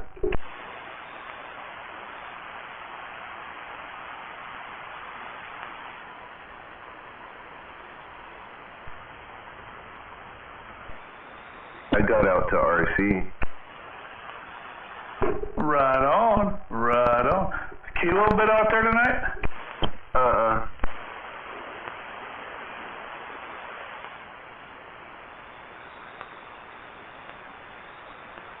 Must be tired. I had a quick discussion with him, and that was it. Via text.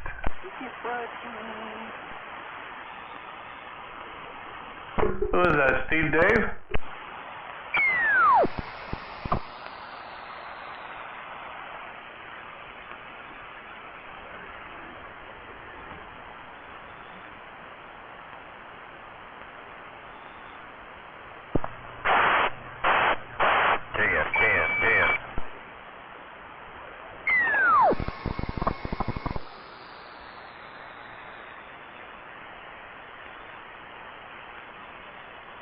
Steve Dave's funny. Yeah, I thought it was him, but I wasn't sure. Who, me? Yeah, you.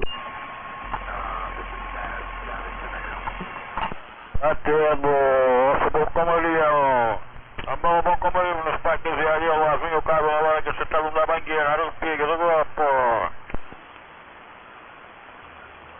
O cabelinho com a mão aqui, mo como mostrando essa chega aqui mais agenda, vem que pegar ali o carro lá para trazer, ver se tem menos o eles do grupo. That was pretty good.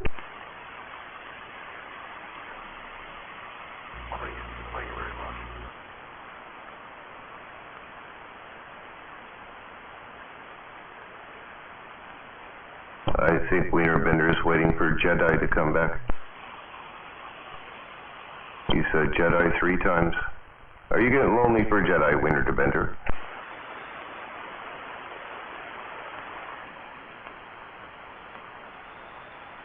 What's it like having a night off there, Triple M? Just another day. Yeah, but you ain't out there fighting crazy people, honking and cutting you off and, yeah, and all that mess. It's kind of nice. That is kind of nice there. You get to fire up that big old radio and, you know, get on down.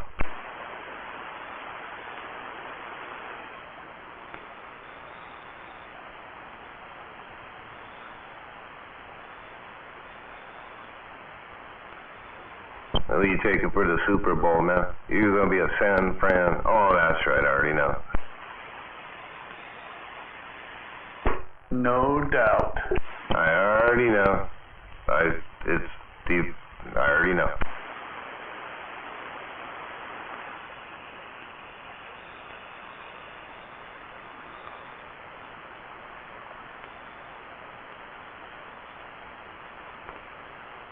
Well, it's awful quiet out there. Yeah, it's hard to keep something going with you. You're not very entertaining. I'm a better sandbagger.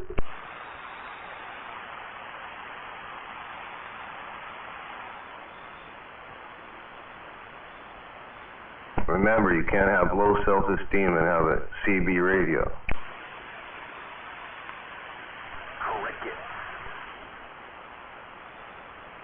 I added a little bit of delay with this. What do you think there, Triple M? That sounds good. I thought it sounded pretty decent. I was listening to Kilo's Gate. Puts a little bit of dynamic dimension into the back. I'm surprised Hammerhead ain't out there. I think that was yesterday, and I think Mrs. Hammerhead has him on a timer.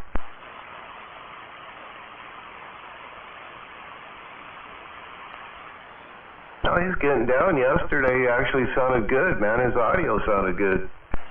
Yeah, he did.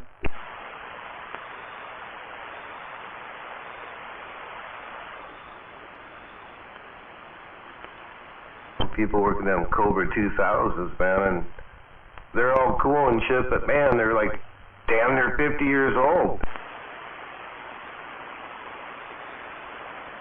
Well, they still work good. Yeah. There's one on locally, dude wants like $400 for it. I'm like, no. No mic, no speakers. Yeah, it ain't worth that. They're cool radios, man. They look, you know, they're pretty cool. They take up the whole desk.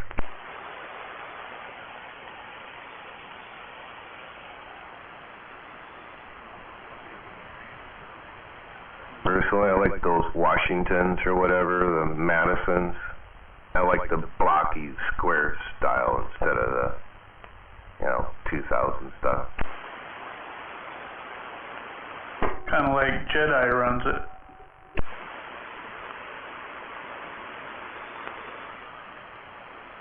That shit, all my shit's RCI. Ha! Got a base, N6 and N4. Are you talking on your N6? N4. N4 doing a whopping Hello, 100 watts.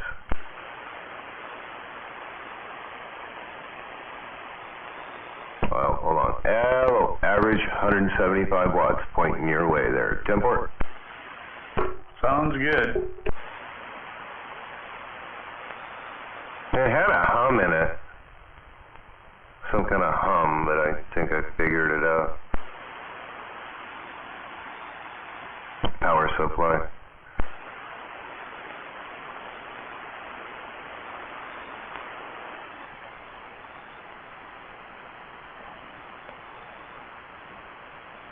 You get tomorrow off too, man? Like a 3-beak weekend? I sure do. Damn, look at you, son.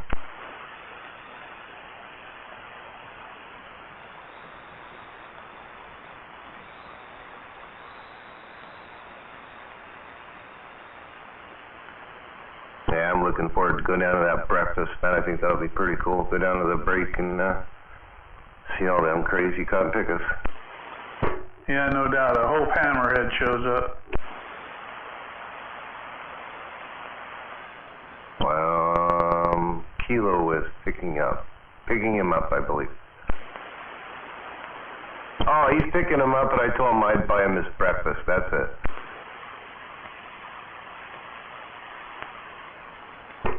It's gotta be fish. I've had any of that for a while.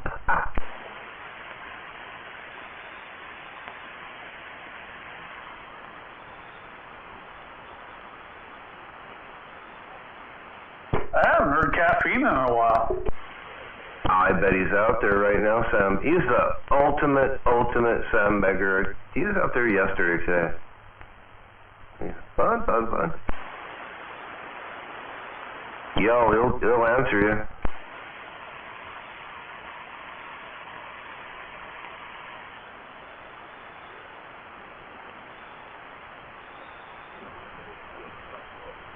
I want to hear Froggy. I like Froggy, especially up there by Bonnie Lake.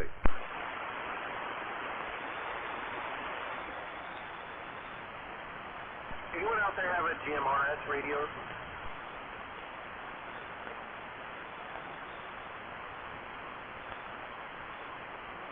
You got your 10-bender rocking? Yeah. And what kind of mic? You know what kind of mic. Goddamn right. I bought an extra one, man. I actually have an extra. I did the Kilo and the Triple M. Yeah, you gotta do that.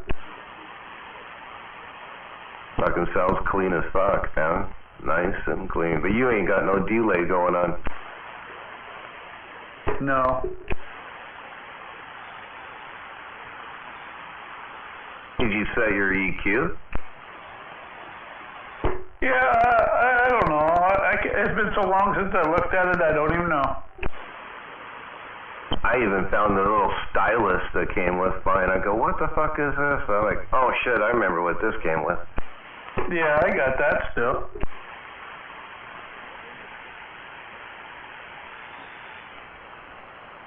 I heard somebody else out there asking about some kind of radio.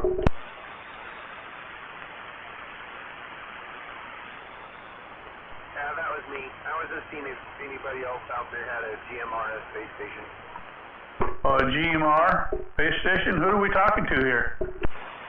Spaz. Spaz? Rod. Whoa, Parkland. Yeah, where's that guy at? Says he's in Parkland. No, God. He's talking about GMRS, UHF frequency? No. Tenino? GMRS is like a UHF radio setup. You have to be licensed for it, but yeah, yeah. Yeah, there was some other guy talking about it. Name was Spaz. Yeah, it's like 462, 550, 462, 675, something along those lines. Did you hear that, Spaz? Barely. He's like fighting the static. 10. So he's talking on, but I don't have anything hooked up to talk on that. Yeah, I just picked up a real cheap little 50. You grew up in the 70s, generally that was your nickname for your brother? Play with. What kind of radio is it? What is it? It's a little Midland something or other. Oh, that's older, but you sure it's GMRS? Yeah, it's GMRS. So do you know what frequency that is? That that's basically going to be on? Yeah, it's a 70 centimeter range. I have my license to run GMRS. Oh, so you've already talked on it, or you talk on GMRS? No, just some handhelds. I use it when I'm at the racetrack. Oh, you just talk around there. You don't talk on no repeaters or nothing like that? No. Oh, Roger. All right, man.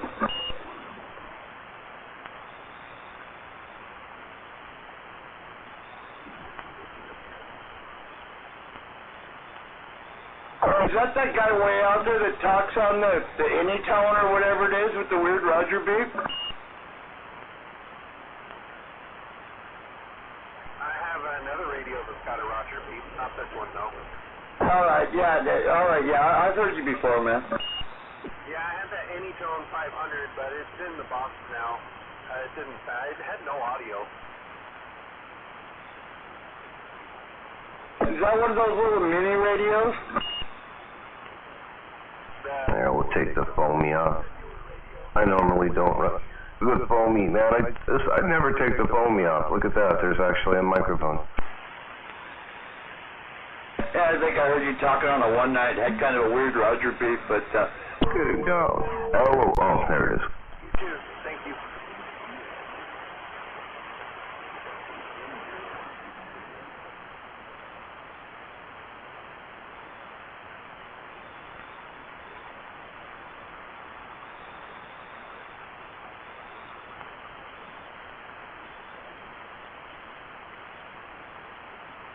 Waving at that Triple M.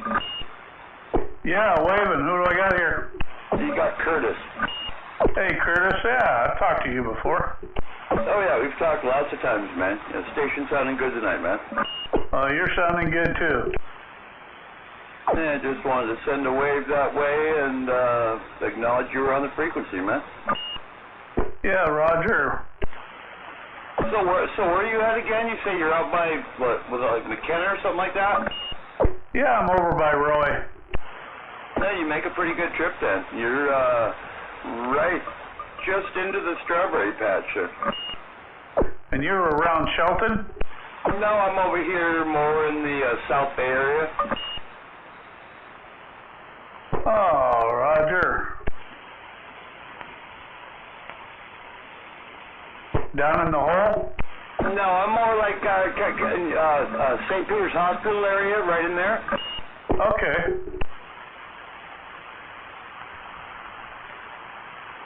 Yeah, once my antenna goes up in the air there, it'll be a pretty clean shot right across there to you, man.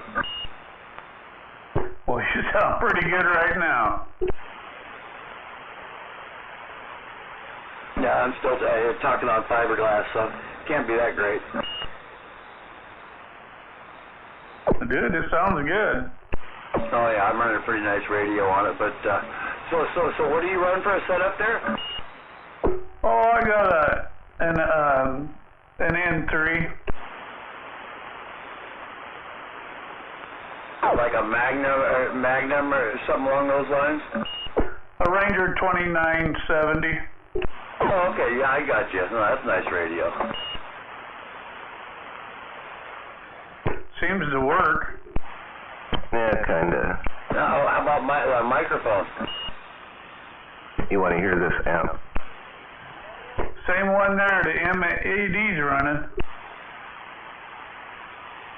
I mean, is it a power mic or? You want to hear this amp? Yeah. It's MAD. What's the name of those things? What? RCI 2970 N4s? No, the mics. They're a Zing Owl. Hold on, it's from Amazon. I don't know how to spell it. could just barely hear him. He was like 4 pounds and right just under the static. I mean, I could hear him talking, but what is it? Kind of, it's a Chinese mic. It's like a Zing Zhao or something like that. Zing Yao? Zing Yao? It's Zingyu.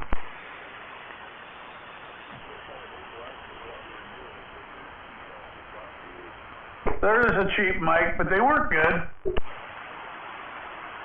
Got lots of audio. Hey, you want to hear this amplifier if I plug it in? Yeah, plug it in. We want to hear it. Alright. I swear I heard a trailer park out there a little bit ago.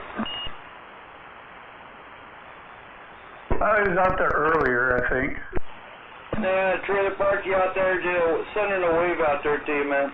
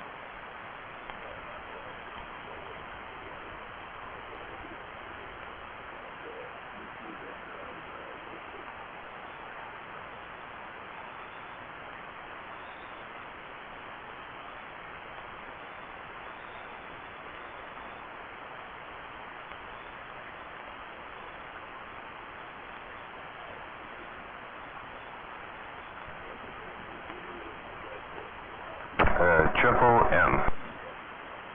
Yeah, go ahead. Hold on a second.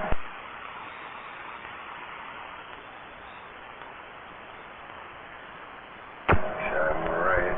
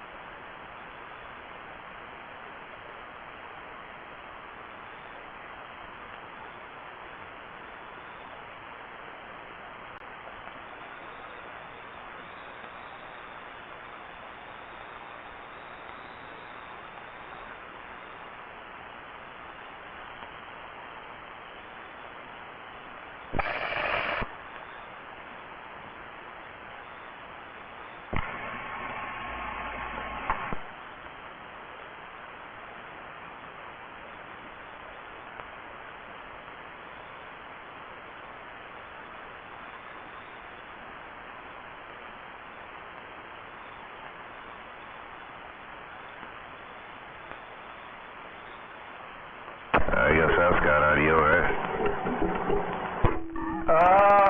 You were doing better before. Oh, no, I was just... This is like N6 on low.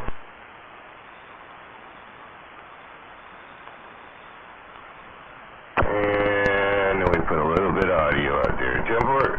Hello up there, Mr. Triple M. Well, your other radio is doing better. Who is that? Just a little bit of audio coming out that way. Hello, Triple M, what you think? N6 there with that 757 Boulder built.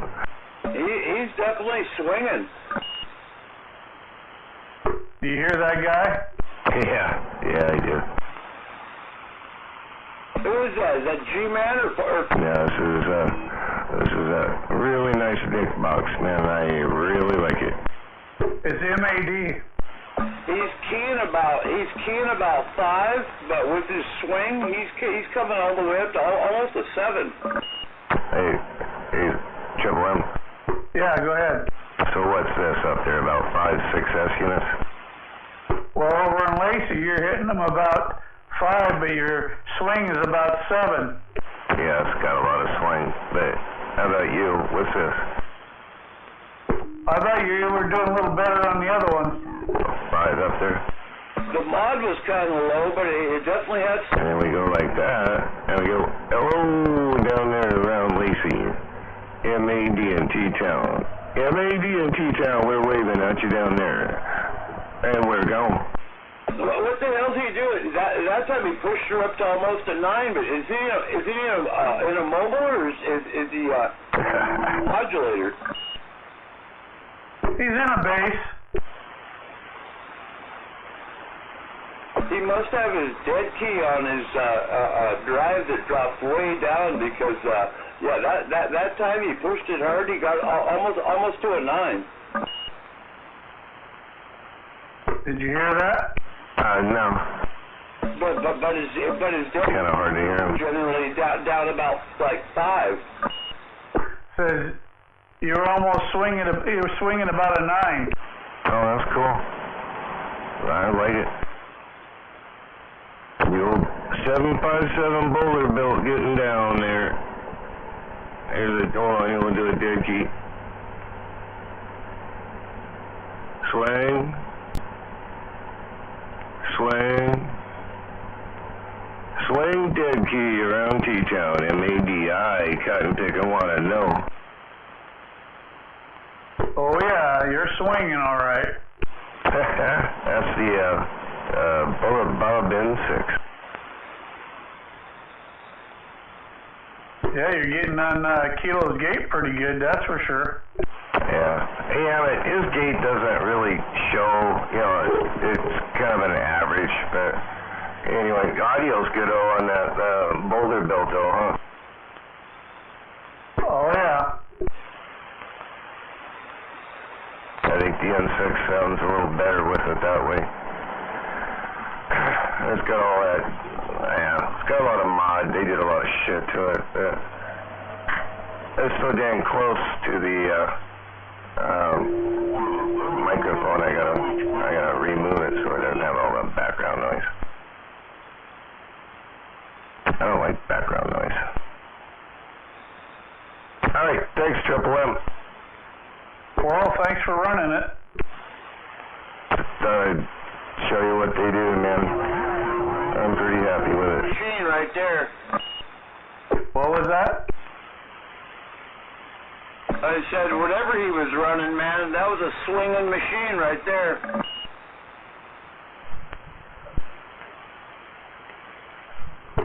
Yeah, Lacey approves there, MAD.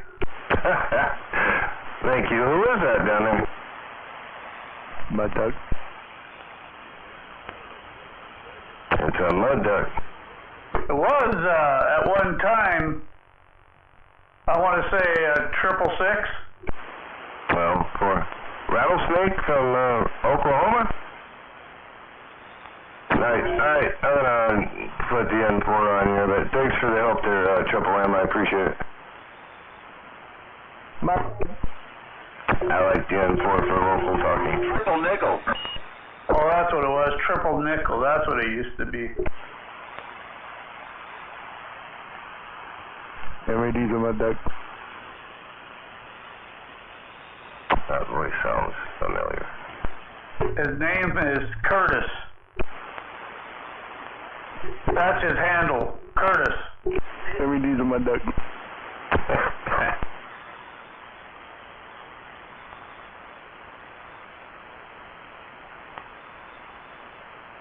LEDs in my duck.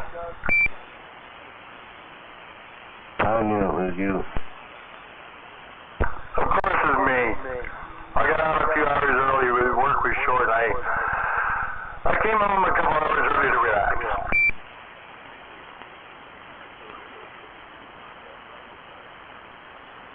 Oh yeah. MEDs in my duck.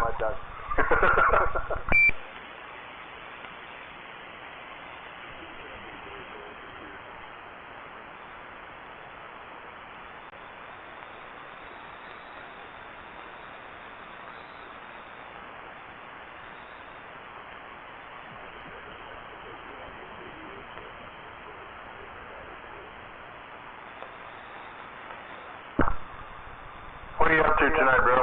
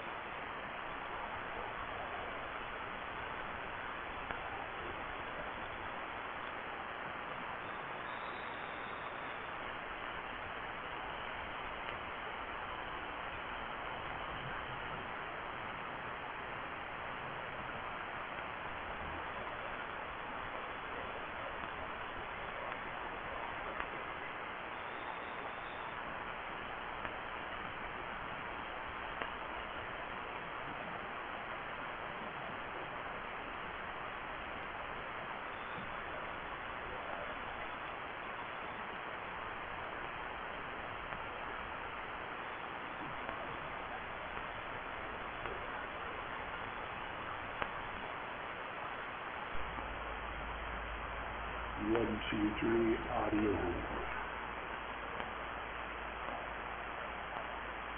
Don't turn your back on it.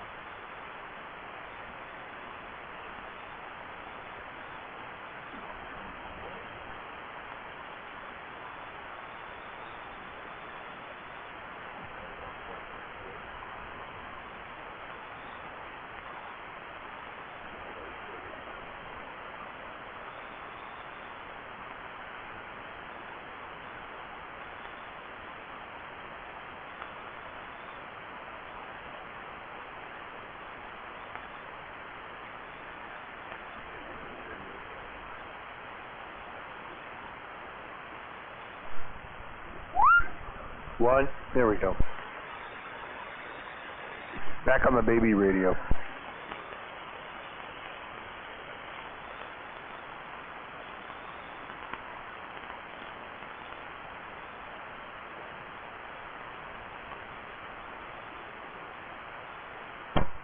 Turn picker, cotton picker. Cotton picker. MED's a mud duck. Quit saying that.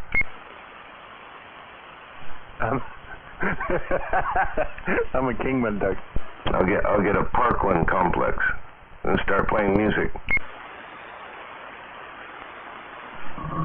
Or that ticking bomb of yours. Hey, handle your business, man. I'm listening. I gotta inhale. Check. I gotta light the torch. Woohoo! Here we go. It's an early evening. After 11 o'clock at night. That's weird saying that. I just filled mine up with butane. I got the big 3-inch flame going on. Check. That's next. I'll be back. The old titanium glowing red.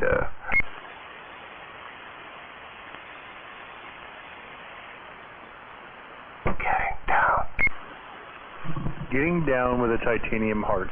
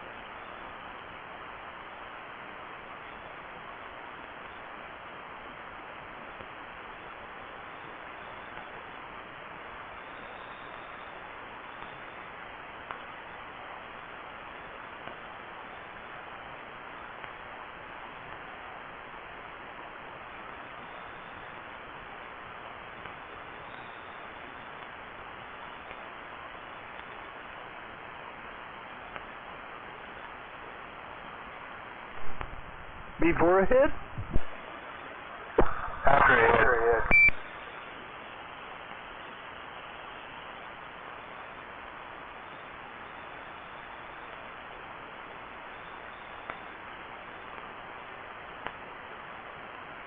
Oh. Okay. Little less echo.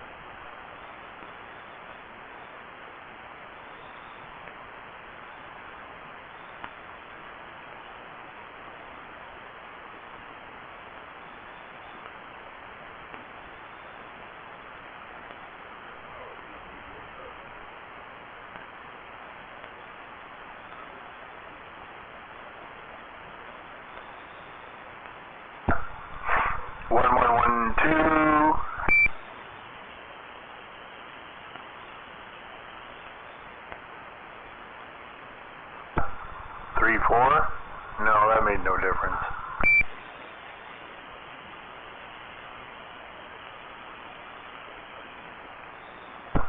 One, two, three.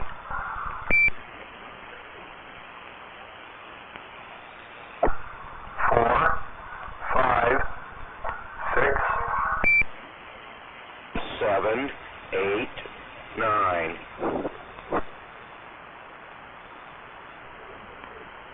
Well, not too, but I was doing a echo test, and apparently that'll work.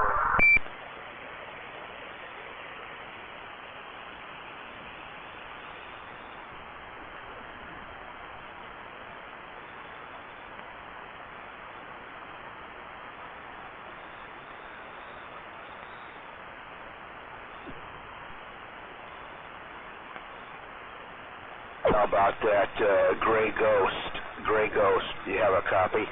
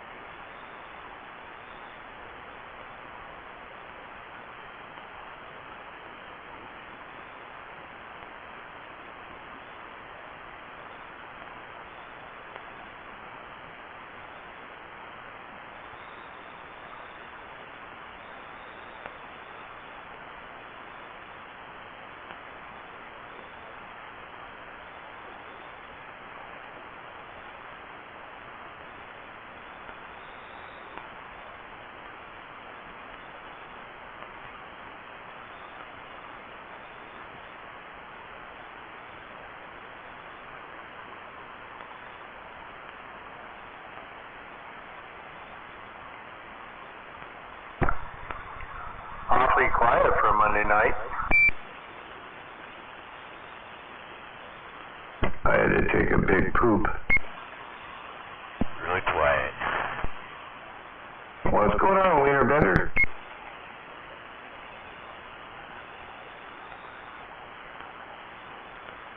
Is that who that was? Yeah.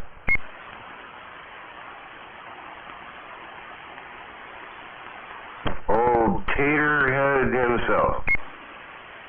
What's up, Bender the Wiener, our famous transgender Bender? Good evening, sir.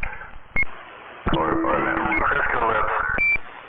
Or ma'am. So, I have a question there, 369. Yeah. What did you do to your radio? Why is it so freaking loud?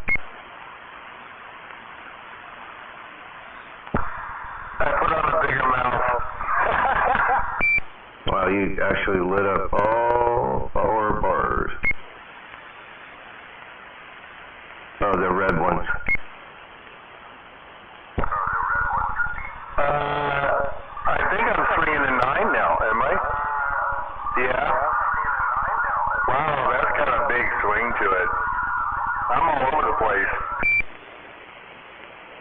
And you got the gate in the background.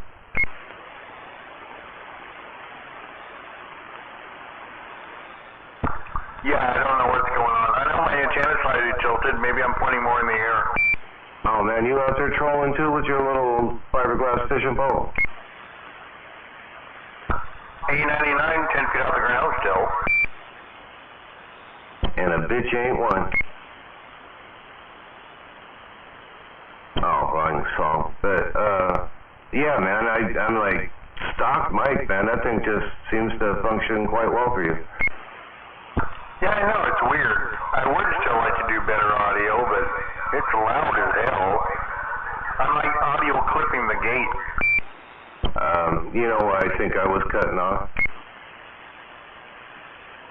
I think it was SWR on the, how high is the frequency? What? You should have checked that in the first place, bro. I'm always monitoring. I got, that Versatuner tells me what my match is right now. But it's the N4.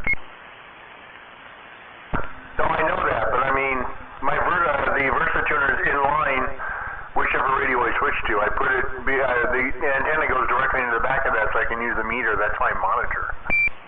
Oh, for a big old MFJ Bursa tuner boat anchor. Dude, I love this thing. The meter works perfect. And besides, if I can figure out how to get it to work right, I can use it for tuning up on 20 and 40 and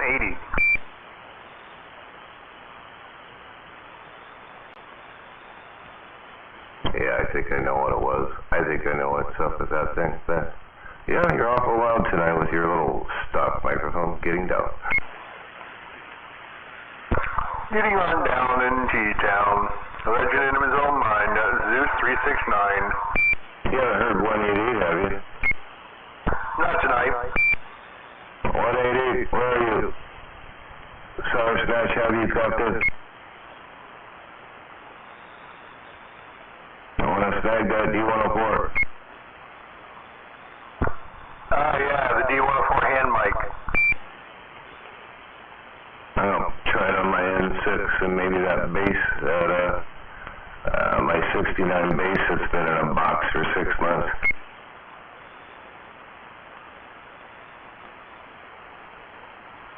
Has it been 6 months? I thought it's been like 3. Fuck, I don't know.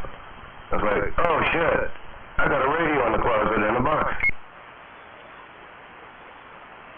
Here I am coveting radios and you're losing them in closets. And an amplifier. And an ICOM. And an after. There's all kinds of shit in there. You got an ICOM and an amp in the closet and you haven't sent it to me yet? Dude, we gotta talk. I got a ICOM 730. Yeah, it's a 730. Pretty clean. ICOM 730? Let me look that up.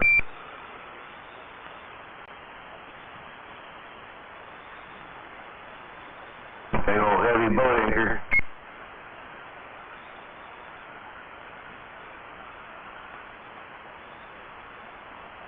SSB only, HF.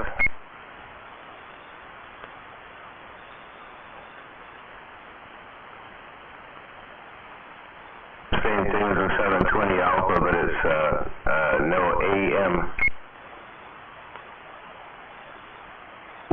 Just sideband only? Yep. Yeah, it's the same thing as 720 Alpha, man, just no sideband. I think it's like a European version. I think the guy brought it from Germany when I got it for like $30.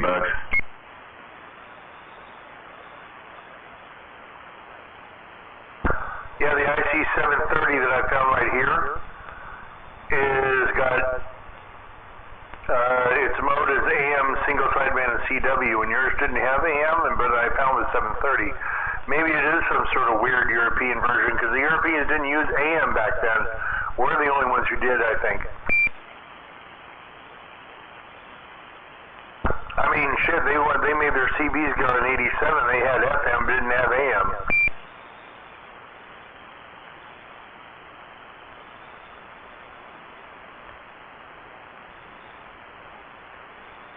Yeah, it's been a minute.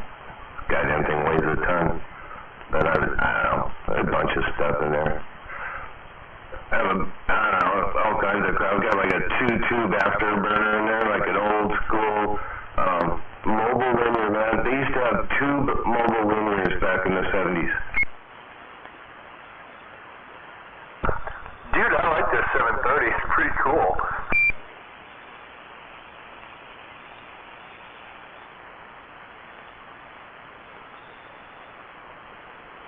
You got some cool stuff in the closet then. That's cool.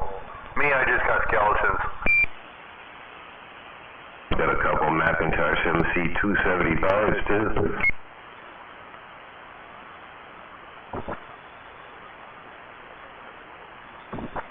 In a box with the manual.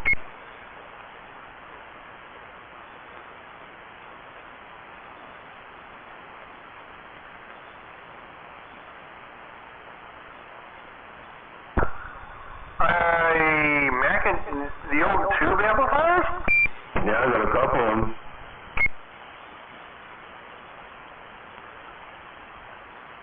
I run a lot of tube audio gear, bro. This thing's pretty tight. I like it. It looks pretty cool. I bet it sounds amazing. Yeah. left me 3 of them. I got 3 of them. 75 watts, 2 channels, or 150 watts for 1 channel. Depending on the speakers, yeah, that's pretty cool. I like that. Yeah, I know you're an audiophile person, and so am I. And you've got the high-end stuff that I'm afraid to get into because it will cost me an arm and a leg, and I'm already in radios. Yeah, you monoblock them. You monoblock them at $1.50, and it gives you a lot of high-end, a lot of headroom. Yeah, that way for it to be the continuous and peak envelope power and all that other stuff. Being able to channelize each one, you can do, left and right, 150 each, good speakers. Yeah, no, dude, I get it. I got an MC28 preamp.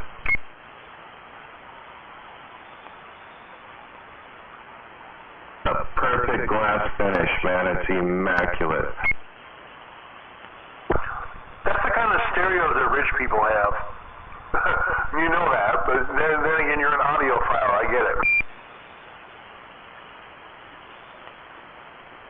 Nah, my uncle left it to me. I got it from him when he passed away.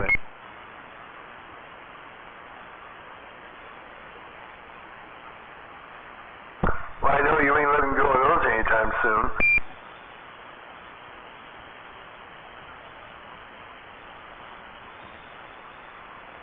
A lot of tubes, I tell you what, man, on a cold night, man, you fire that up, that'll keep your whole room warm. Yeah, I can see that. The 4 larger and the 1, 2, 3, 4, 5, 6, 7 smaller ones on there. Wide open, no cages.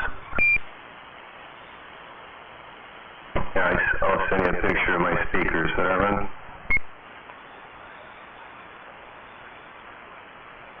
I used to have a pretty decent setup. I had a Pioneer.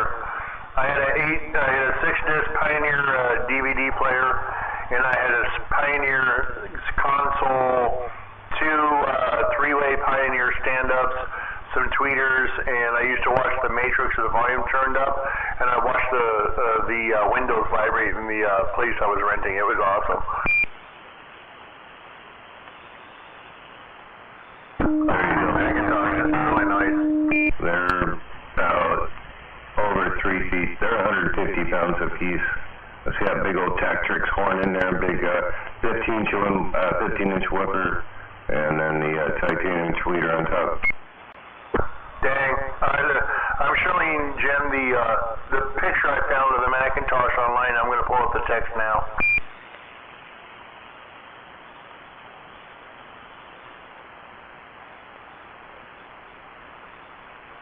My little Klipsch knockoffs, my little Klipsch Cornwall knockoffs, and the Kreuzkorn Scalas. Those are nice. Nice. And what is that? Is that a 10-inch subwoofer or smaller? 15, bro. They're huge. Those speakers weigh 150 pounds apiece. Okay, you didn't put a banana in for scale. Oh, that's a 15. That fucking horn is huge for the mid. That's a huge mid horn. That Tactrix horn, man. 2-inch driver. Shoot, what are they? Shoot, I can't remember what they are in there. Damn it. Oh, there's the screen. That's ridiculous, bro. Those are nice. I used to have something like that, but not that big. But they were made by Pioneer, but they were the higher-end Pioneer when they were doing all the big-time stereos back then.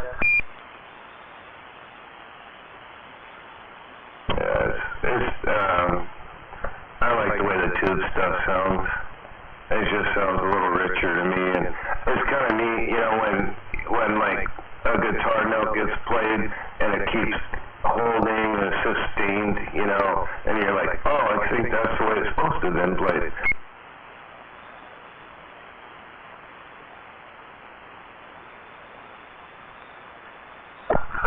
Copy that. It's very nice. I bet it sounds beautiful. Yeah. Studio apartment. But I do have a bedroom.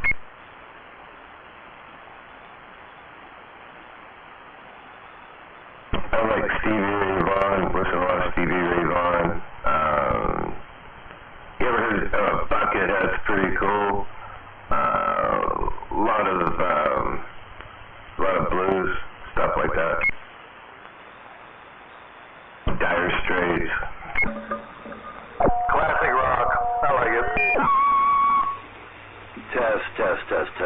test. The hardest instrument for a speaker to replicate is the piano. And so I always try to get, keyboard type songs so I can really, be critical on how well my shit sounds.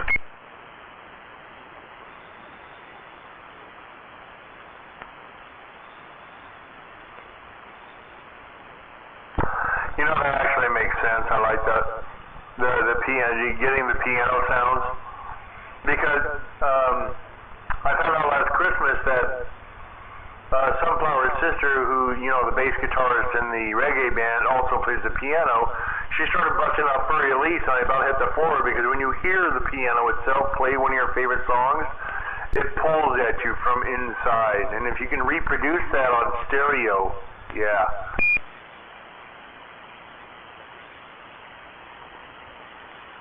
That'd be impressive.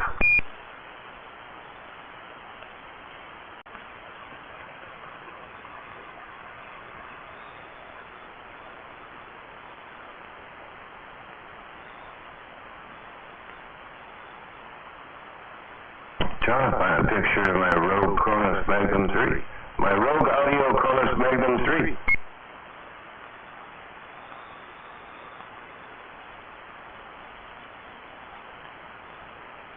Hey, James. 369. Yeah. Hey, go to 12. Got it.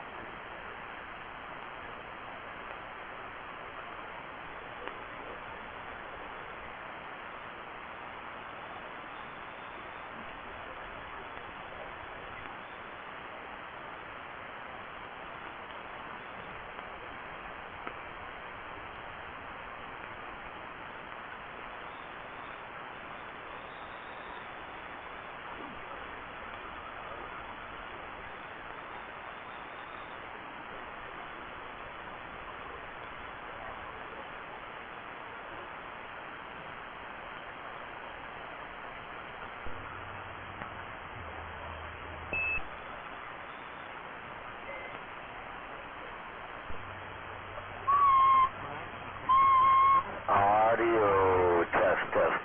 1, 2, 3. Testing for live stream. 1, 2. Test.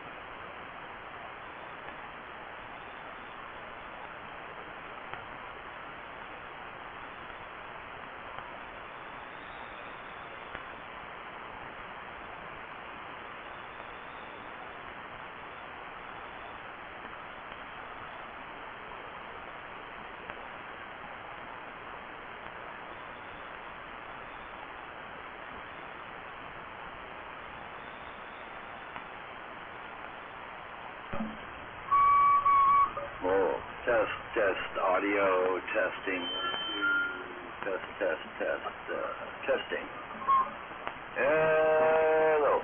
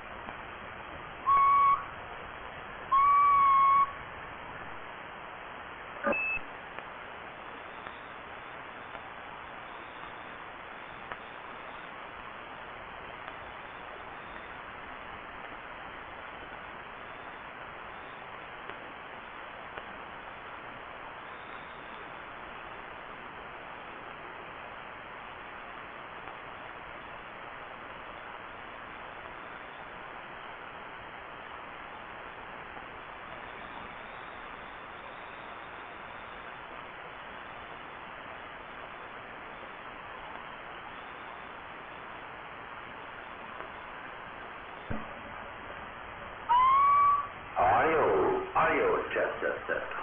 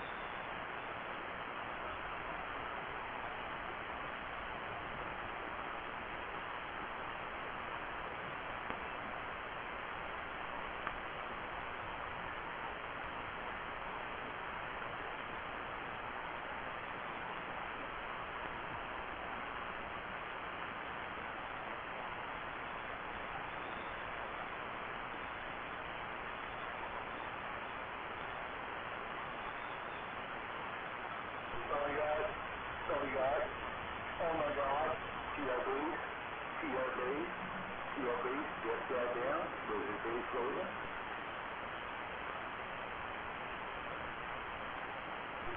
Waiting at that JG too, if you can hear me. Hey, what's TR? How you doing, sir? Good hearing you, man.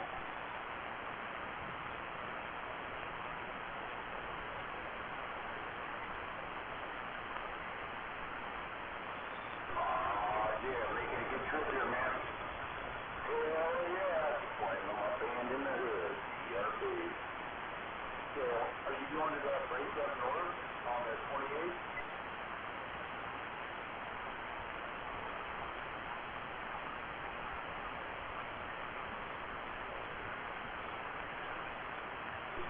Yeah, 28th of this month up north. Yeah, old Trailer Park and RC and all those guys there having a break up there. Up north, you know, Seattle, Tacoma area, I guess.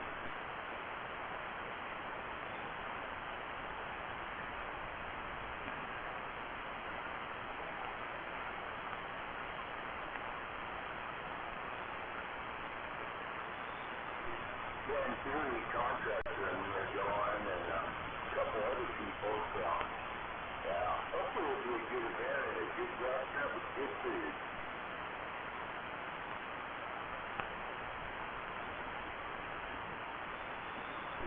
Good deed. Yeah, I mean, them guys have come down to start getting together and stuff, so I figured, you know, what the heck, you know, contractor and figure you them guys, so we go up there and party with those guys all the way up north. I'm not sure if it's in Seattle or Tacoma or where they're having it. I don't really know for sure.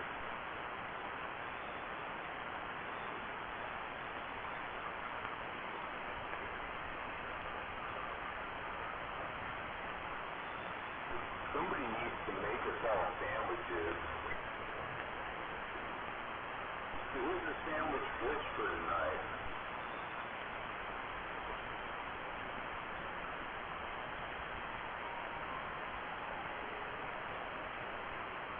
Now, you know what we need?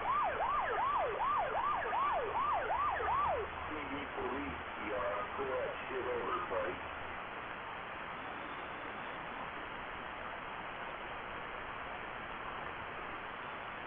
All we need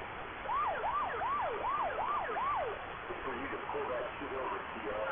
You need police. You're under arrest.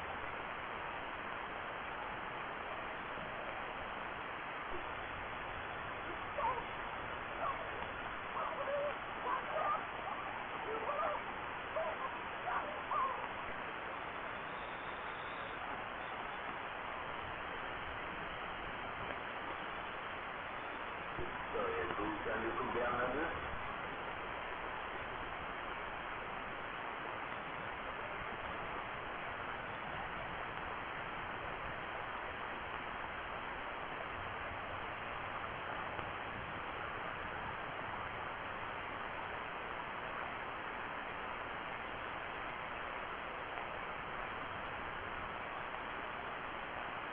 So you're going to have to keep it a little bit shorter. Like, CRB.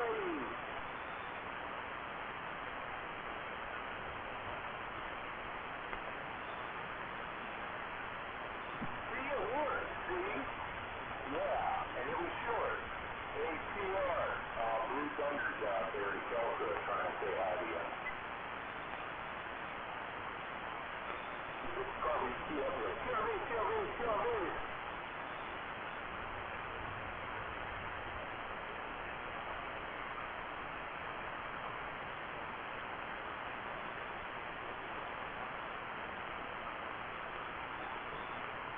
They should have heard you out here, you locals out there. Look like you got a good key down.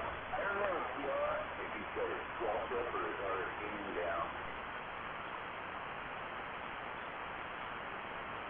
Yeah, CPA got his game camp with TRB, but his squawk turned out too high.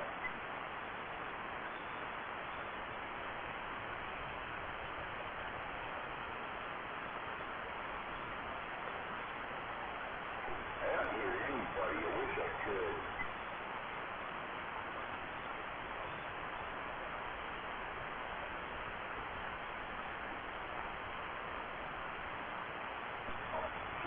space, and I stepped out there on some battleground. Oh, yeah.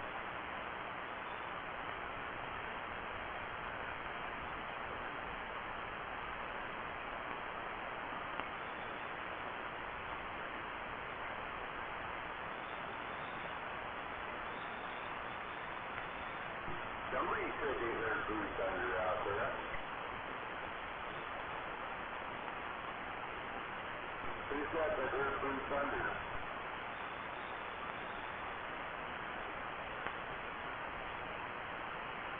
Who's that out there in Battleground? Lucian, talk a little louder to your mic, dude. Your mic's a little low, sir.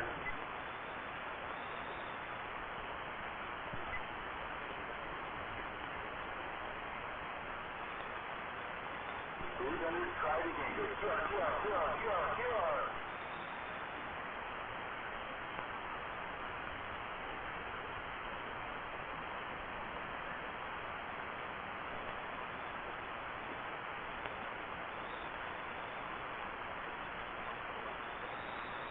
Red Rooster said he heard you there, Blue Thunder.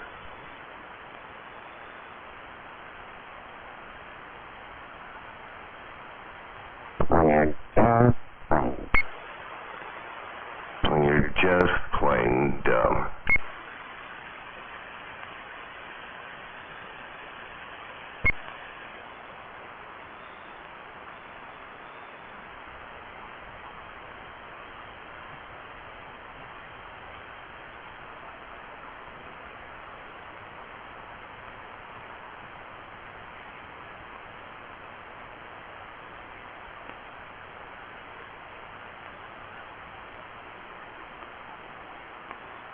He said he had a really weak copy on you too, but he did hear you out there scratching.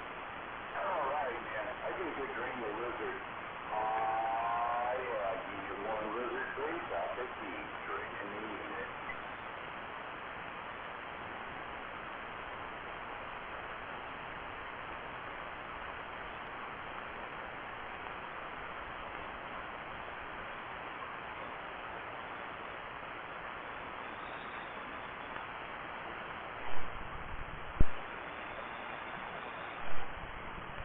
Check. There we go.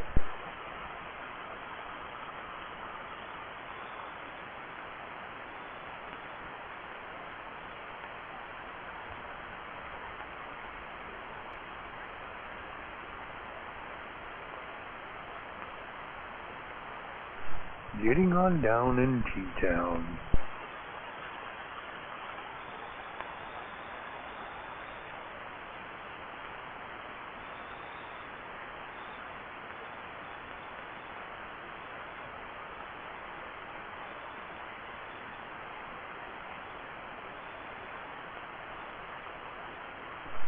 Oh, here's an interesting test. Let's see. 1, 2, 3. Sitting out from the distance.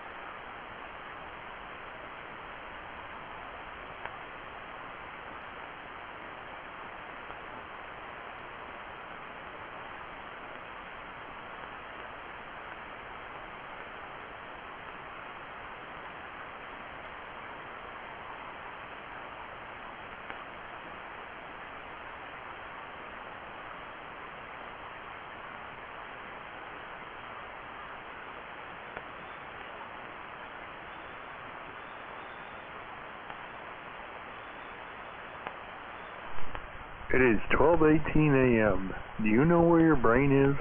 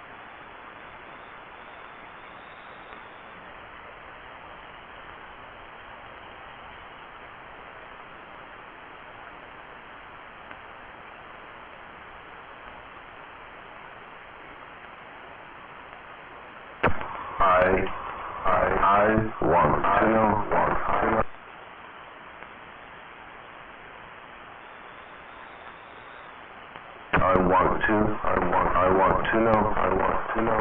I want to know.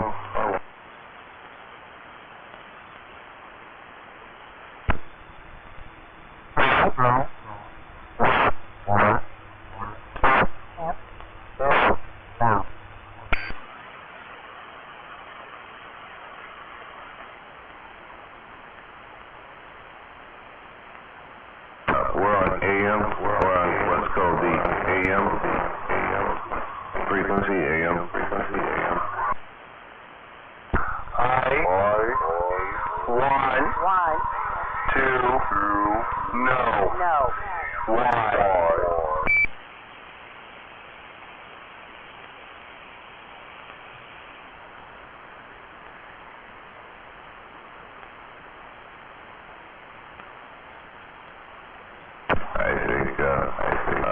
We've been invaded by an alien. Are you an alien? You sound like an alien.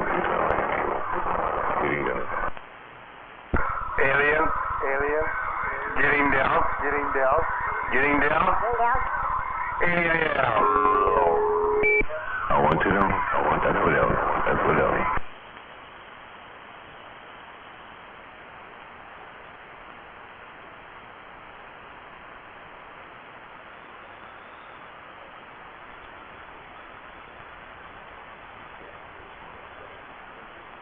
Oh, that is damn it. Power up.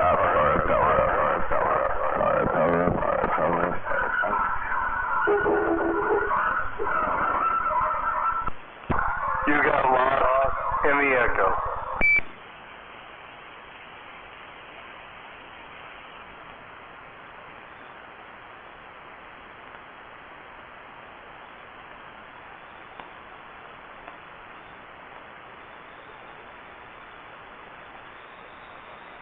This radio doesn't like all that weight.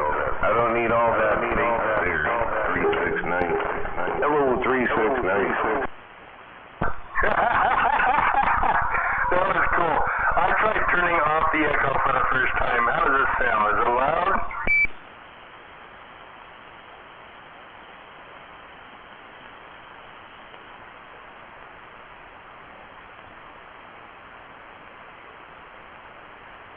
I can't get my little fat fingers in there. My fat fingers won't fit in there to do that there.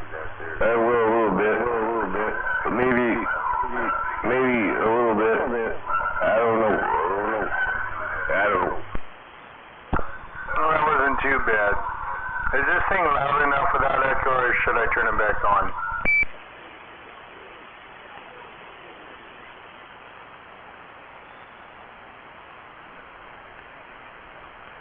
That's loud. That's loud. You got loud going on there. Loud, loud, loud.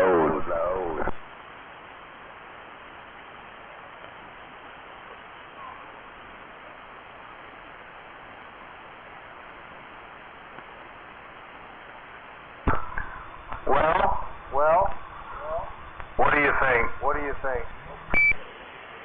Too much mud. Too much mud.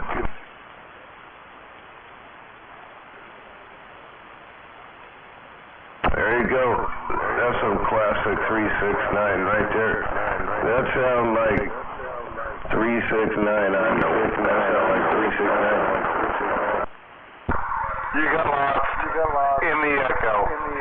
You have to know how to get it to bounce back.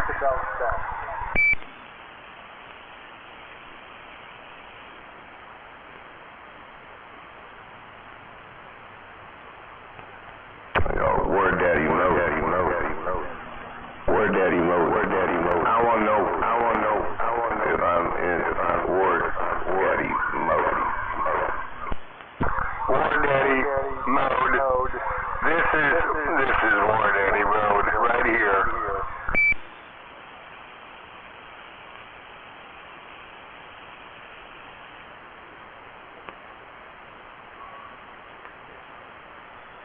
God, even that echoes better than this.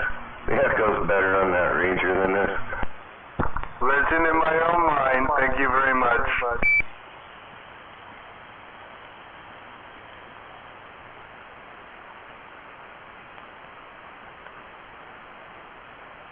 Oh, I just seen this probably better unit.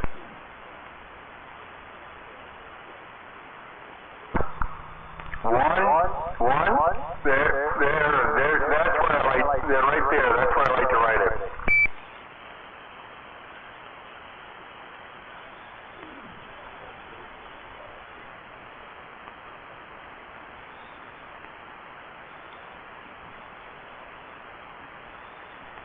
That looks like a freak out echo strip on the gate. It's kind of cool.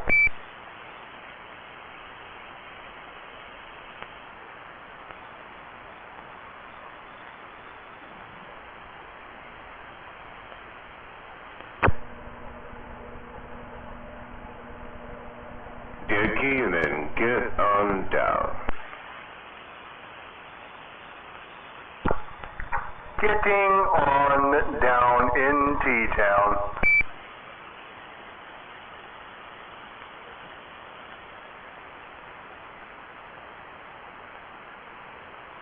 I think that's probably the hardest I've ever hit that gate. I think that's probably the hardest I've ever hit that gate. I can hit it and I'm going. I think we're astronauts now, according to some visitors.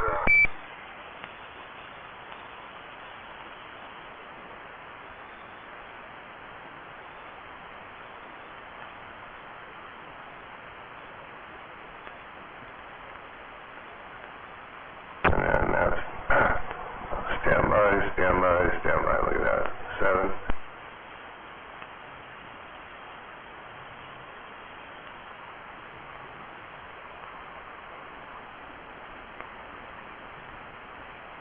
And then getting on down.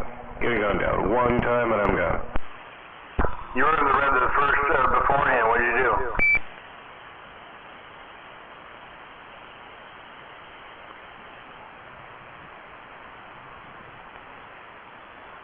Oh, just playing around with the audio.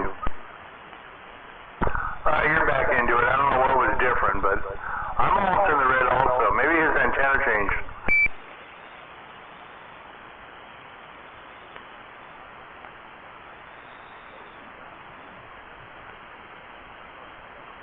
Anyway, I'm gonna get out of here anyway. I'm gonna call it a night. I'll catch you later, bro. Check, bum. Take it easy. I think I should go to bed too. I'm gonna watch some TV.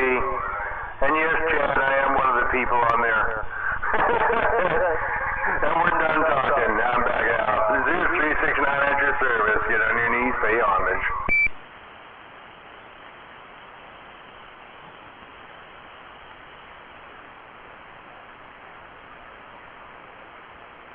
Does she see the little chickie dancing up there?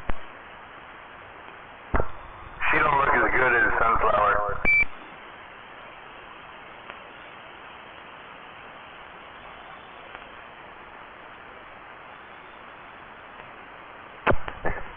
I don't like that dancer girl. I like the other one better. Alright, we'll catch up with you 369. You have a good one. Later. Check. Have a good night. I'll catch you later in the morning. I'm out. Peace.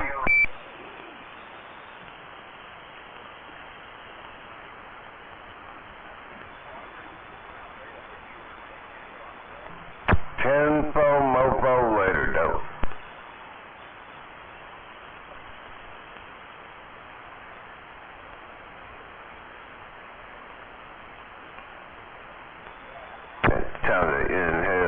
Trying to inhale this little, really nice, it's called gummy, blue gummy.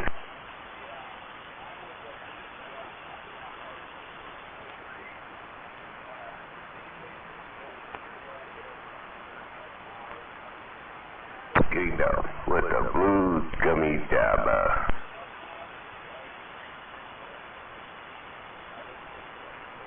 Dude, I tried that one already.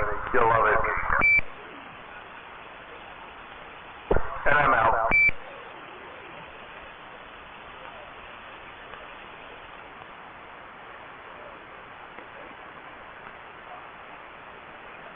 Talking on Gate Audio. Alright, man. You have a good one there. 369.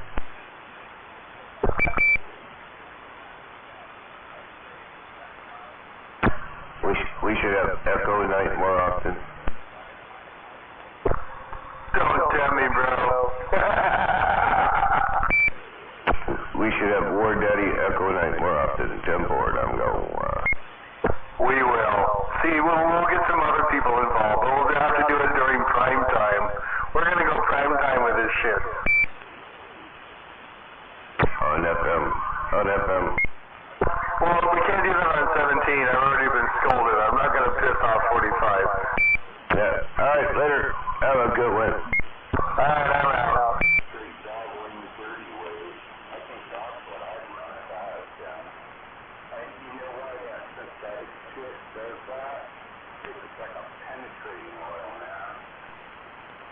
Gonna have an obnoxious beat and a whole lot of echo. Yeah, that's what's up.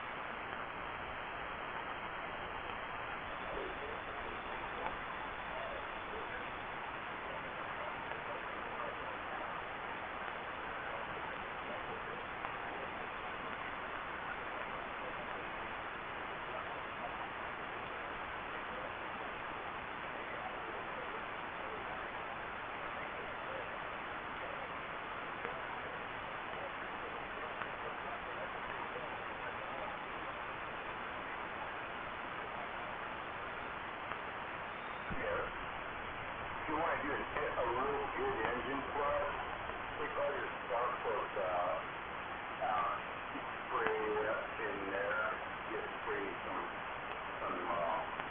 shit in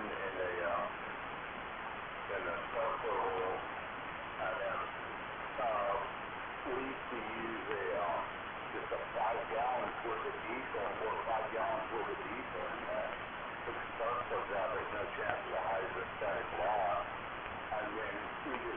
started to crank the engine over a little bit. You know, when you start seeing oil pressure, you know it's slowing. I think draining out shit, and that's pretty much good enough.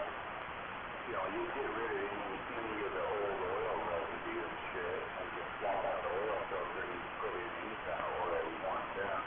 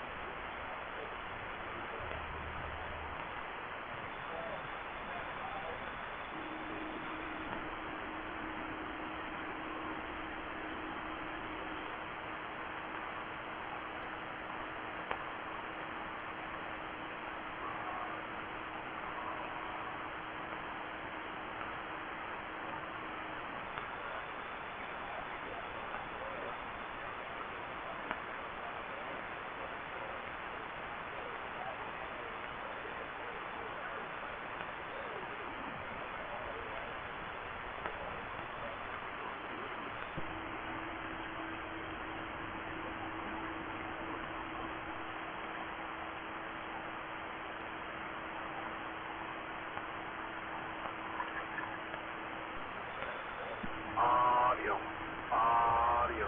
Test 1, 2, 3. Audio.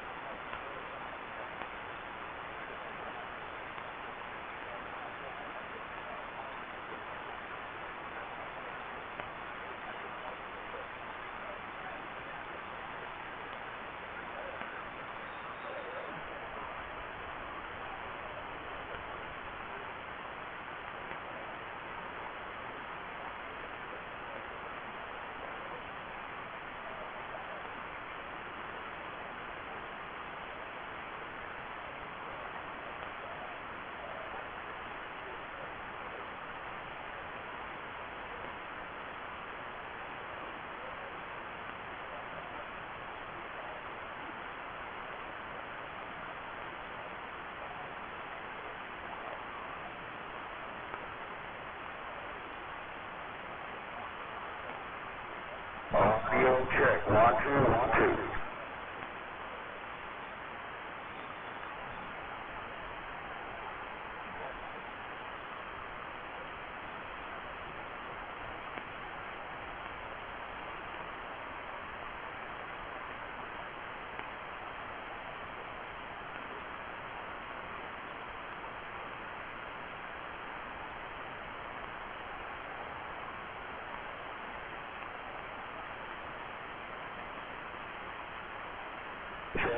Check, check.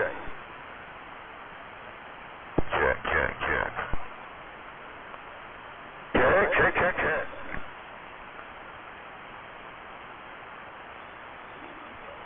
Who's that? Already know who this is. There, go ahead, breaker. Oh, yeah, go ahead. Who's that? You know, it's Western Washington, one and only. Go ahead. Oh, man. Western Washington. One and only. The weak one. Go ahead, break, break. Yeah, check, check. What's going on, week one? You know, I'm just kind of hanging out doing this. Looking away on go ahead. Yeah, just fucking out playing some pool. So what you're doing now, I don't think you're like hitting me real good. I didn't think you were at home. Go ahead. Yeah, no, I just driving back from playing some pool. Like I always do, Sunday, Mondays. It's usually what I do. Sometimes Wednesdays, but it depends on what time I get back from Seatown. Yeah, check on that. Yeah, you were going to get with me and we were going to take a look at something there, remember? Yeah, I know, totally. I'll have to get a chip out that and shit, but oh, fuck it, I got a busy week going on. Maybe Thursday. Let's see, Thursday. Okay, so I'm leaving tomorrow. I'm going to be gone for like 3 days. I think I'm going to Silverdale tomorrow. Coming back Friday? Yeah, Friday or Saturday. Okay, Saturday I'll be out of town, but yeah, Friday, if you come back Friday, let me know. Yeah, for sure. I definitely will. I'll make contact with you. Yeah, I'm just fucking slammed busy and shit with stuff this week. I'm just trying to get a little time, a piece of time. I'll go shoot pool for an hour or two, and then that's about it for right now, basically. So, yeah, I'm around, but yeah, when are you leaving? You said what day? I'm leaving tomorrow, like about 2 or something. Yeah, 10-4. Leaving tomorrow. Okay. Yeah, I got shit going on tomorrow. I gotta go out towards the water, out by Ocean Shores almost. And it fucking sucked, dude. It's pissing rain like this tomorrow, like this and today. Yeah, I hear you. Oh, I agree with you now that I know I gotta go over the other way, across the bridge over that way, so I'm right there with you. I know exactly. I was talking to my mic a little bit, and that might help out things, huh? Yeah, where are you going again, you said? Going over to Silverdale.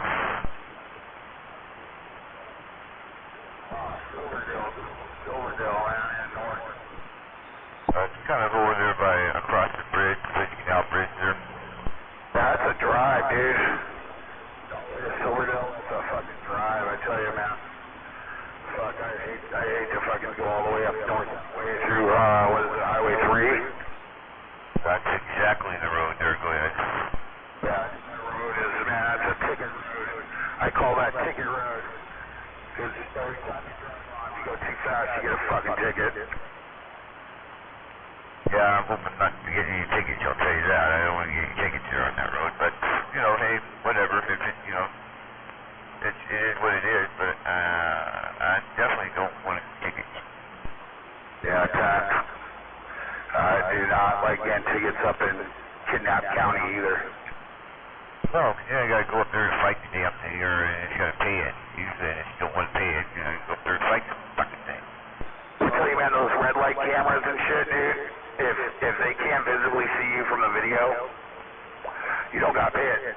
You just tell them, fucking tell them, write them back and say, I wasn't driving the vehicle that day. Yeah, check, I know. That's what I'd say. I wasn't in that vehicle, you know, shit. Yeah, that's what I always do. Every time. And, yeah, because they fucking set them up in places just to get your ass, and you don't realize it. When it goes from like 50 all the way down to 25 miles an hour or something. Yeah, check, I already know about that. It's kind of like, you know, that's where they trap you and they catch you right there, so. Anyway, the War Daddy, I'm going to get out of here. I got a friend over here, so visit with her and stuff. I'm going to jump in there and say hi. Me too, yeah, man. I'm going to get out of here. I'm just about home. I'll catch you later. We'll talk. All right, 410, man. Have a good night. Week 1 out here. I'm back away. Check.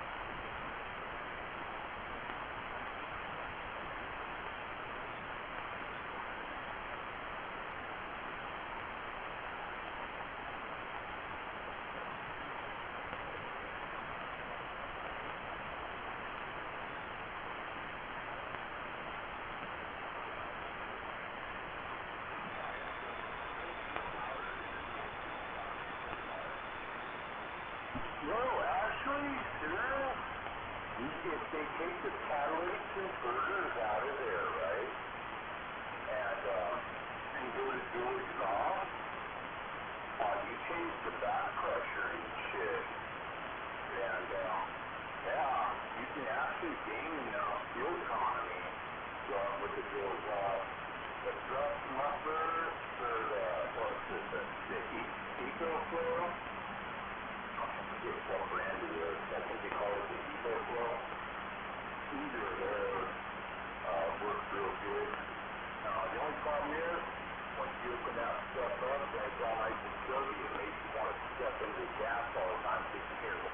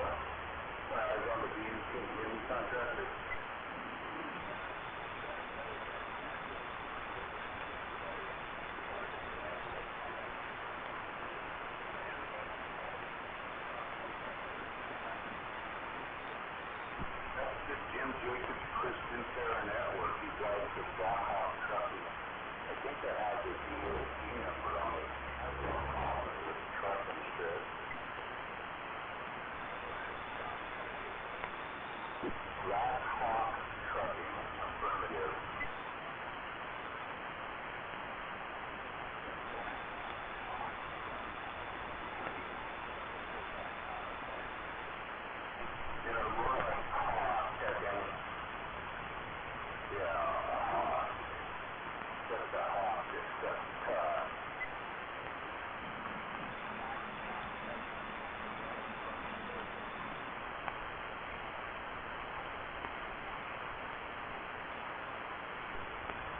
Well, good between Portland and Seattle, and from Seattle back to Portland about this time of the night.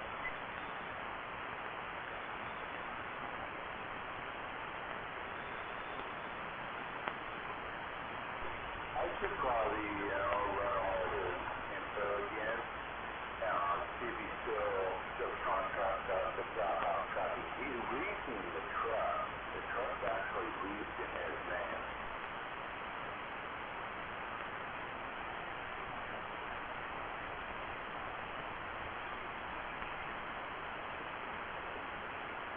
Did you hear custodian contractor? Sorry. Do you feel like you're being terrorized with by a terrorist contractor? What about you, Blue Thunder? Do you feel like you're being terrorized by a terrorist organization? If you want to go to work for Blackhawk Trucking, you can work with Jim Jacob. That's what you're saying there, Blue Thunder?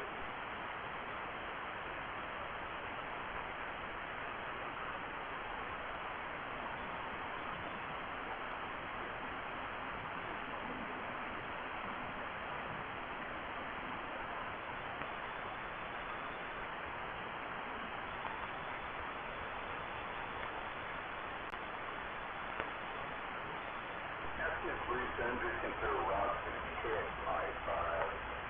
See, Blue Thunder needs to set up a fucking sting operation.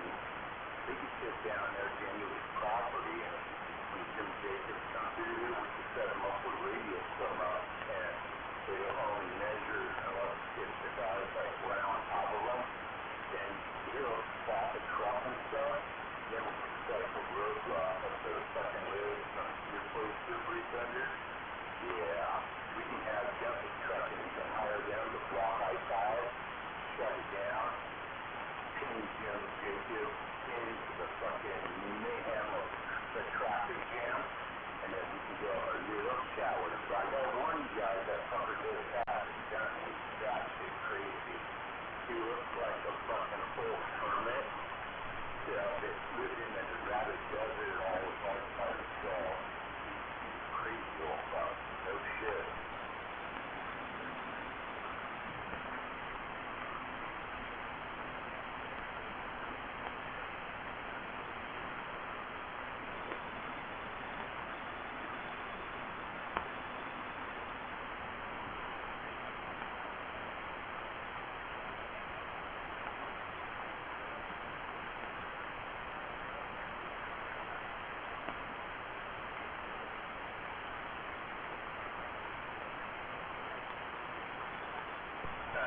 Contractor, what do you think? Can we contract Jumpy Trucking to shut down I-5 and block him in?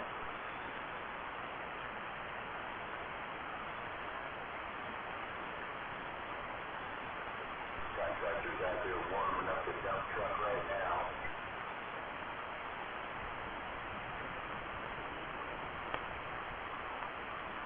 Yeah, it's been contracting to block the I-5 freeway once you identify the target within town, yeah.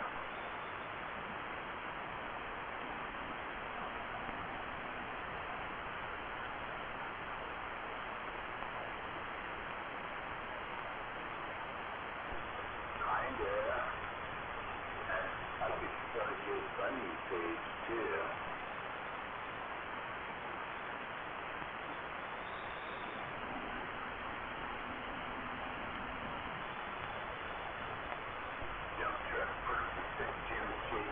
Fucking long haul truck. Who will win this epic battle, man?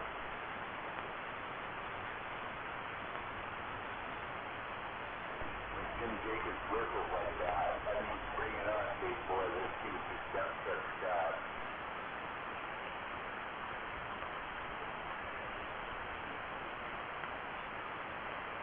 She's going down on the contractor.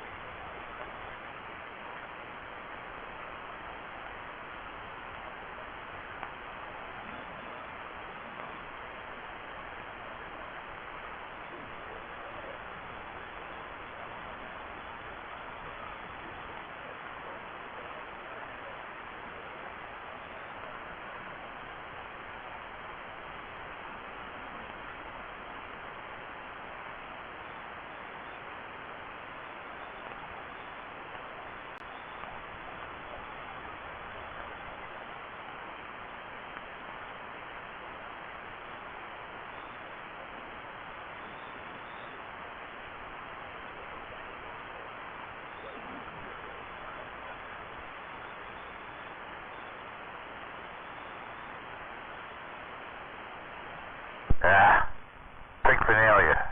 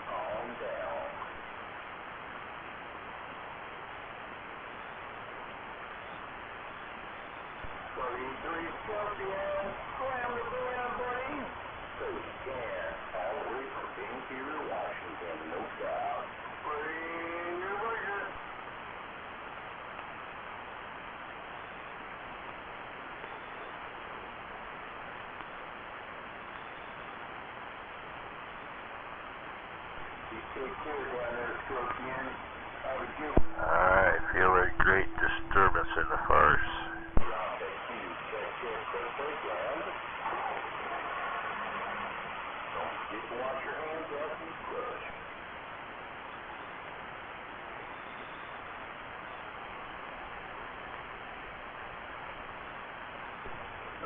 One in the tank, two in the tank.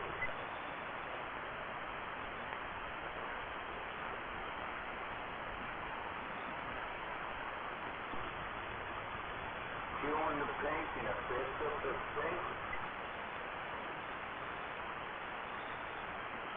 I'd be a little harsh, TRBs. TRBs, that'd be a little harsh.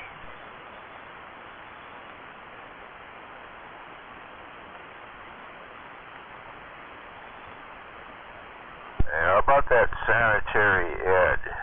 How about it, Santee?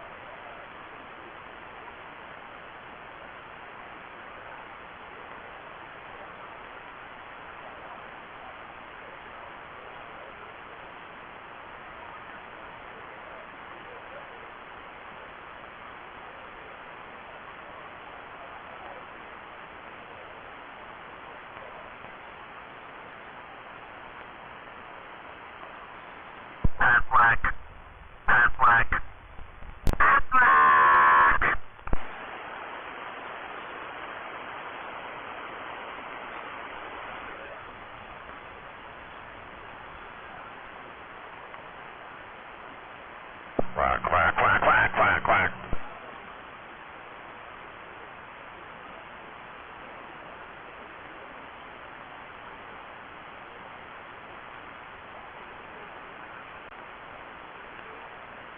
Yeah, there's a quackerhead in every bunch.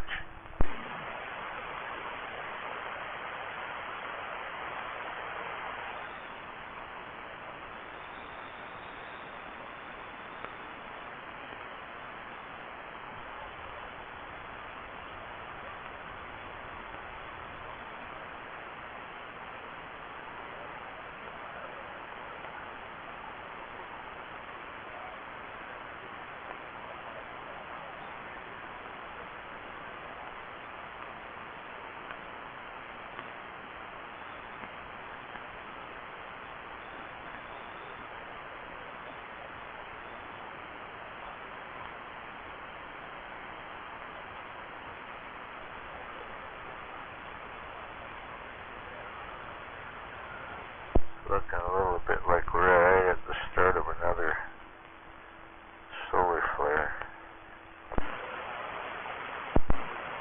No, it's actually over with already. It was a little one. But, yeah. That's pretty good M-class flare. Too bad it wasn't pointed right at us.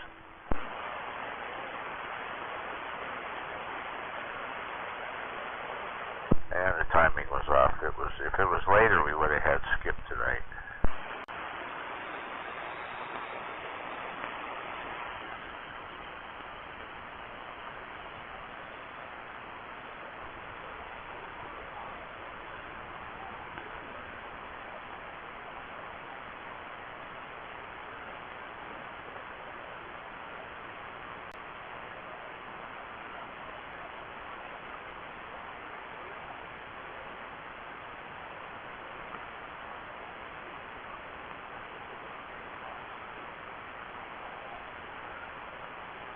Yeah, when we get those big flares on the other side of the planet from us, it takes long enough, it's a long enough distance that by the time the ionized particles get to this side, they're smoothed out pretty good, so we have good skip. If they're too close to our side, it puts whole bunches of ripples in there, and ripply ionosphere doesn't make good skip. And if it's on our side, a lot of times it just fluffs it up, and fluffy ionosphere doesn't skip either.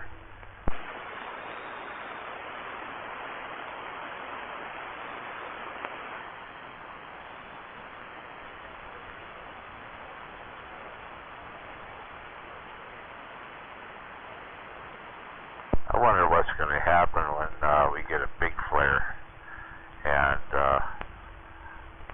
half of the freaking constellation of near-Earth orbit satellites deorbits because the atmosphere is puffed up enough to cause enough drag to do that. And it'll happen. And when you got a couple thousand satellites burning up in the atmosphere, it puts ionized metallic particles all the way around the planet.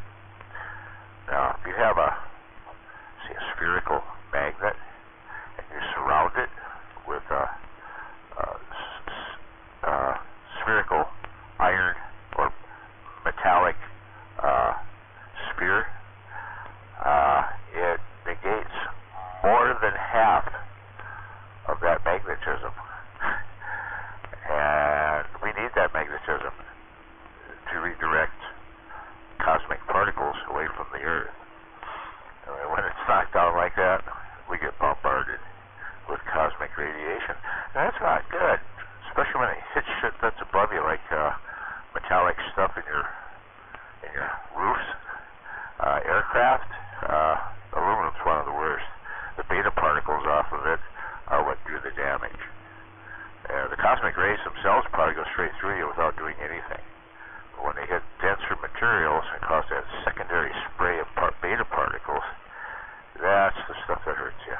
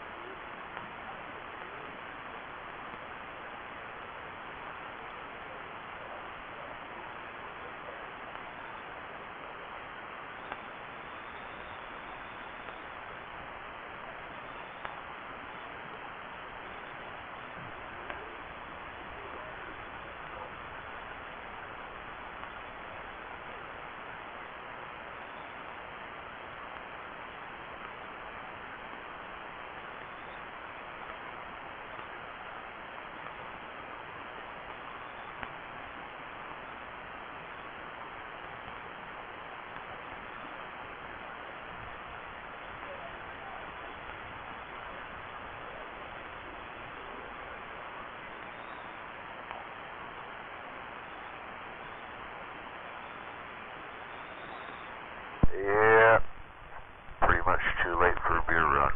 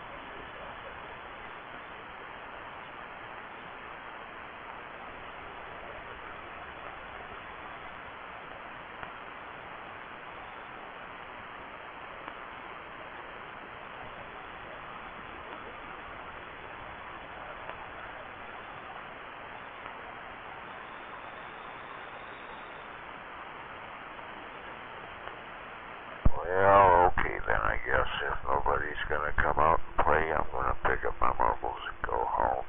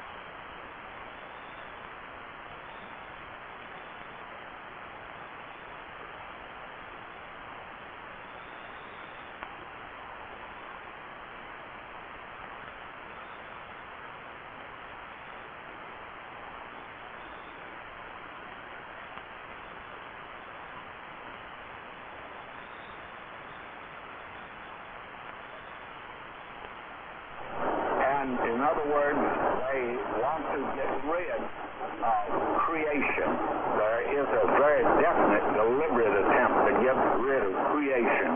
Creation would tear down their house of cards today.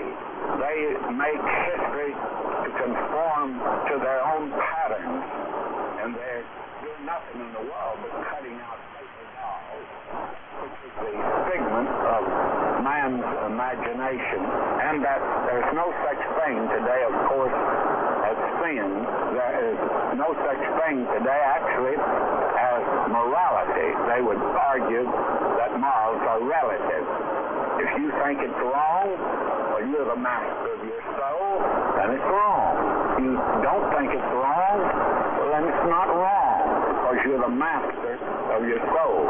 That has gotten into the thinking of men and women today in all walks of life. In fact, I'm not sure, but some of it rubs off on some Christians today. And you find it in politics. Our government today is saturated it, and that's the reason they want to rule God out. They take the First Amendment, twist it and distort it, and say that there should be separation separation of church and state. And that first commandment does not teach the separation of church and state at all.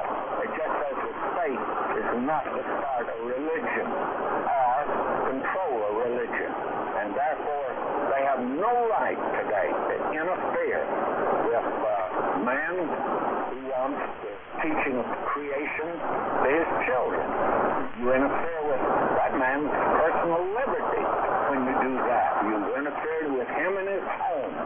But they don't approach it like that. We are in this humanistic society.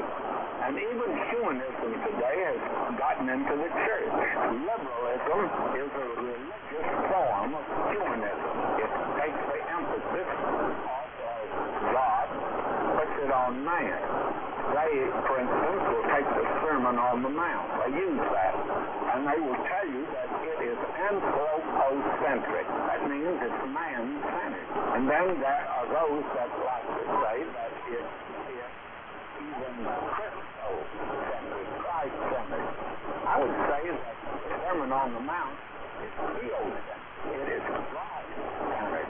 Even when man is enjoined in that to do his good works, why? To glorify his Father which is in heaven. He is the ultimate. He is the one to set the moral standard today. Now, all of these systems lead to a dream world of moonbeams. They finally crash on the hard rock of reality and time, and they're, of course, moving us in that direction today. Now, that's the reason that this book of Ecclesiastes is so interesting. It approaches life from man's viewpoint. That's the reason that we are calling your attention to it here at the beginning, in order that you might see how utterly futile, how utterly worthless it is to follow a godless philosophy that always has led and will lead man to destruction. This is something we need to keep before us as we're going through this book, and also as we're going through life today.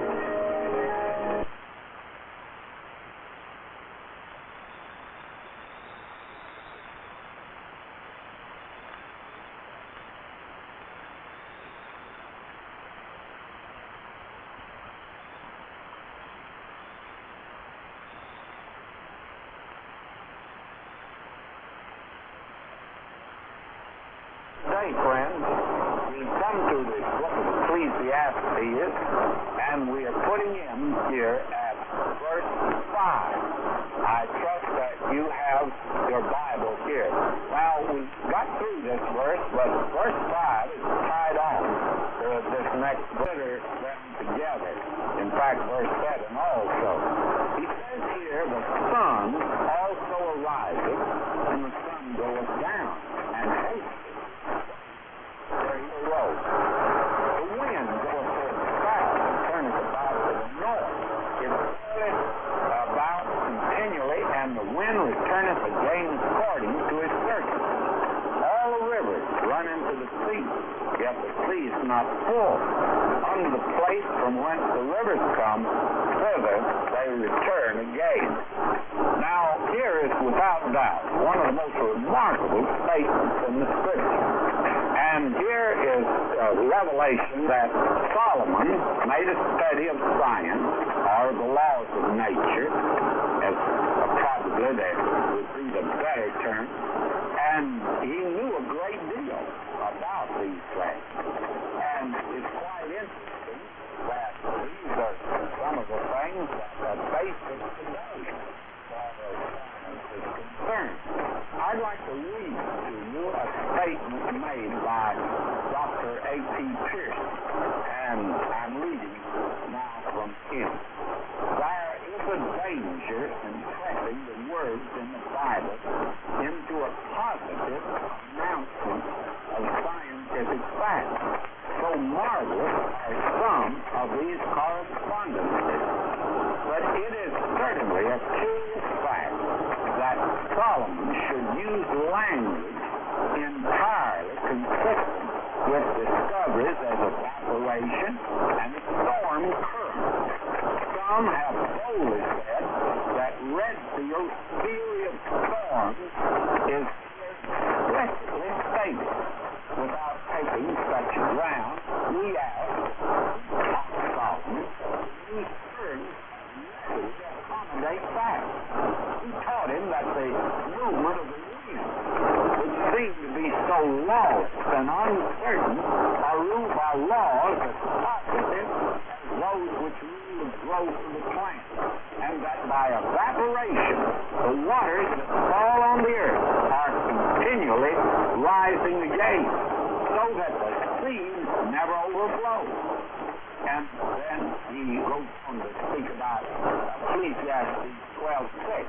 He says it's a poetic description of death. The silver cord describes the spinal marrow, the gold basin, which holds the brain, the picture, the lungs, and the real heart. Without claiming that Solomon was inspired to foretell the circulation of the blood 26 centuries before Harvey announced it, is it not remarkable that the language he uses exactly suits the fact? A wheel pumping up to one part to discharge to another. Now, that is remarkable. Now you have here three very interesting statements in these verses that we have here before us. It says the sun rises, goes down. There is a monotony in nature also. But also there is that which you can depend on. You can depend on the sun coming up. You can depend on it going down.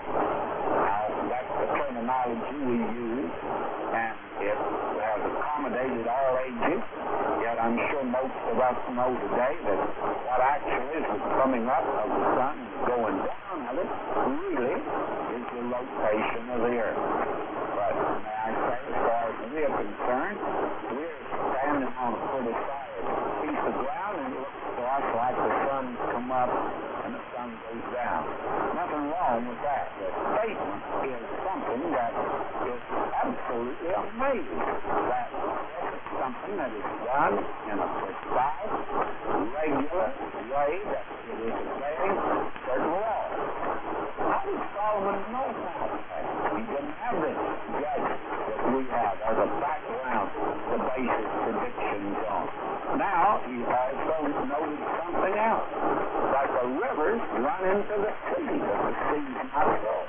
In other words, he's tacitly speaking of the law of evaporation, of the elevation of the moisture into the air, then the wind comes along and blows that over, and there are lakes up above us, rivers up above us, and the Lord moves them out from the sea to the land, and then he lets it pour out. And all that's following a certain definite specific law. There's nothing really haphazard that's happening, although we may think so. The very interesting thing is, here you have three in the fourth. We saw one in verse 4. We have four remarkable statements here concerning the laws of nature that today make sense. They fit right in with what men know today. Now, you have writings that come from 1,000 years before Christ came into the world, and you see what they have to say. You find out that there's a great deal of superstition, a great deal that is false, a great deal that won't bear inspection at all. But this is another one of the remarkable things about the Word of God. Now, in verse 8, he makes another very remarkable statement here. Well, you notice this. He says, all things are full of labor. Man cannot utter it. The eye is not satisfied with seeing, nor the ear filled with hearing. And if men didn't believe that is true, they certainly ought to in this day of TV. Some people can look at it hours during the day and still keep looking at it. Why? Because the eye is never satisfied with seeing, the ears never filled with hearing, and I'm sure all of us love to go to new places, see new scenes. That is one of the things that I enjoy about this life. And one of the things I enjoy about this this wonderful country that I live in. Why, any area you go in, now many of us like to kid somebody that comes from a certain state, and I get kidded because I come from the state of Texas. Of course, it's all jealousy on the part of a lot of folks, but they kid me about coming from Texas. But I want to say this to you very candid. I haven't been in the state yet, and I've been in most of it. I didn't like. They're all wonderful. And you and I live in a wonderful country and on a wonderful universe. I am not satisfied with seeing that here with here. We just keep looking all the time. Man cannot exhaust the exploration of the universe. The more he learns, the more he sees that he should learn. The more he learns reveals there's still more to learn. And that's frustrating. The physical universe is too big for little man. And he alone of God's creatures, as far as we know, is able to comprehend it. I'm of the opinion that the dog I used to have that take walking, we hear the dog play in the moon. I don't think that he knew the difference up there, and I think that he cared. And I don't think that he recognized that he was living in a vast universe. But well, I think it's a pretty small world. It's not going to be in its own most of the time. Now you notice, he moves on here. He says the thing that has been is that which shall be. And that which is done is that which shall be done. And there's no new thing under the sun. Actually, there is not. A great many people think because we come up with some new manufactured gadget like TVs, actually the telephone. I can remember when the telephone was quite a novel. In fact, we were on a line in West Texas in the country that when you answered the phone, you heard about a dozen telephones being lifted from the receiver. Because I tell you, that was the way to get the word out if you wanted to make an announcement. Just have the telephone ring. You could make it because it would go all up and down the highway and that was what we supposed to make. Now, the thing that is quite remarkable here, nothing new on this. Now, on this, nothing new. How about our let me say to you that there's really nothing new on this one. Now, let me illustrate that to you. My grandfather, including my grandfather, and they were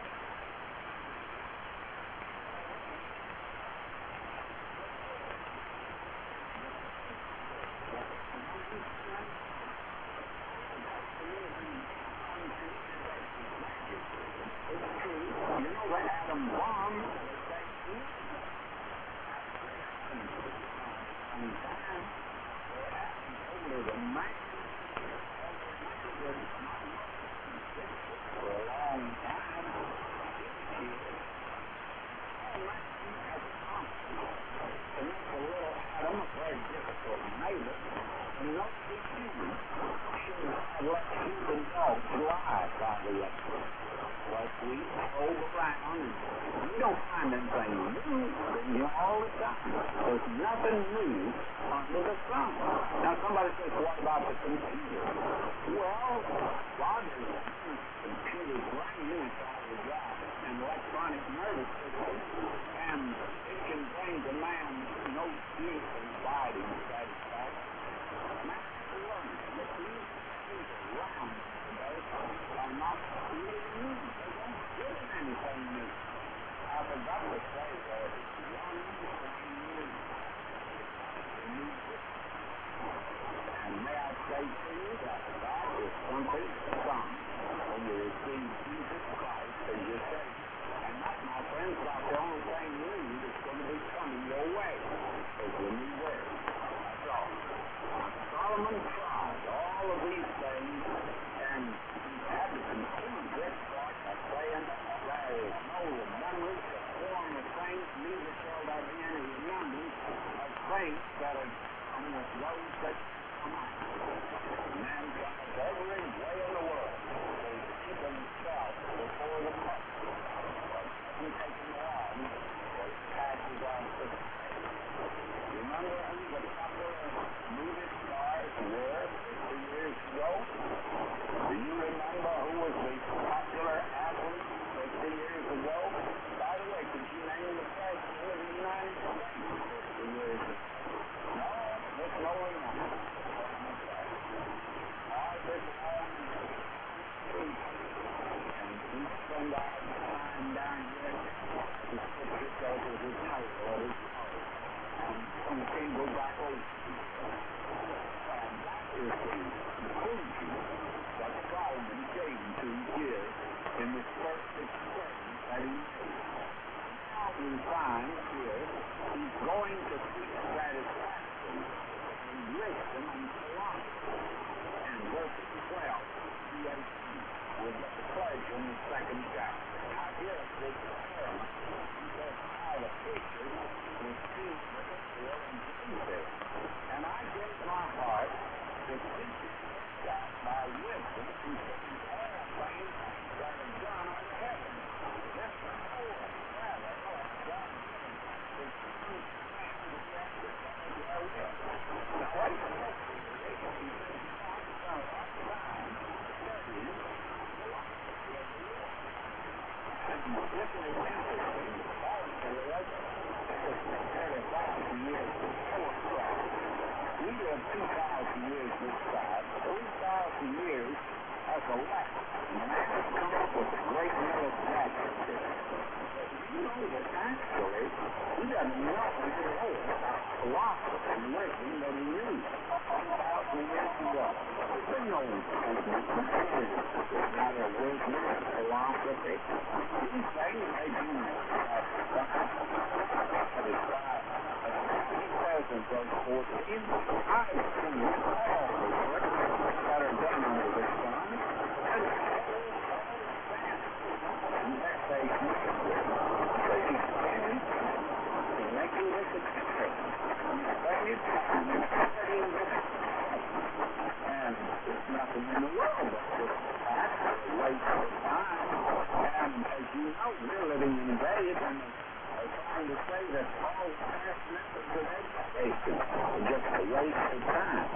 I wonder how good the present method is. I think just a waste of time, by the way. Man's wisdom and philosophy can never go wrong. He never can really find out the important things. Only the revelation that you get those things. All the practice, we see that, man. May God look good like you, my brother.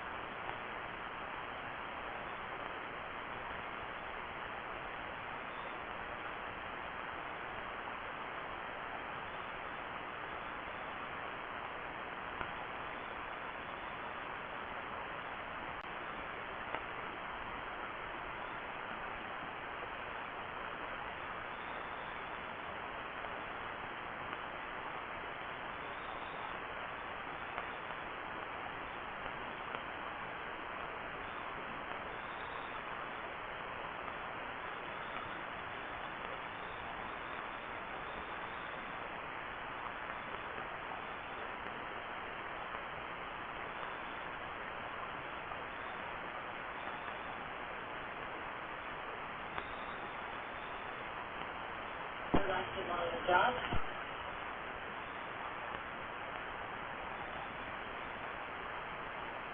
Any criminal record? No.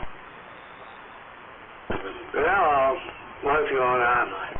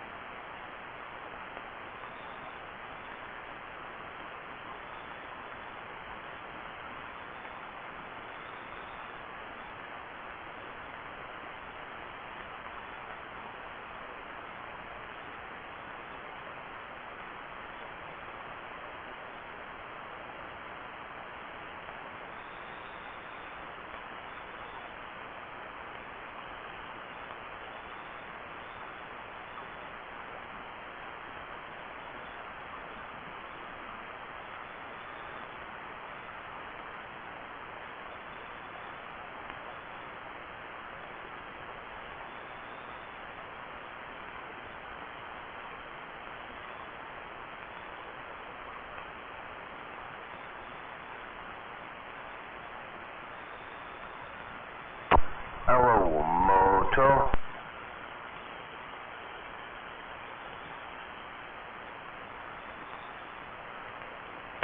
Muddy, muddy, muddy.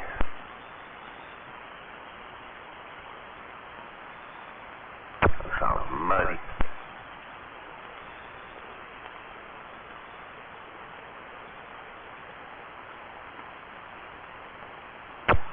Turn that off, and no mud.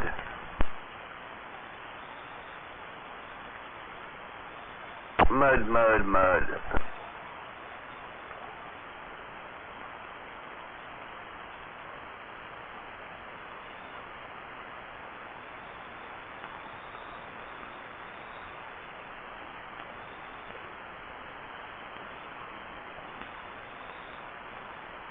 High end up, treble up, high end up.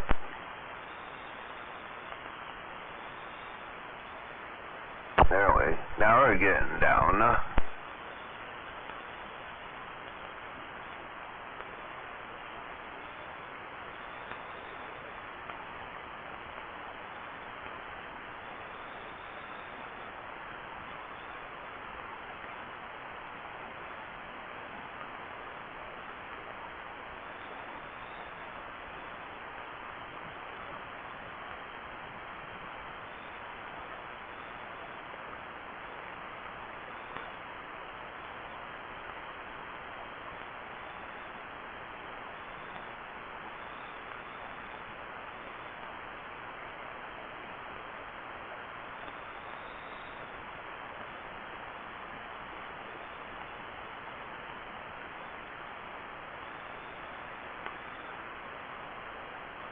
One.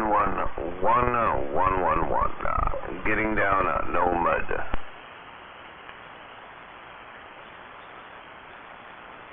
No mud.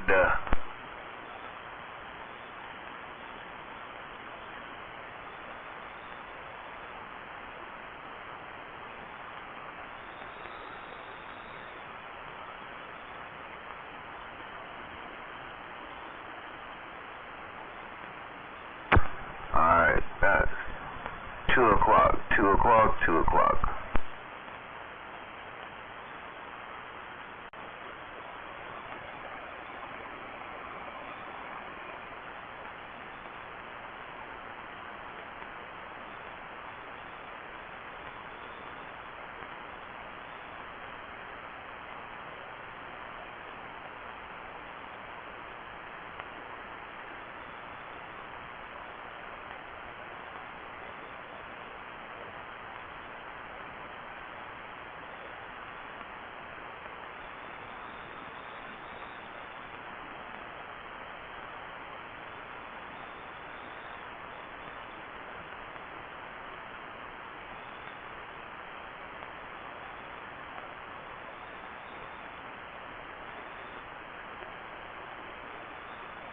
Alright, 2 o'clock, audio, 2 o'clock audio,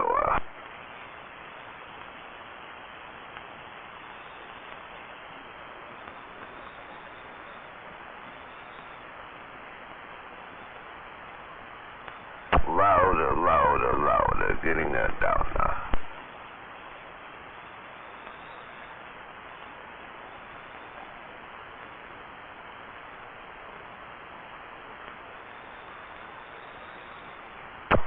Alright, right there. Not turned up.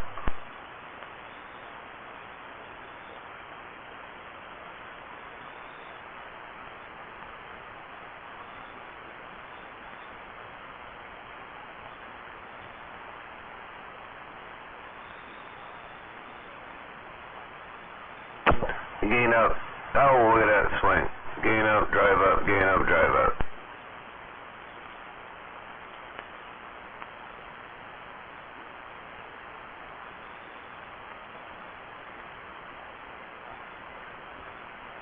One. Oh, is there a noise? Hum.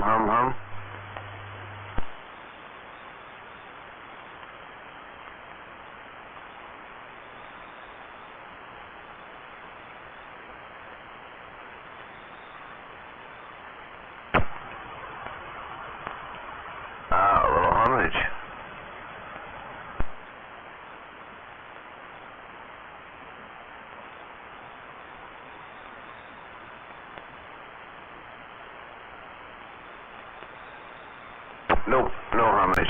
No homage. No.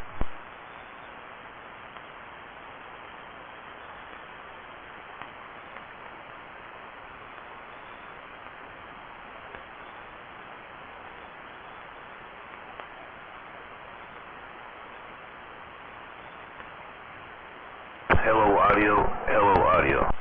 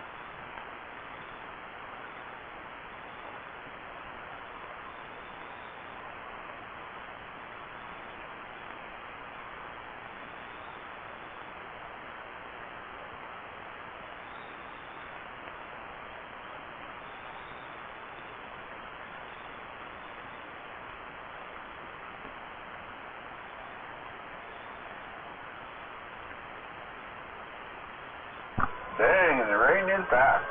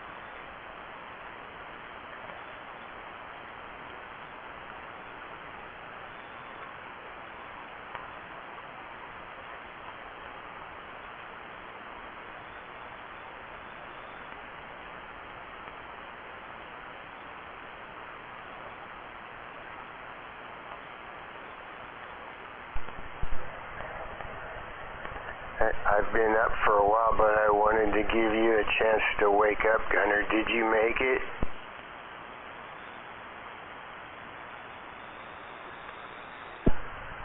Oh no, I'm too early. Wow. Morning time, Brother Sledge. Yeah, good morning, dear Slayer. Good to hear you, man. Yep. Coffee. We got up a half hour ago and started the coffee. Yeah, me too, man. Oh, I'm glad I'm not alone then. I'll just sit here and drink a little. I'm here, though, if you get lonely. 10-4.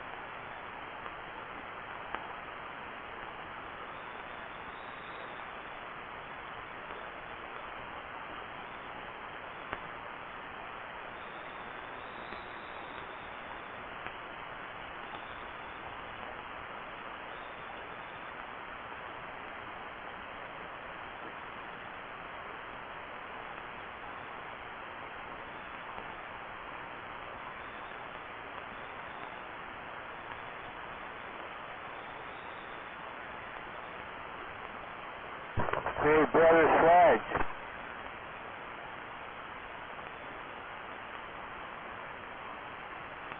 Go ahead, Deer Slayer. I'm kind of excited this morning.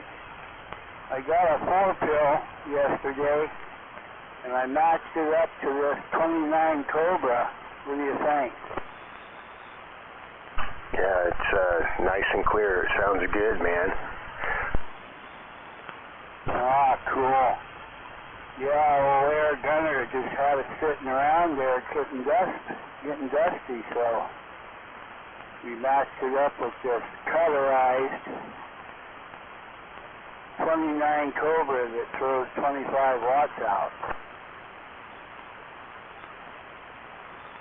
Yeah, I didn't even, usually, when a guy switches radios, because, you're used to hearing everything, you can tell. I couldn't tell this morning that he had done anything different or switched anything. It sounds really good over here. Ah, 10-4.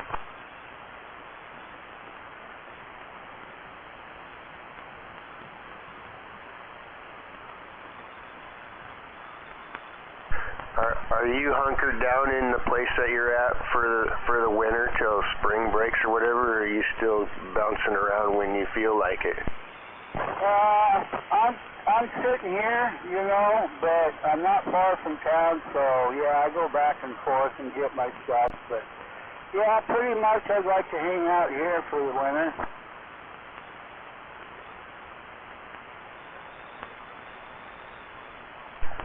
Nobody ever bothers you? No, you're on the end of a dead-end road. There's very little traffic.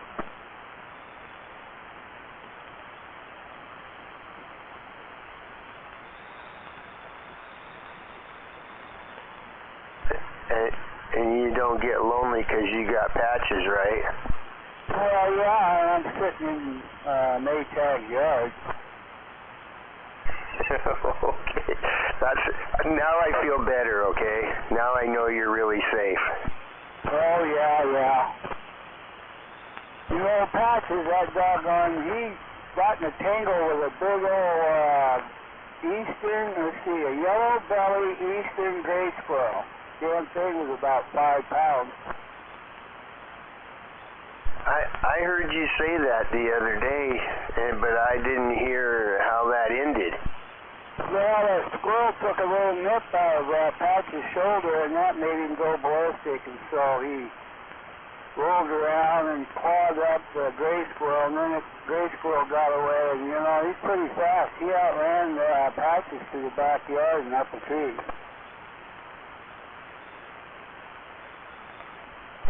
That doesn't surprise me. They are really fast.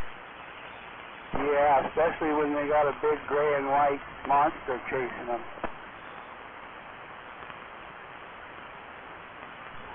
I also, and so my next wondering question about that would be, they probably never did it to begin with, but I doubt that squirrel will sit in the tree and try to antagonize or torture Patches like they do a dog. You've seen that before, right? Oh, yeah. Good morning, Big Bird. Good morning, Deer Slayer. Good morning, Deer Slayer. Good morning, Brother Slayer. My cat's still in East Coast Gray. Yeah, this is a big eastern gray, and man, it was about 5 pounds, I'm thinking. Good morning there, Big Bird.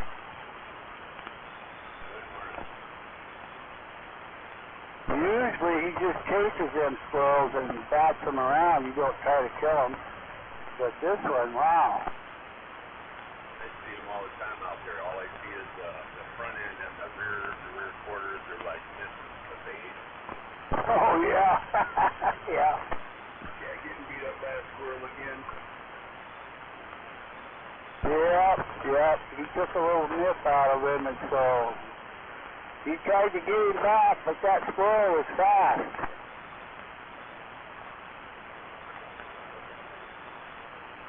Your watchers, squirrels, they come and they parade them like they're proud of it. I can't let Yeah, he'll usually bring them here to the door, and he'll stack. He got 3 mice, a rat, and a bird one night. Stacked them up by the door.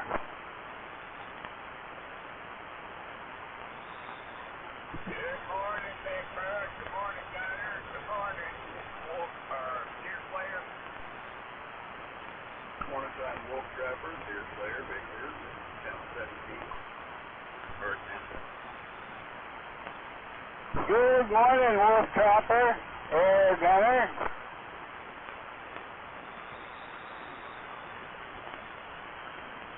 Hi there, Gunner. I messed things up and started talking to Deer Slayer before 4, and now I didn't get to hear the check-in from Big Bird. I didn't either. I wasn't up here.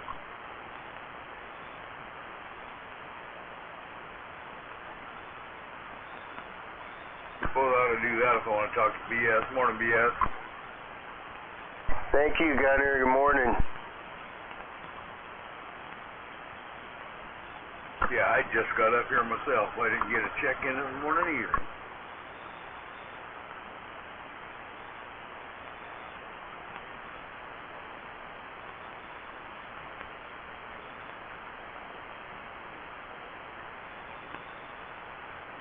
Heck, I've been wondering if you guys are getting up.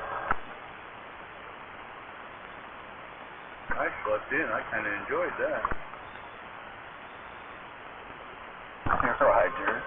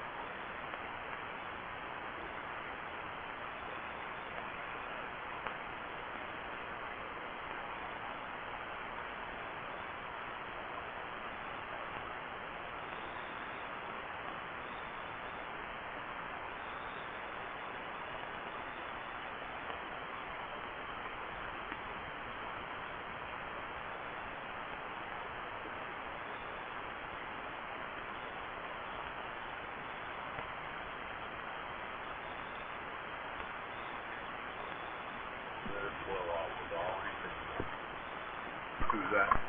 All the news guys are now that Tucker Carlson is on that today. We talked about that today. Yes, we did.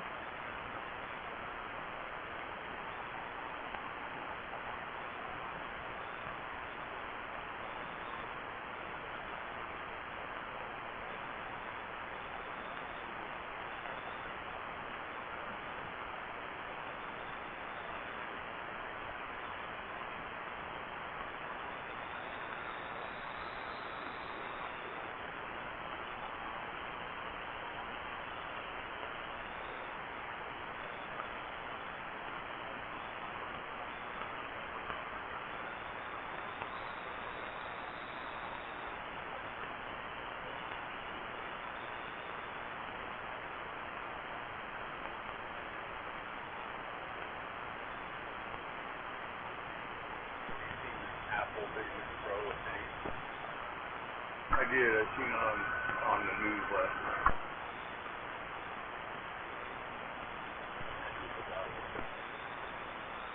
Yeah, the apple brother.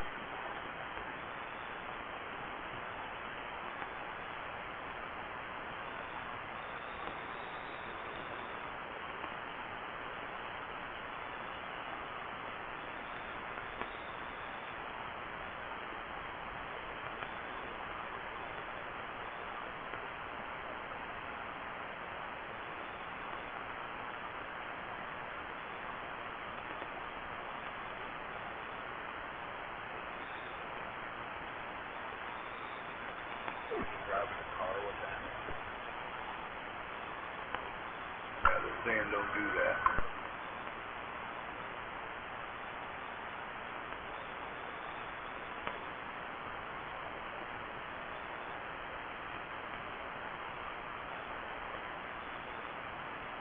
Don't run while wearing Apple Vision Pro.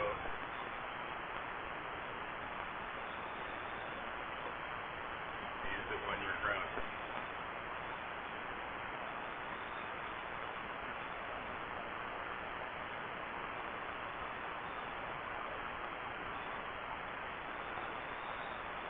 A guy walking across the college campus wearing one, and he's acting like he's interacting with goggles while he's walking, and he looks like a old bad.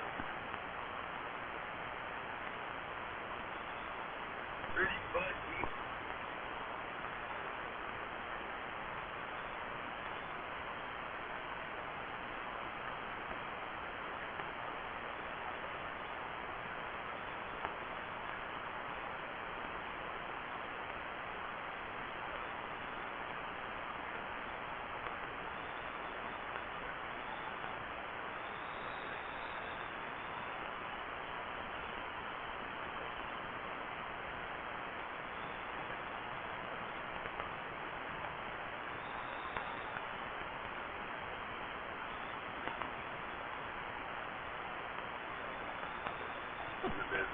Here's a video of a driver of a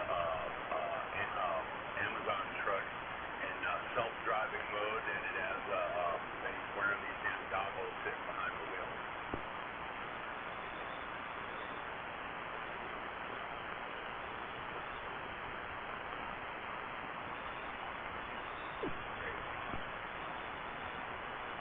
I was thinking stupid, but yeah.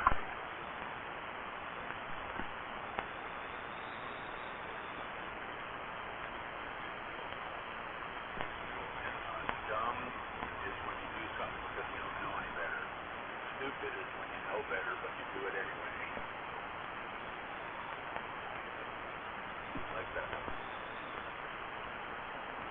I bet I'm going to use that.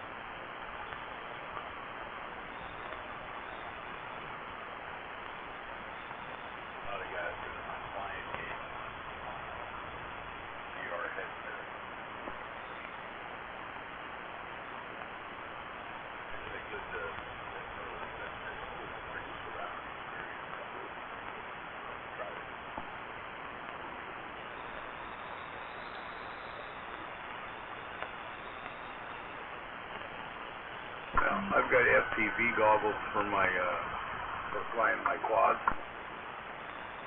It's gonna be kind of the same thing.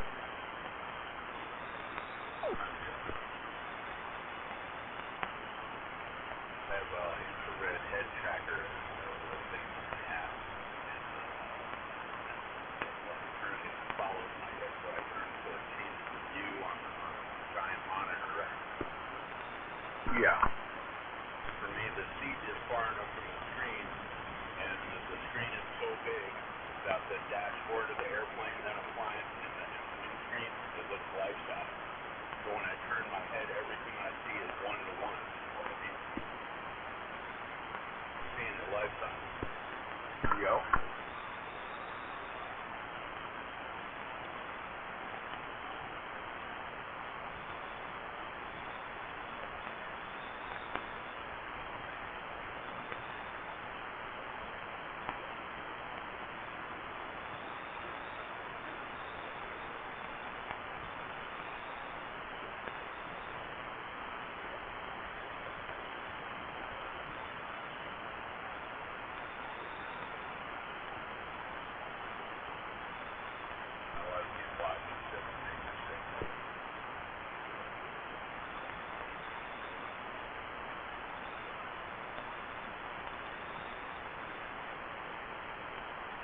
Do that to you when you're wearing a VR headset.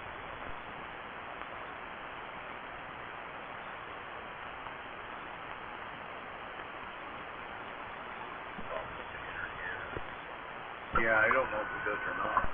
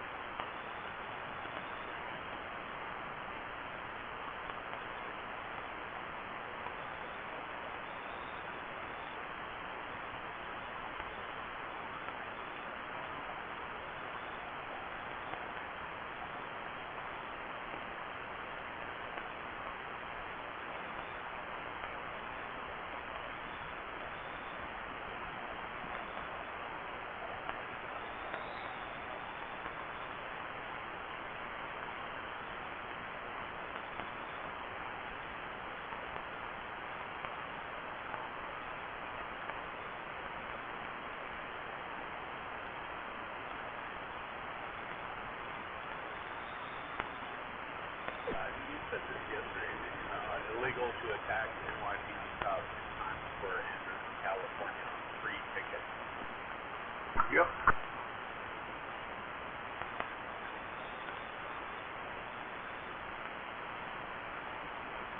Well, not only did we let him out without bail, we gave him a free pass to flee. And paid for their airfare.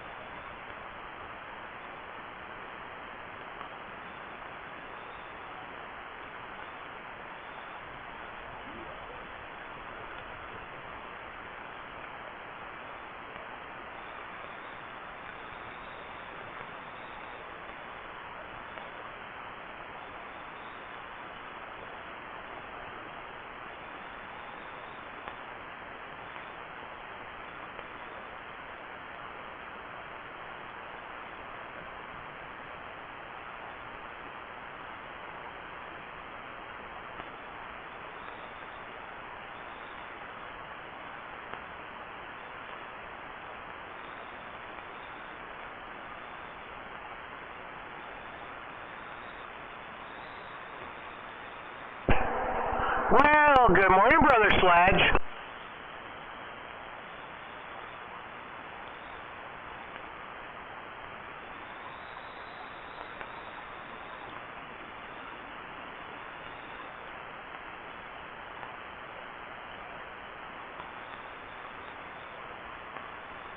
Morning time, smuggler. Well, good morning. I hear you really good this morning. I'll wave at that smuggler. I can't hear him this morning, but good morning, sir. Good morning. I have to get you some hearing aids, baby gunner. Like 5 units of static. I don't know what the fuck's going on.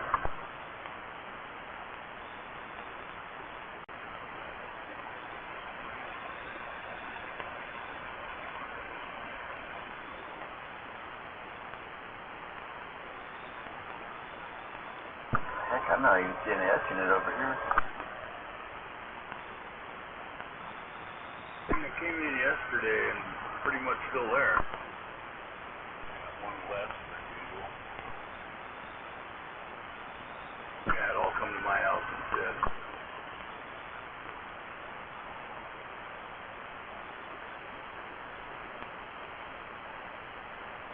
Probably parked in the neighborhood somewhere.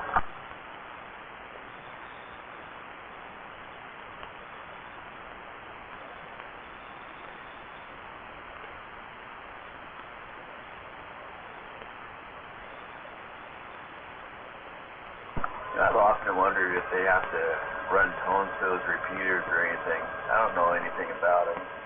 I've often wondered if so, right there at that, right there on the edge of town, about Simpson there where they have that one, I could explain why we get that stuff once in a while.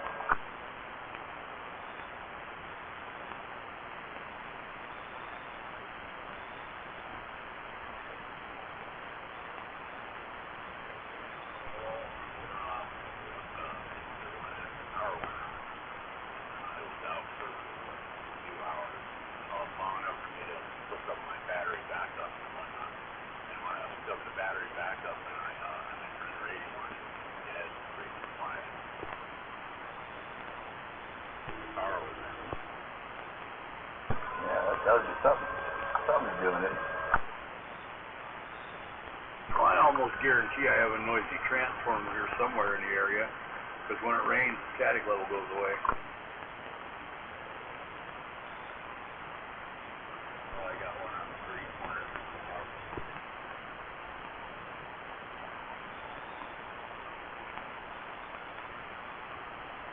Yeah, I can see 4 or 5 of them from the window, so yeah, I got lots of transformers around. I think it's the one, either that or it's the Mexicans next door got their heater on.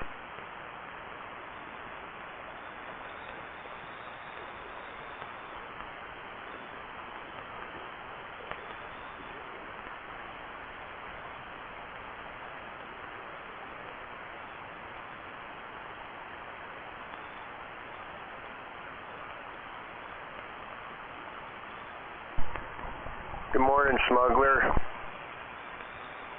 Oh, good morning. The next time you say good morning to me, I need you to do it just a little bit more toned down. You scared the hell out of me. I was down the hallway, I was right in the middle of doing something, and you did that, and my volume was up too loud, and I had an accident. Damn, did you have to change your boxers? No, but I had to wash my hands.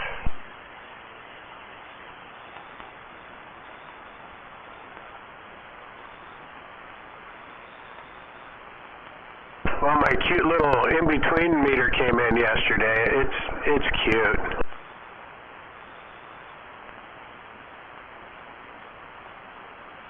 It's pretty well built. It's a Delta high-powered system. It's a 1,000-watt meter, but I put it in line between the radio and the box so I could check my match, what's going in, and the wattage, what's going in, and what's coming out.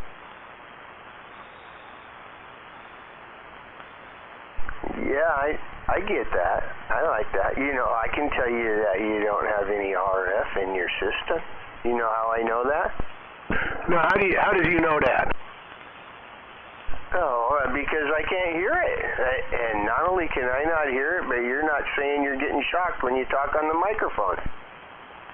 No, but you know, when I had the top off this box and I was in there feeling around for hot stuff, and she was having me keying up, I got an RF burn from that little copper coil coming out of that combiner going to whatever, I call it the slide trombone. That little slide that you adjust, you know, for your outgoing. I don't know what it's called. It's some kind of a resistor, but it doesn't look like one, you know, it's like plastic, and I don't know, it kind of looks like a Delta tune or something, you know, like what's on an antenna. I'm trying to figure out, you're telling me that G-Man actually had you sticking your hand inside of an amplifier while the power was turned onto it? Yeah, how else you going to feel when it's hot?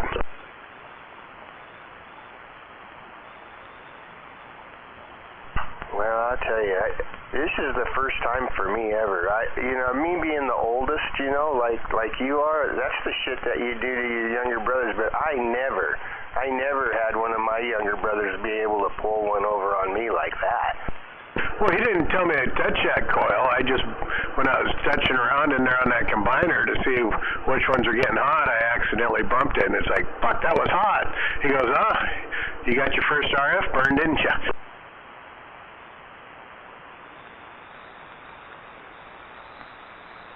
Well, anyway, now you and I never got an RF burn that I can remember, but I always, you know, when I use the microwave, I look in the window and go, that's an RF burn.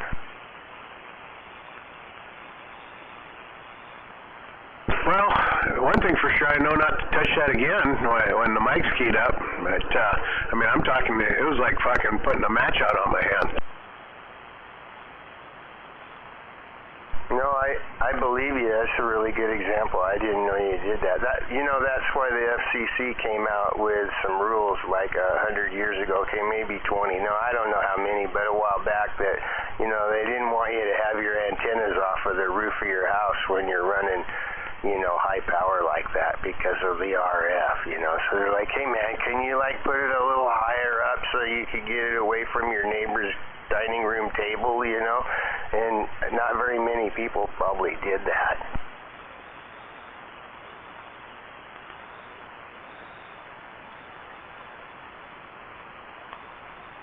So yeah, it's only like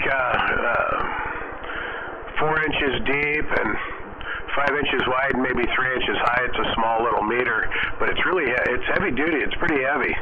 So I ordered another one. Well, send me a picture of it. I'm just curious. I've bought a lot of meters over the years. I'm not buying any more because I just stick with the ones with the slugs in them. And I forgot the name too because it doesn't matter what their names are. It just matters if it works. Is his name Pete? Or maybe it was Clifford. Is it a Clifford? No, it's a meter.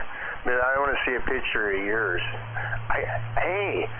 You know, did you say that meter was a Delta meter? Because if it was, you could buy a Delta coax antenna switch, and then they would match.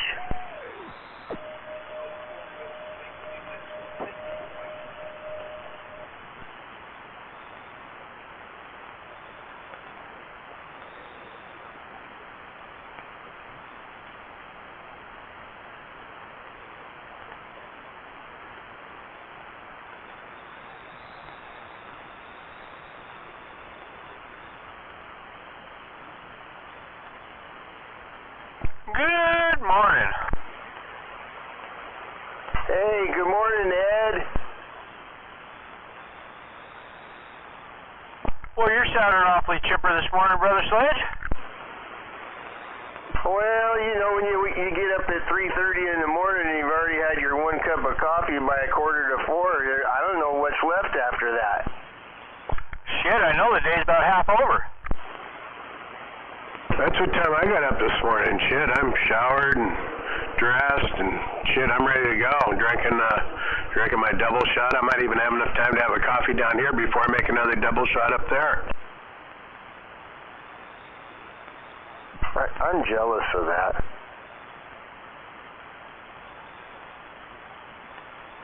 Definitely more coffee than I consume. That actually starts to make me angry. Why is that? Because I don't have a routine like that. You know, I wake up one day and I go, geez, BS, how come your head's so itchy and your eyes are watering and stuff? Holy crap. Oh, you haven't had a shower in 3 days, for God's sakes. Go take a shower. Because, see, I forget. You know, I'm like, well, I didn't work today. I can't be possibly dirty. So, and then the next thing you know, you're dirty. Yeah, did you get that picture? The picture's kind of deceiving. If I got a picture of my glasses on it. Hey, you see how small it really is. I heard it knowing because G wanted one to put in his vehicle. To run with this, I don't know what he's running in there, an 8-pill or whatever.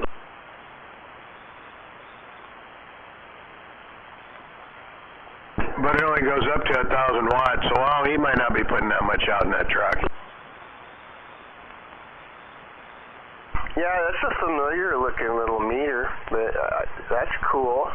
Was it more than $100? No, it was a nickel under 75.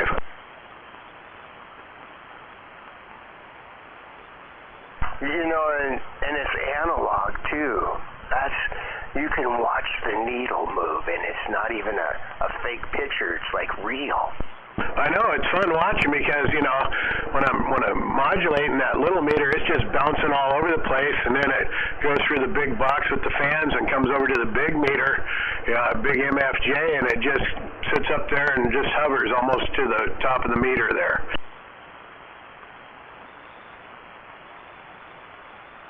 So you got that between your radio and your amplifier, so you can adjust your SWR meter on that. And I didn't see on it if it just shows your reflect power rather than SWR.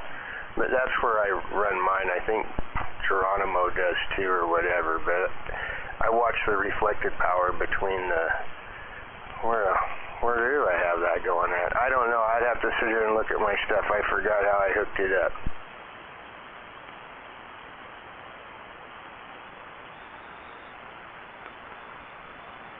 I just need to come up with something different over here. I'm out of desk room, and I don't know. I don't really want to take all the stuff off this wall and put a rack in here, but I don't know. We'll see.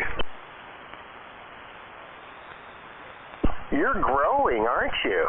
It's getting bigger. Well, I'm getting smaller.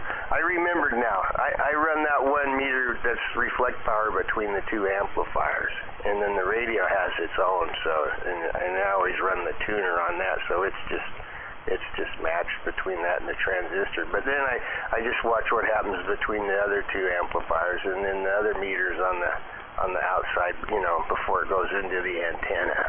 And that's the one I really like to watch. Okay, I don't watch it because it's in the corner and it's dark over there.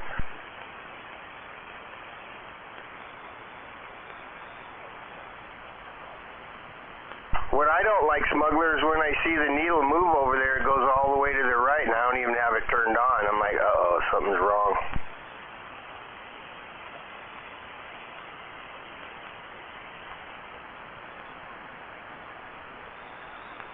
Well, that's what I like about this little one. It's got all those settings, you know, what is it, a 5, a 50, a 250, 1,000. I got it set on 250, and I got my big meter set on 2,000, and they both swing almost all the way to the right. It's kind of impressive looking.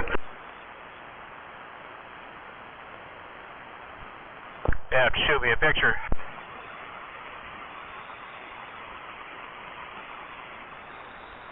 It probably doesn't have a light in it, though, does it? Because if you have that, you'd have to put power to it so the light could be on and you could see it. But then, I don't know. To me, that's always a hassle anyway, so I never use them. Yeah, I know. Actually, my big meter had, you know, the 2 little lights in it, and within a week, one of them went out, so I don't even turn it on, but you don't need to because it's so big.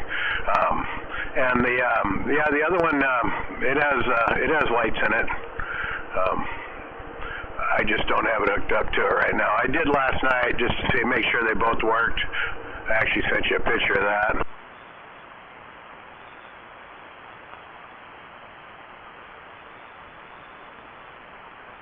You know, your meter does have the same problem as my meters, though, because it's got the little scale on it with the numbers on it, and it's little. So I can't read it.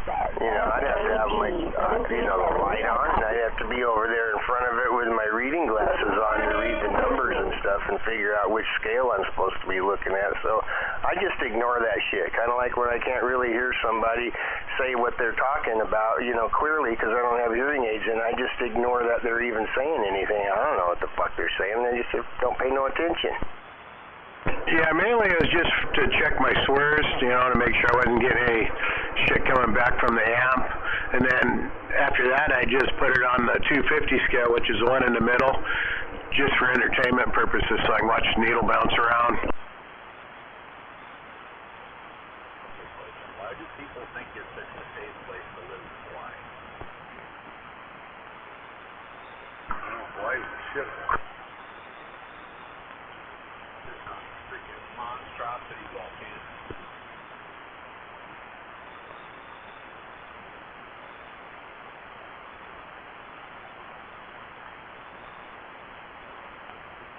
Well, you better talk to Mr. Ed there, Smuggler. I'm going to go heat up my coffee, and I'm going to be quiet for a few minutes. Oh, I'm still watching this thing try to send the picture to him.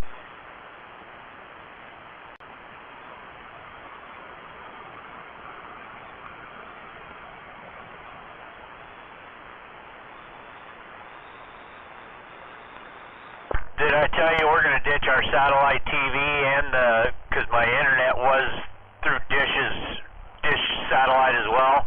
Now that I got that Starlink, we've added Fire Sticks, and I'm going to ditch all of that other shit. Yeah, you mentioned it. When you first said Fire Stick the first time yesterday, I was thinking about all these the 3-footer, the 4-footer, these Fire Sticks sitting in my cabinet here I didn't use, and I was thinking, wow, he's using CB antenna for a TV pickup. No, it's a little Amazon device that you plug into your TV, and you can get a whole bunch of different apps and channels and Amazon Prime programs and all that. Do like Guam and tip over and capsize. Well, it says you got them, so two pictures. One was it lit up. It's a pretty small meter. Like I said, it's when I set my iPhone next to it on its side, it's as wide. It's as tall as my phone is wide, but it's about 2 inches shorter than my 11 Pro. All right, I have to look at it when I get stopped.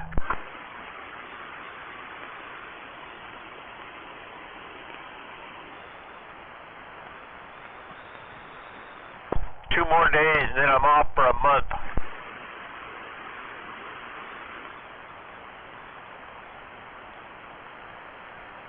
Wow. What are you going to do with all your time? Shit, you're not going to have any vacation time left to go riding this summer. Well, they're not using any of my vacation time. It's all going to be FMLA.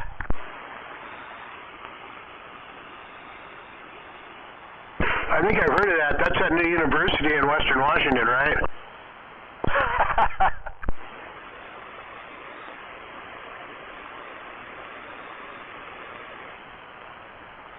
No, that's Washington State's new program we're all paying into. Yeah, that's the one that's struggling right now. They're running out of money.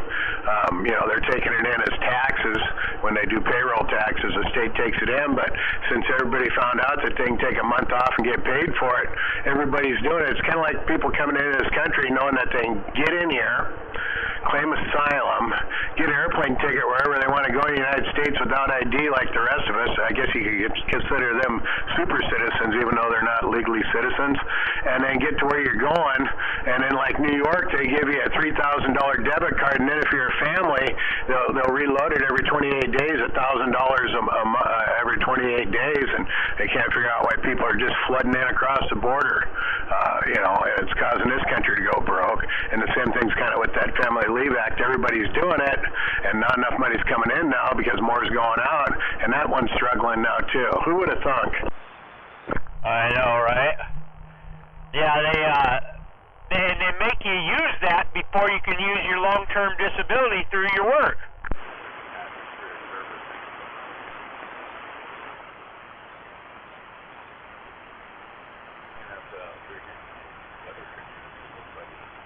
I think a lot of the welfare recipients that only get $700-800 a month, I think they should go down to South America or Mexico and then come back across the border as asylum seekers. They'd get more money. Yeah, but it's only they're going to turn away single males and just and just deal with families now. They'll let them in. So, gee, do you see the writing on the wall? Boy, what a good opportunity for child trafficking. We just take a bunch of kids, tell them they're our family, and we can get across the border. We'll get our $3,000, our phone, our airplane ticket, our $1,000 a month, and we can sell the kids too because they're not ours to begin with into child sex trafficking ring or something. It's a perfect scenario, Joe. Good job.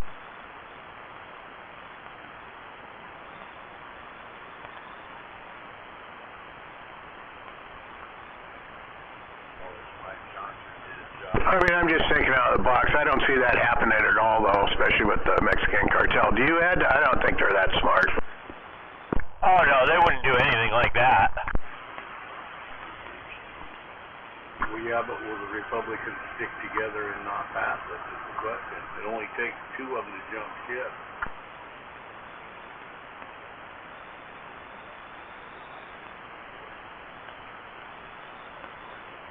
And there's some real douchebags in there pretending to be Republicans.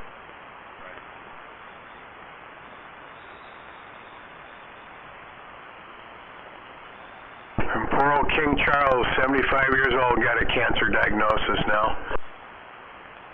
Yep, the old prostate. Well, they said it wasn't prostate cancer. He went in for a prostate exam.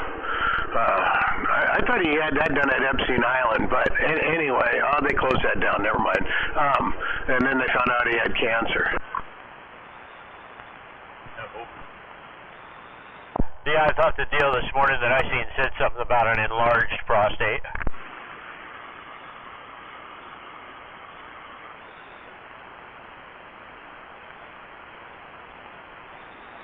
But you're right, I believe he probably had that checked out at the island. Hell, Bill might have even did it for him, as a personal favor. Right?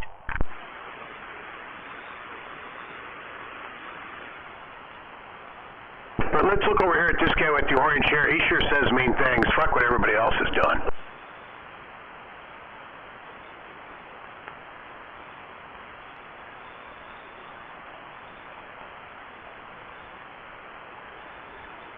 Hey, did you see that gal that won that $83 million lawsuit?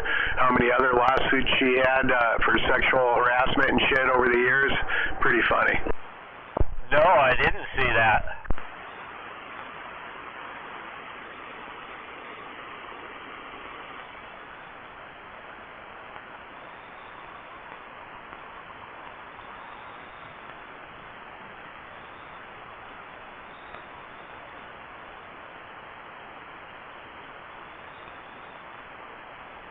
And granted, the picture that I seen of her is a little more recent, but I don't know if she's all that. Yeah, she must have really been hot, What happened was she probably propositioned him. He turned her down, so now she's suing him. Right, he probably passed on her for Melania, and there we go.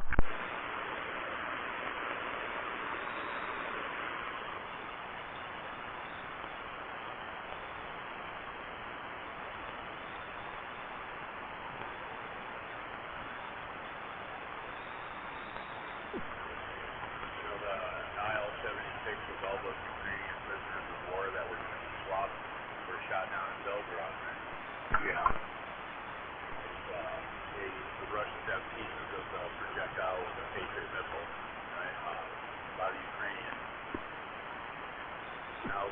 that Western specialists, including Americans, hit up the Tammy's pretty nervous about this surgery. of these missiles.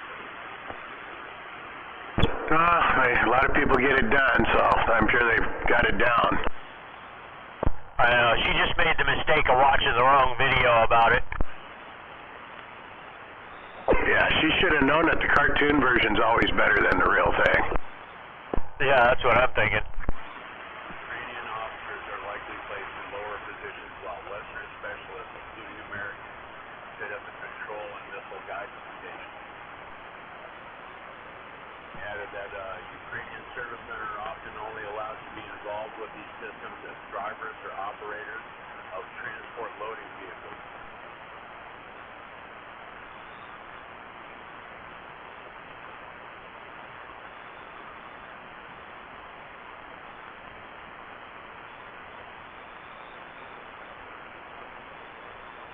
What isn't there a phrase something about not wanting to know how the sausage is made?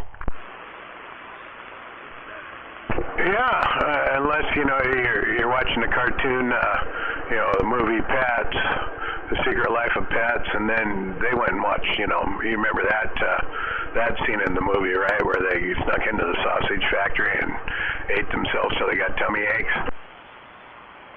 I don't think I've seen that movie.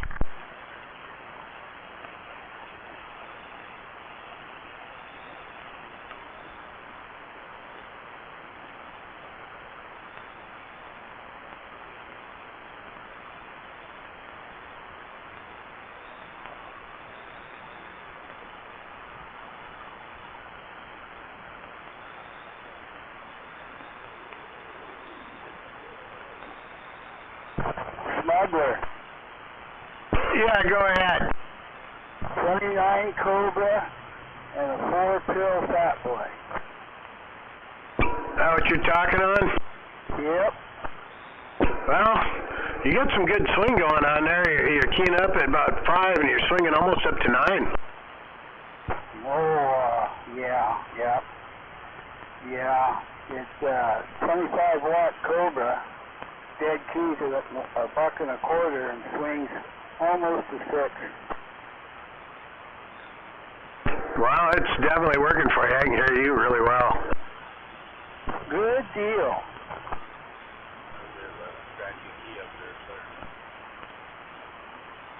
Yeah, I was hearing that.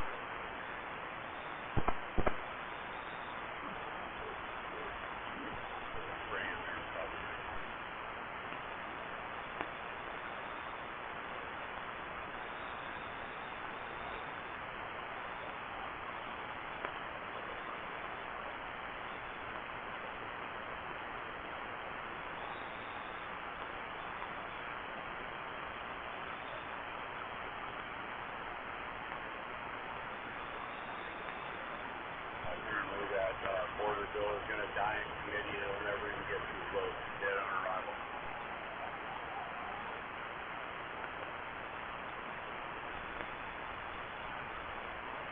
Which it needs to be.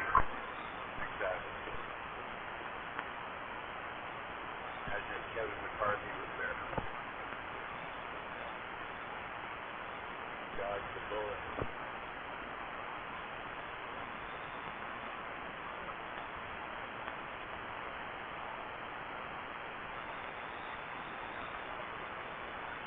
That's what drives the trip to town.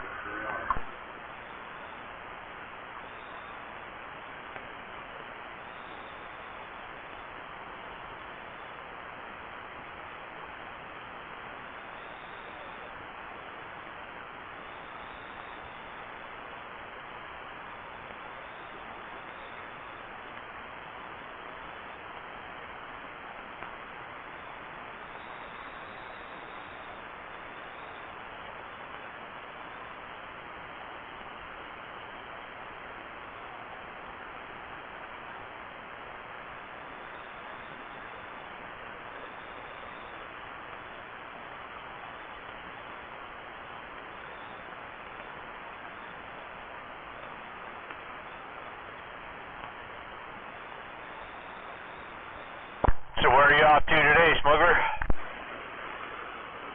I'll probably have to go back down to Shelton for a bit. Yesterday I went down to Shelton and then I took the back way to Bremerton and then came home after that.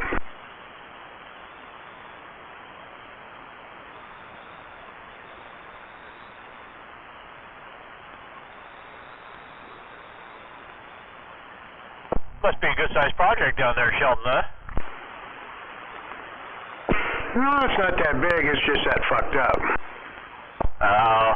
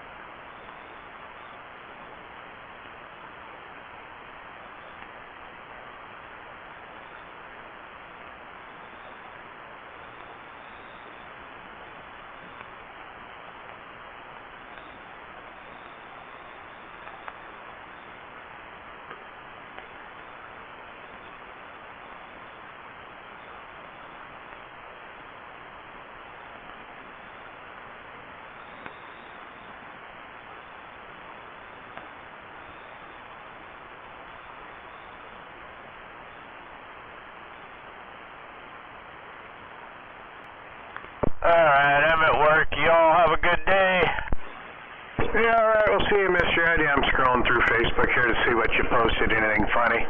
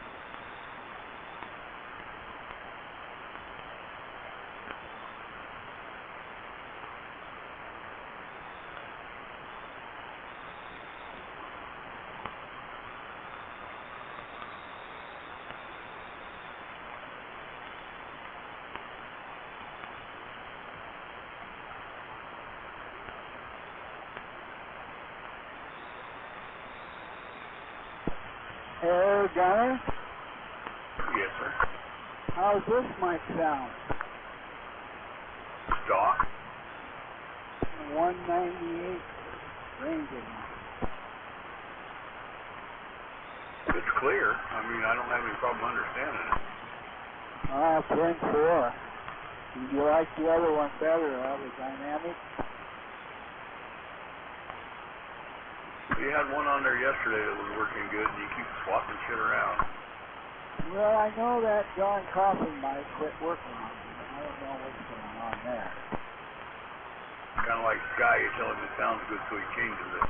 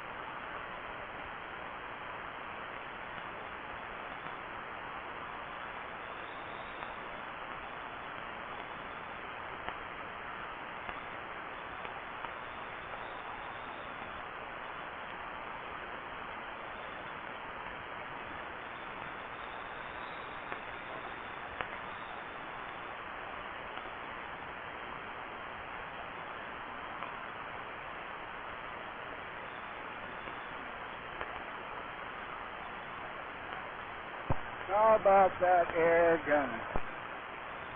Oh, that sounds better. All right. 636 with the dynamite about 50%.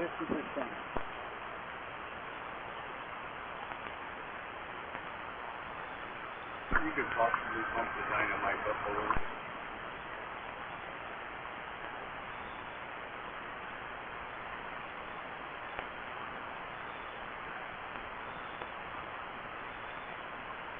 One, two, buckle my shoe.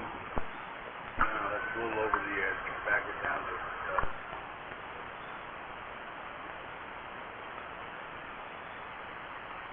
3, 4, shut the door. Yeah, leave it right there. That sounds good. All right. Yeah, I like it.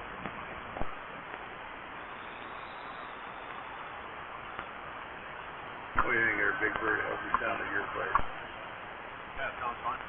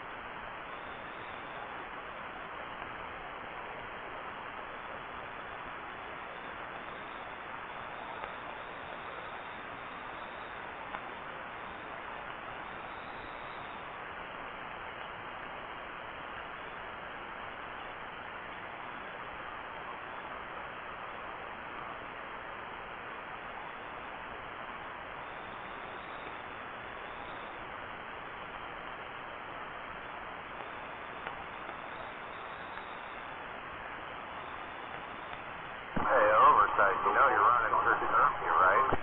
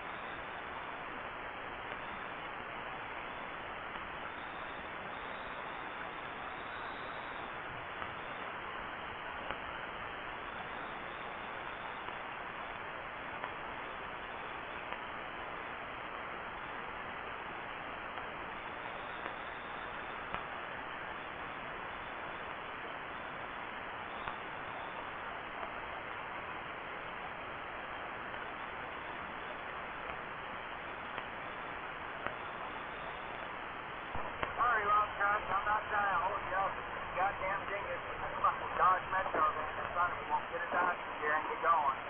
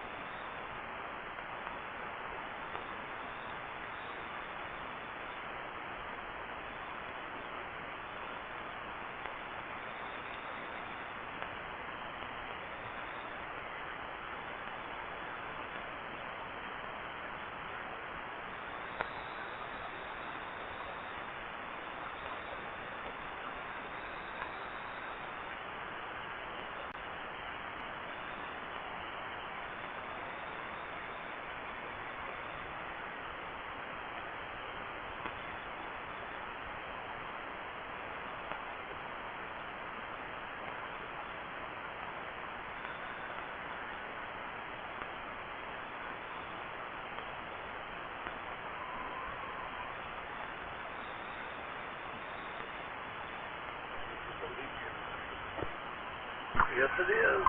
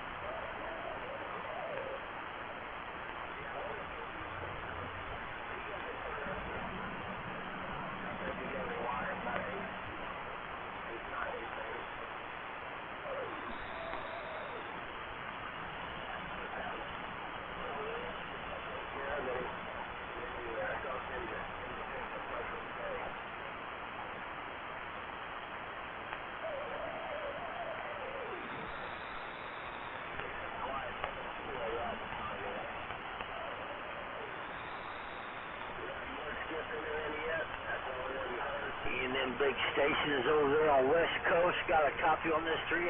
I hear you, boys. Break. Stop. Here,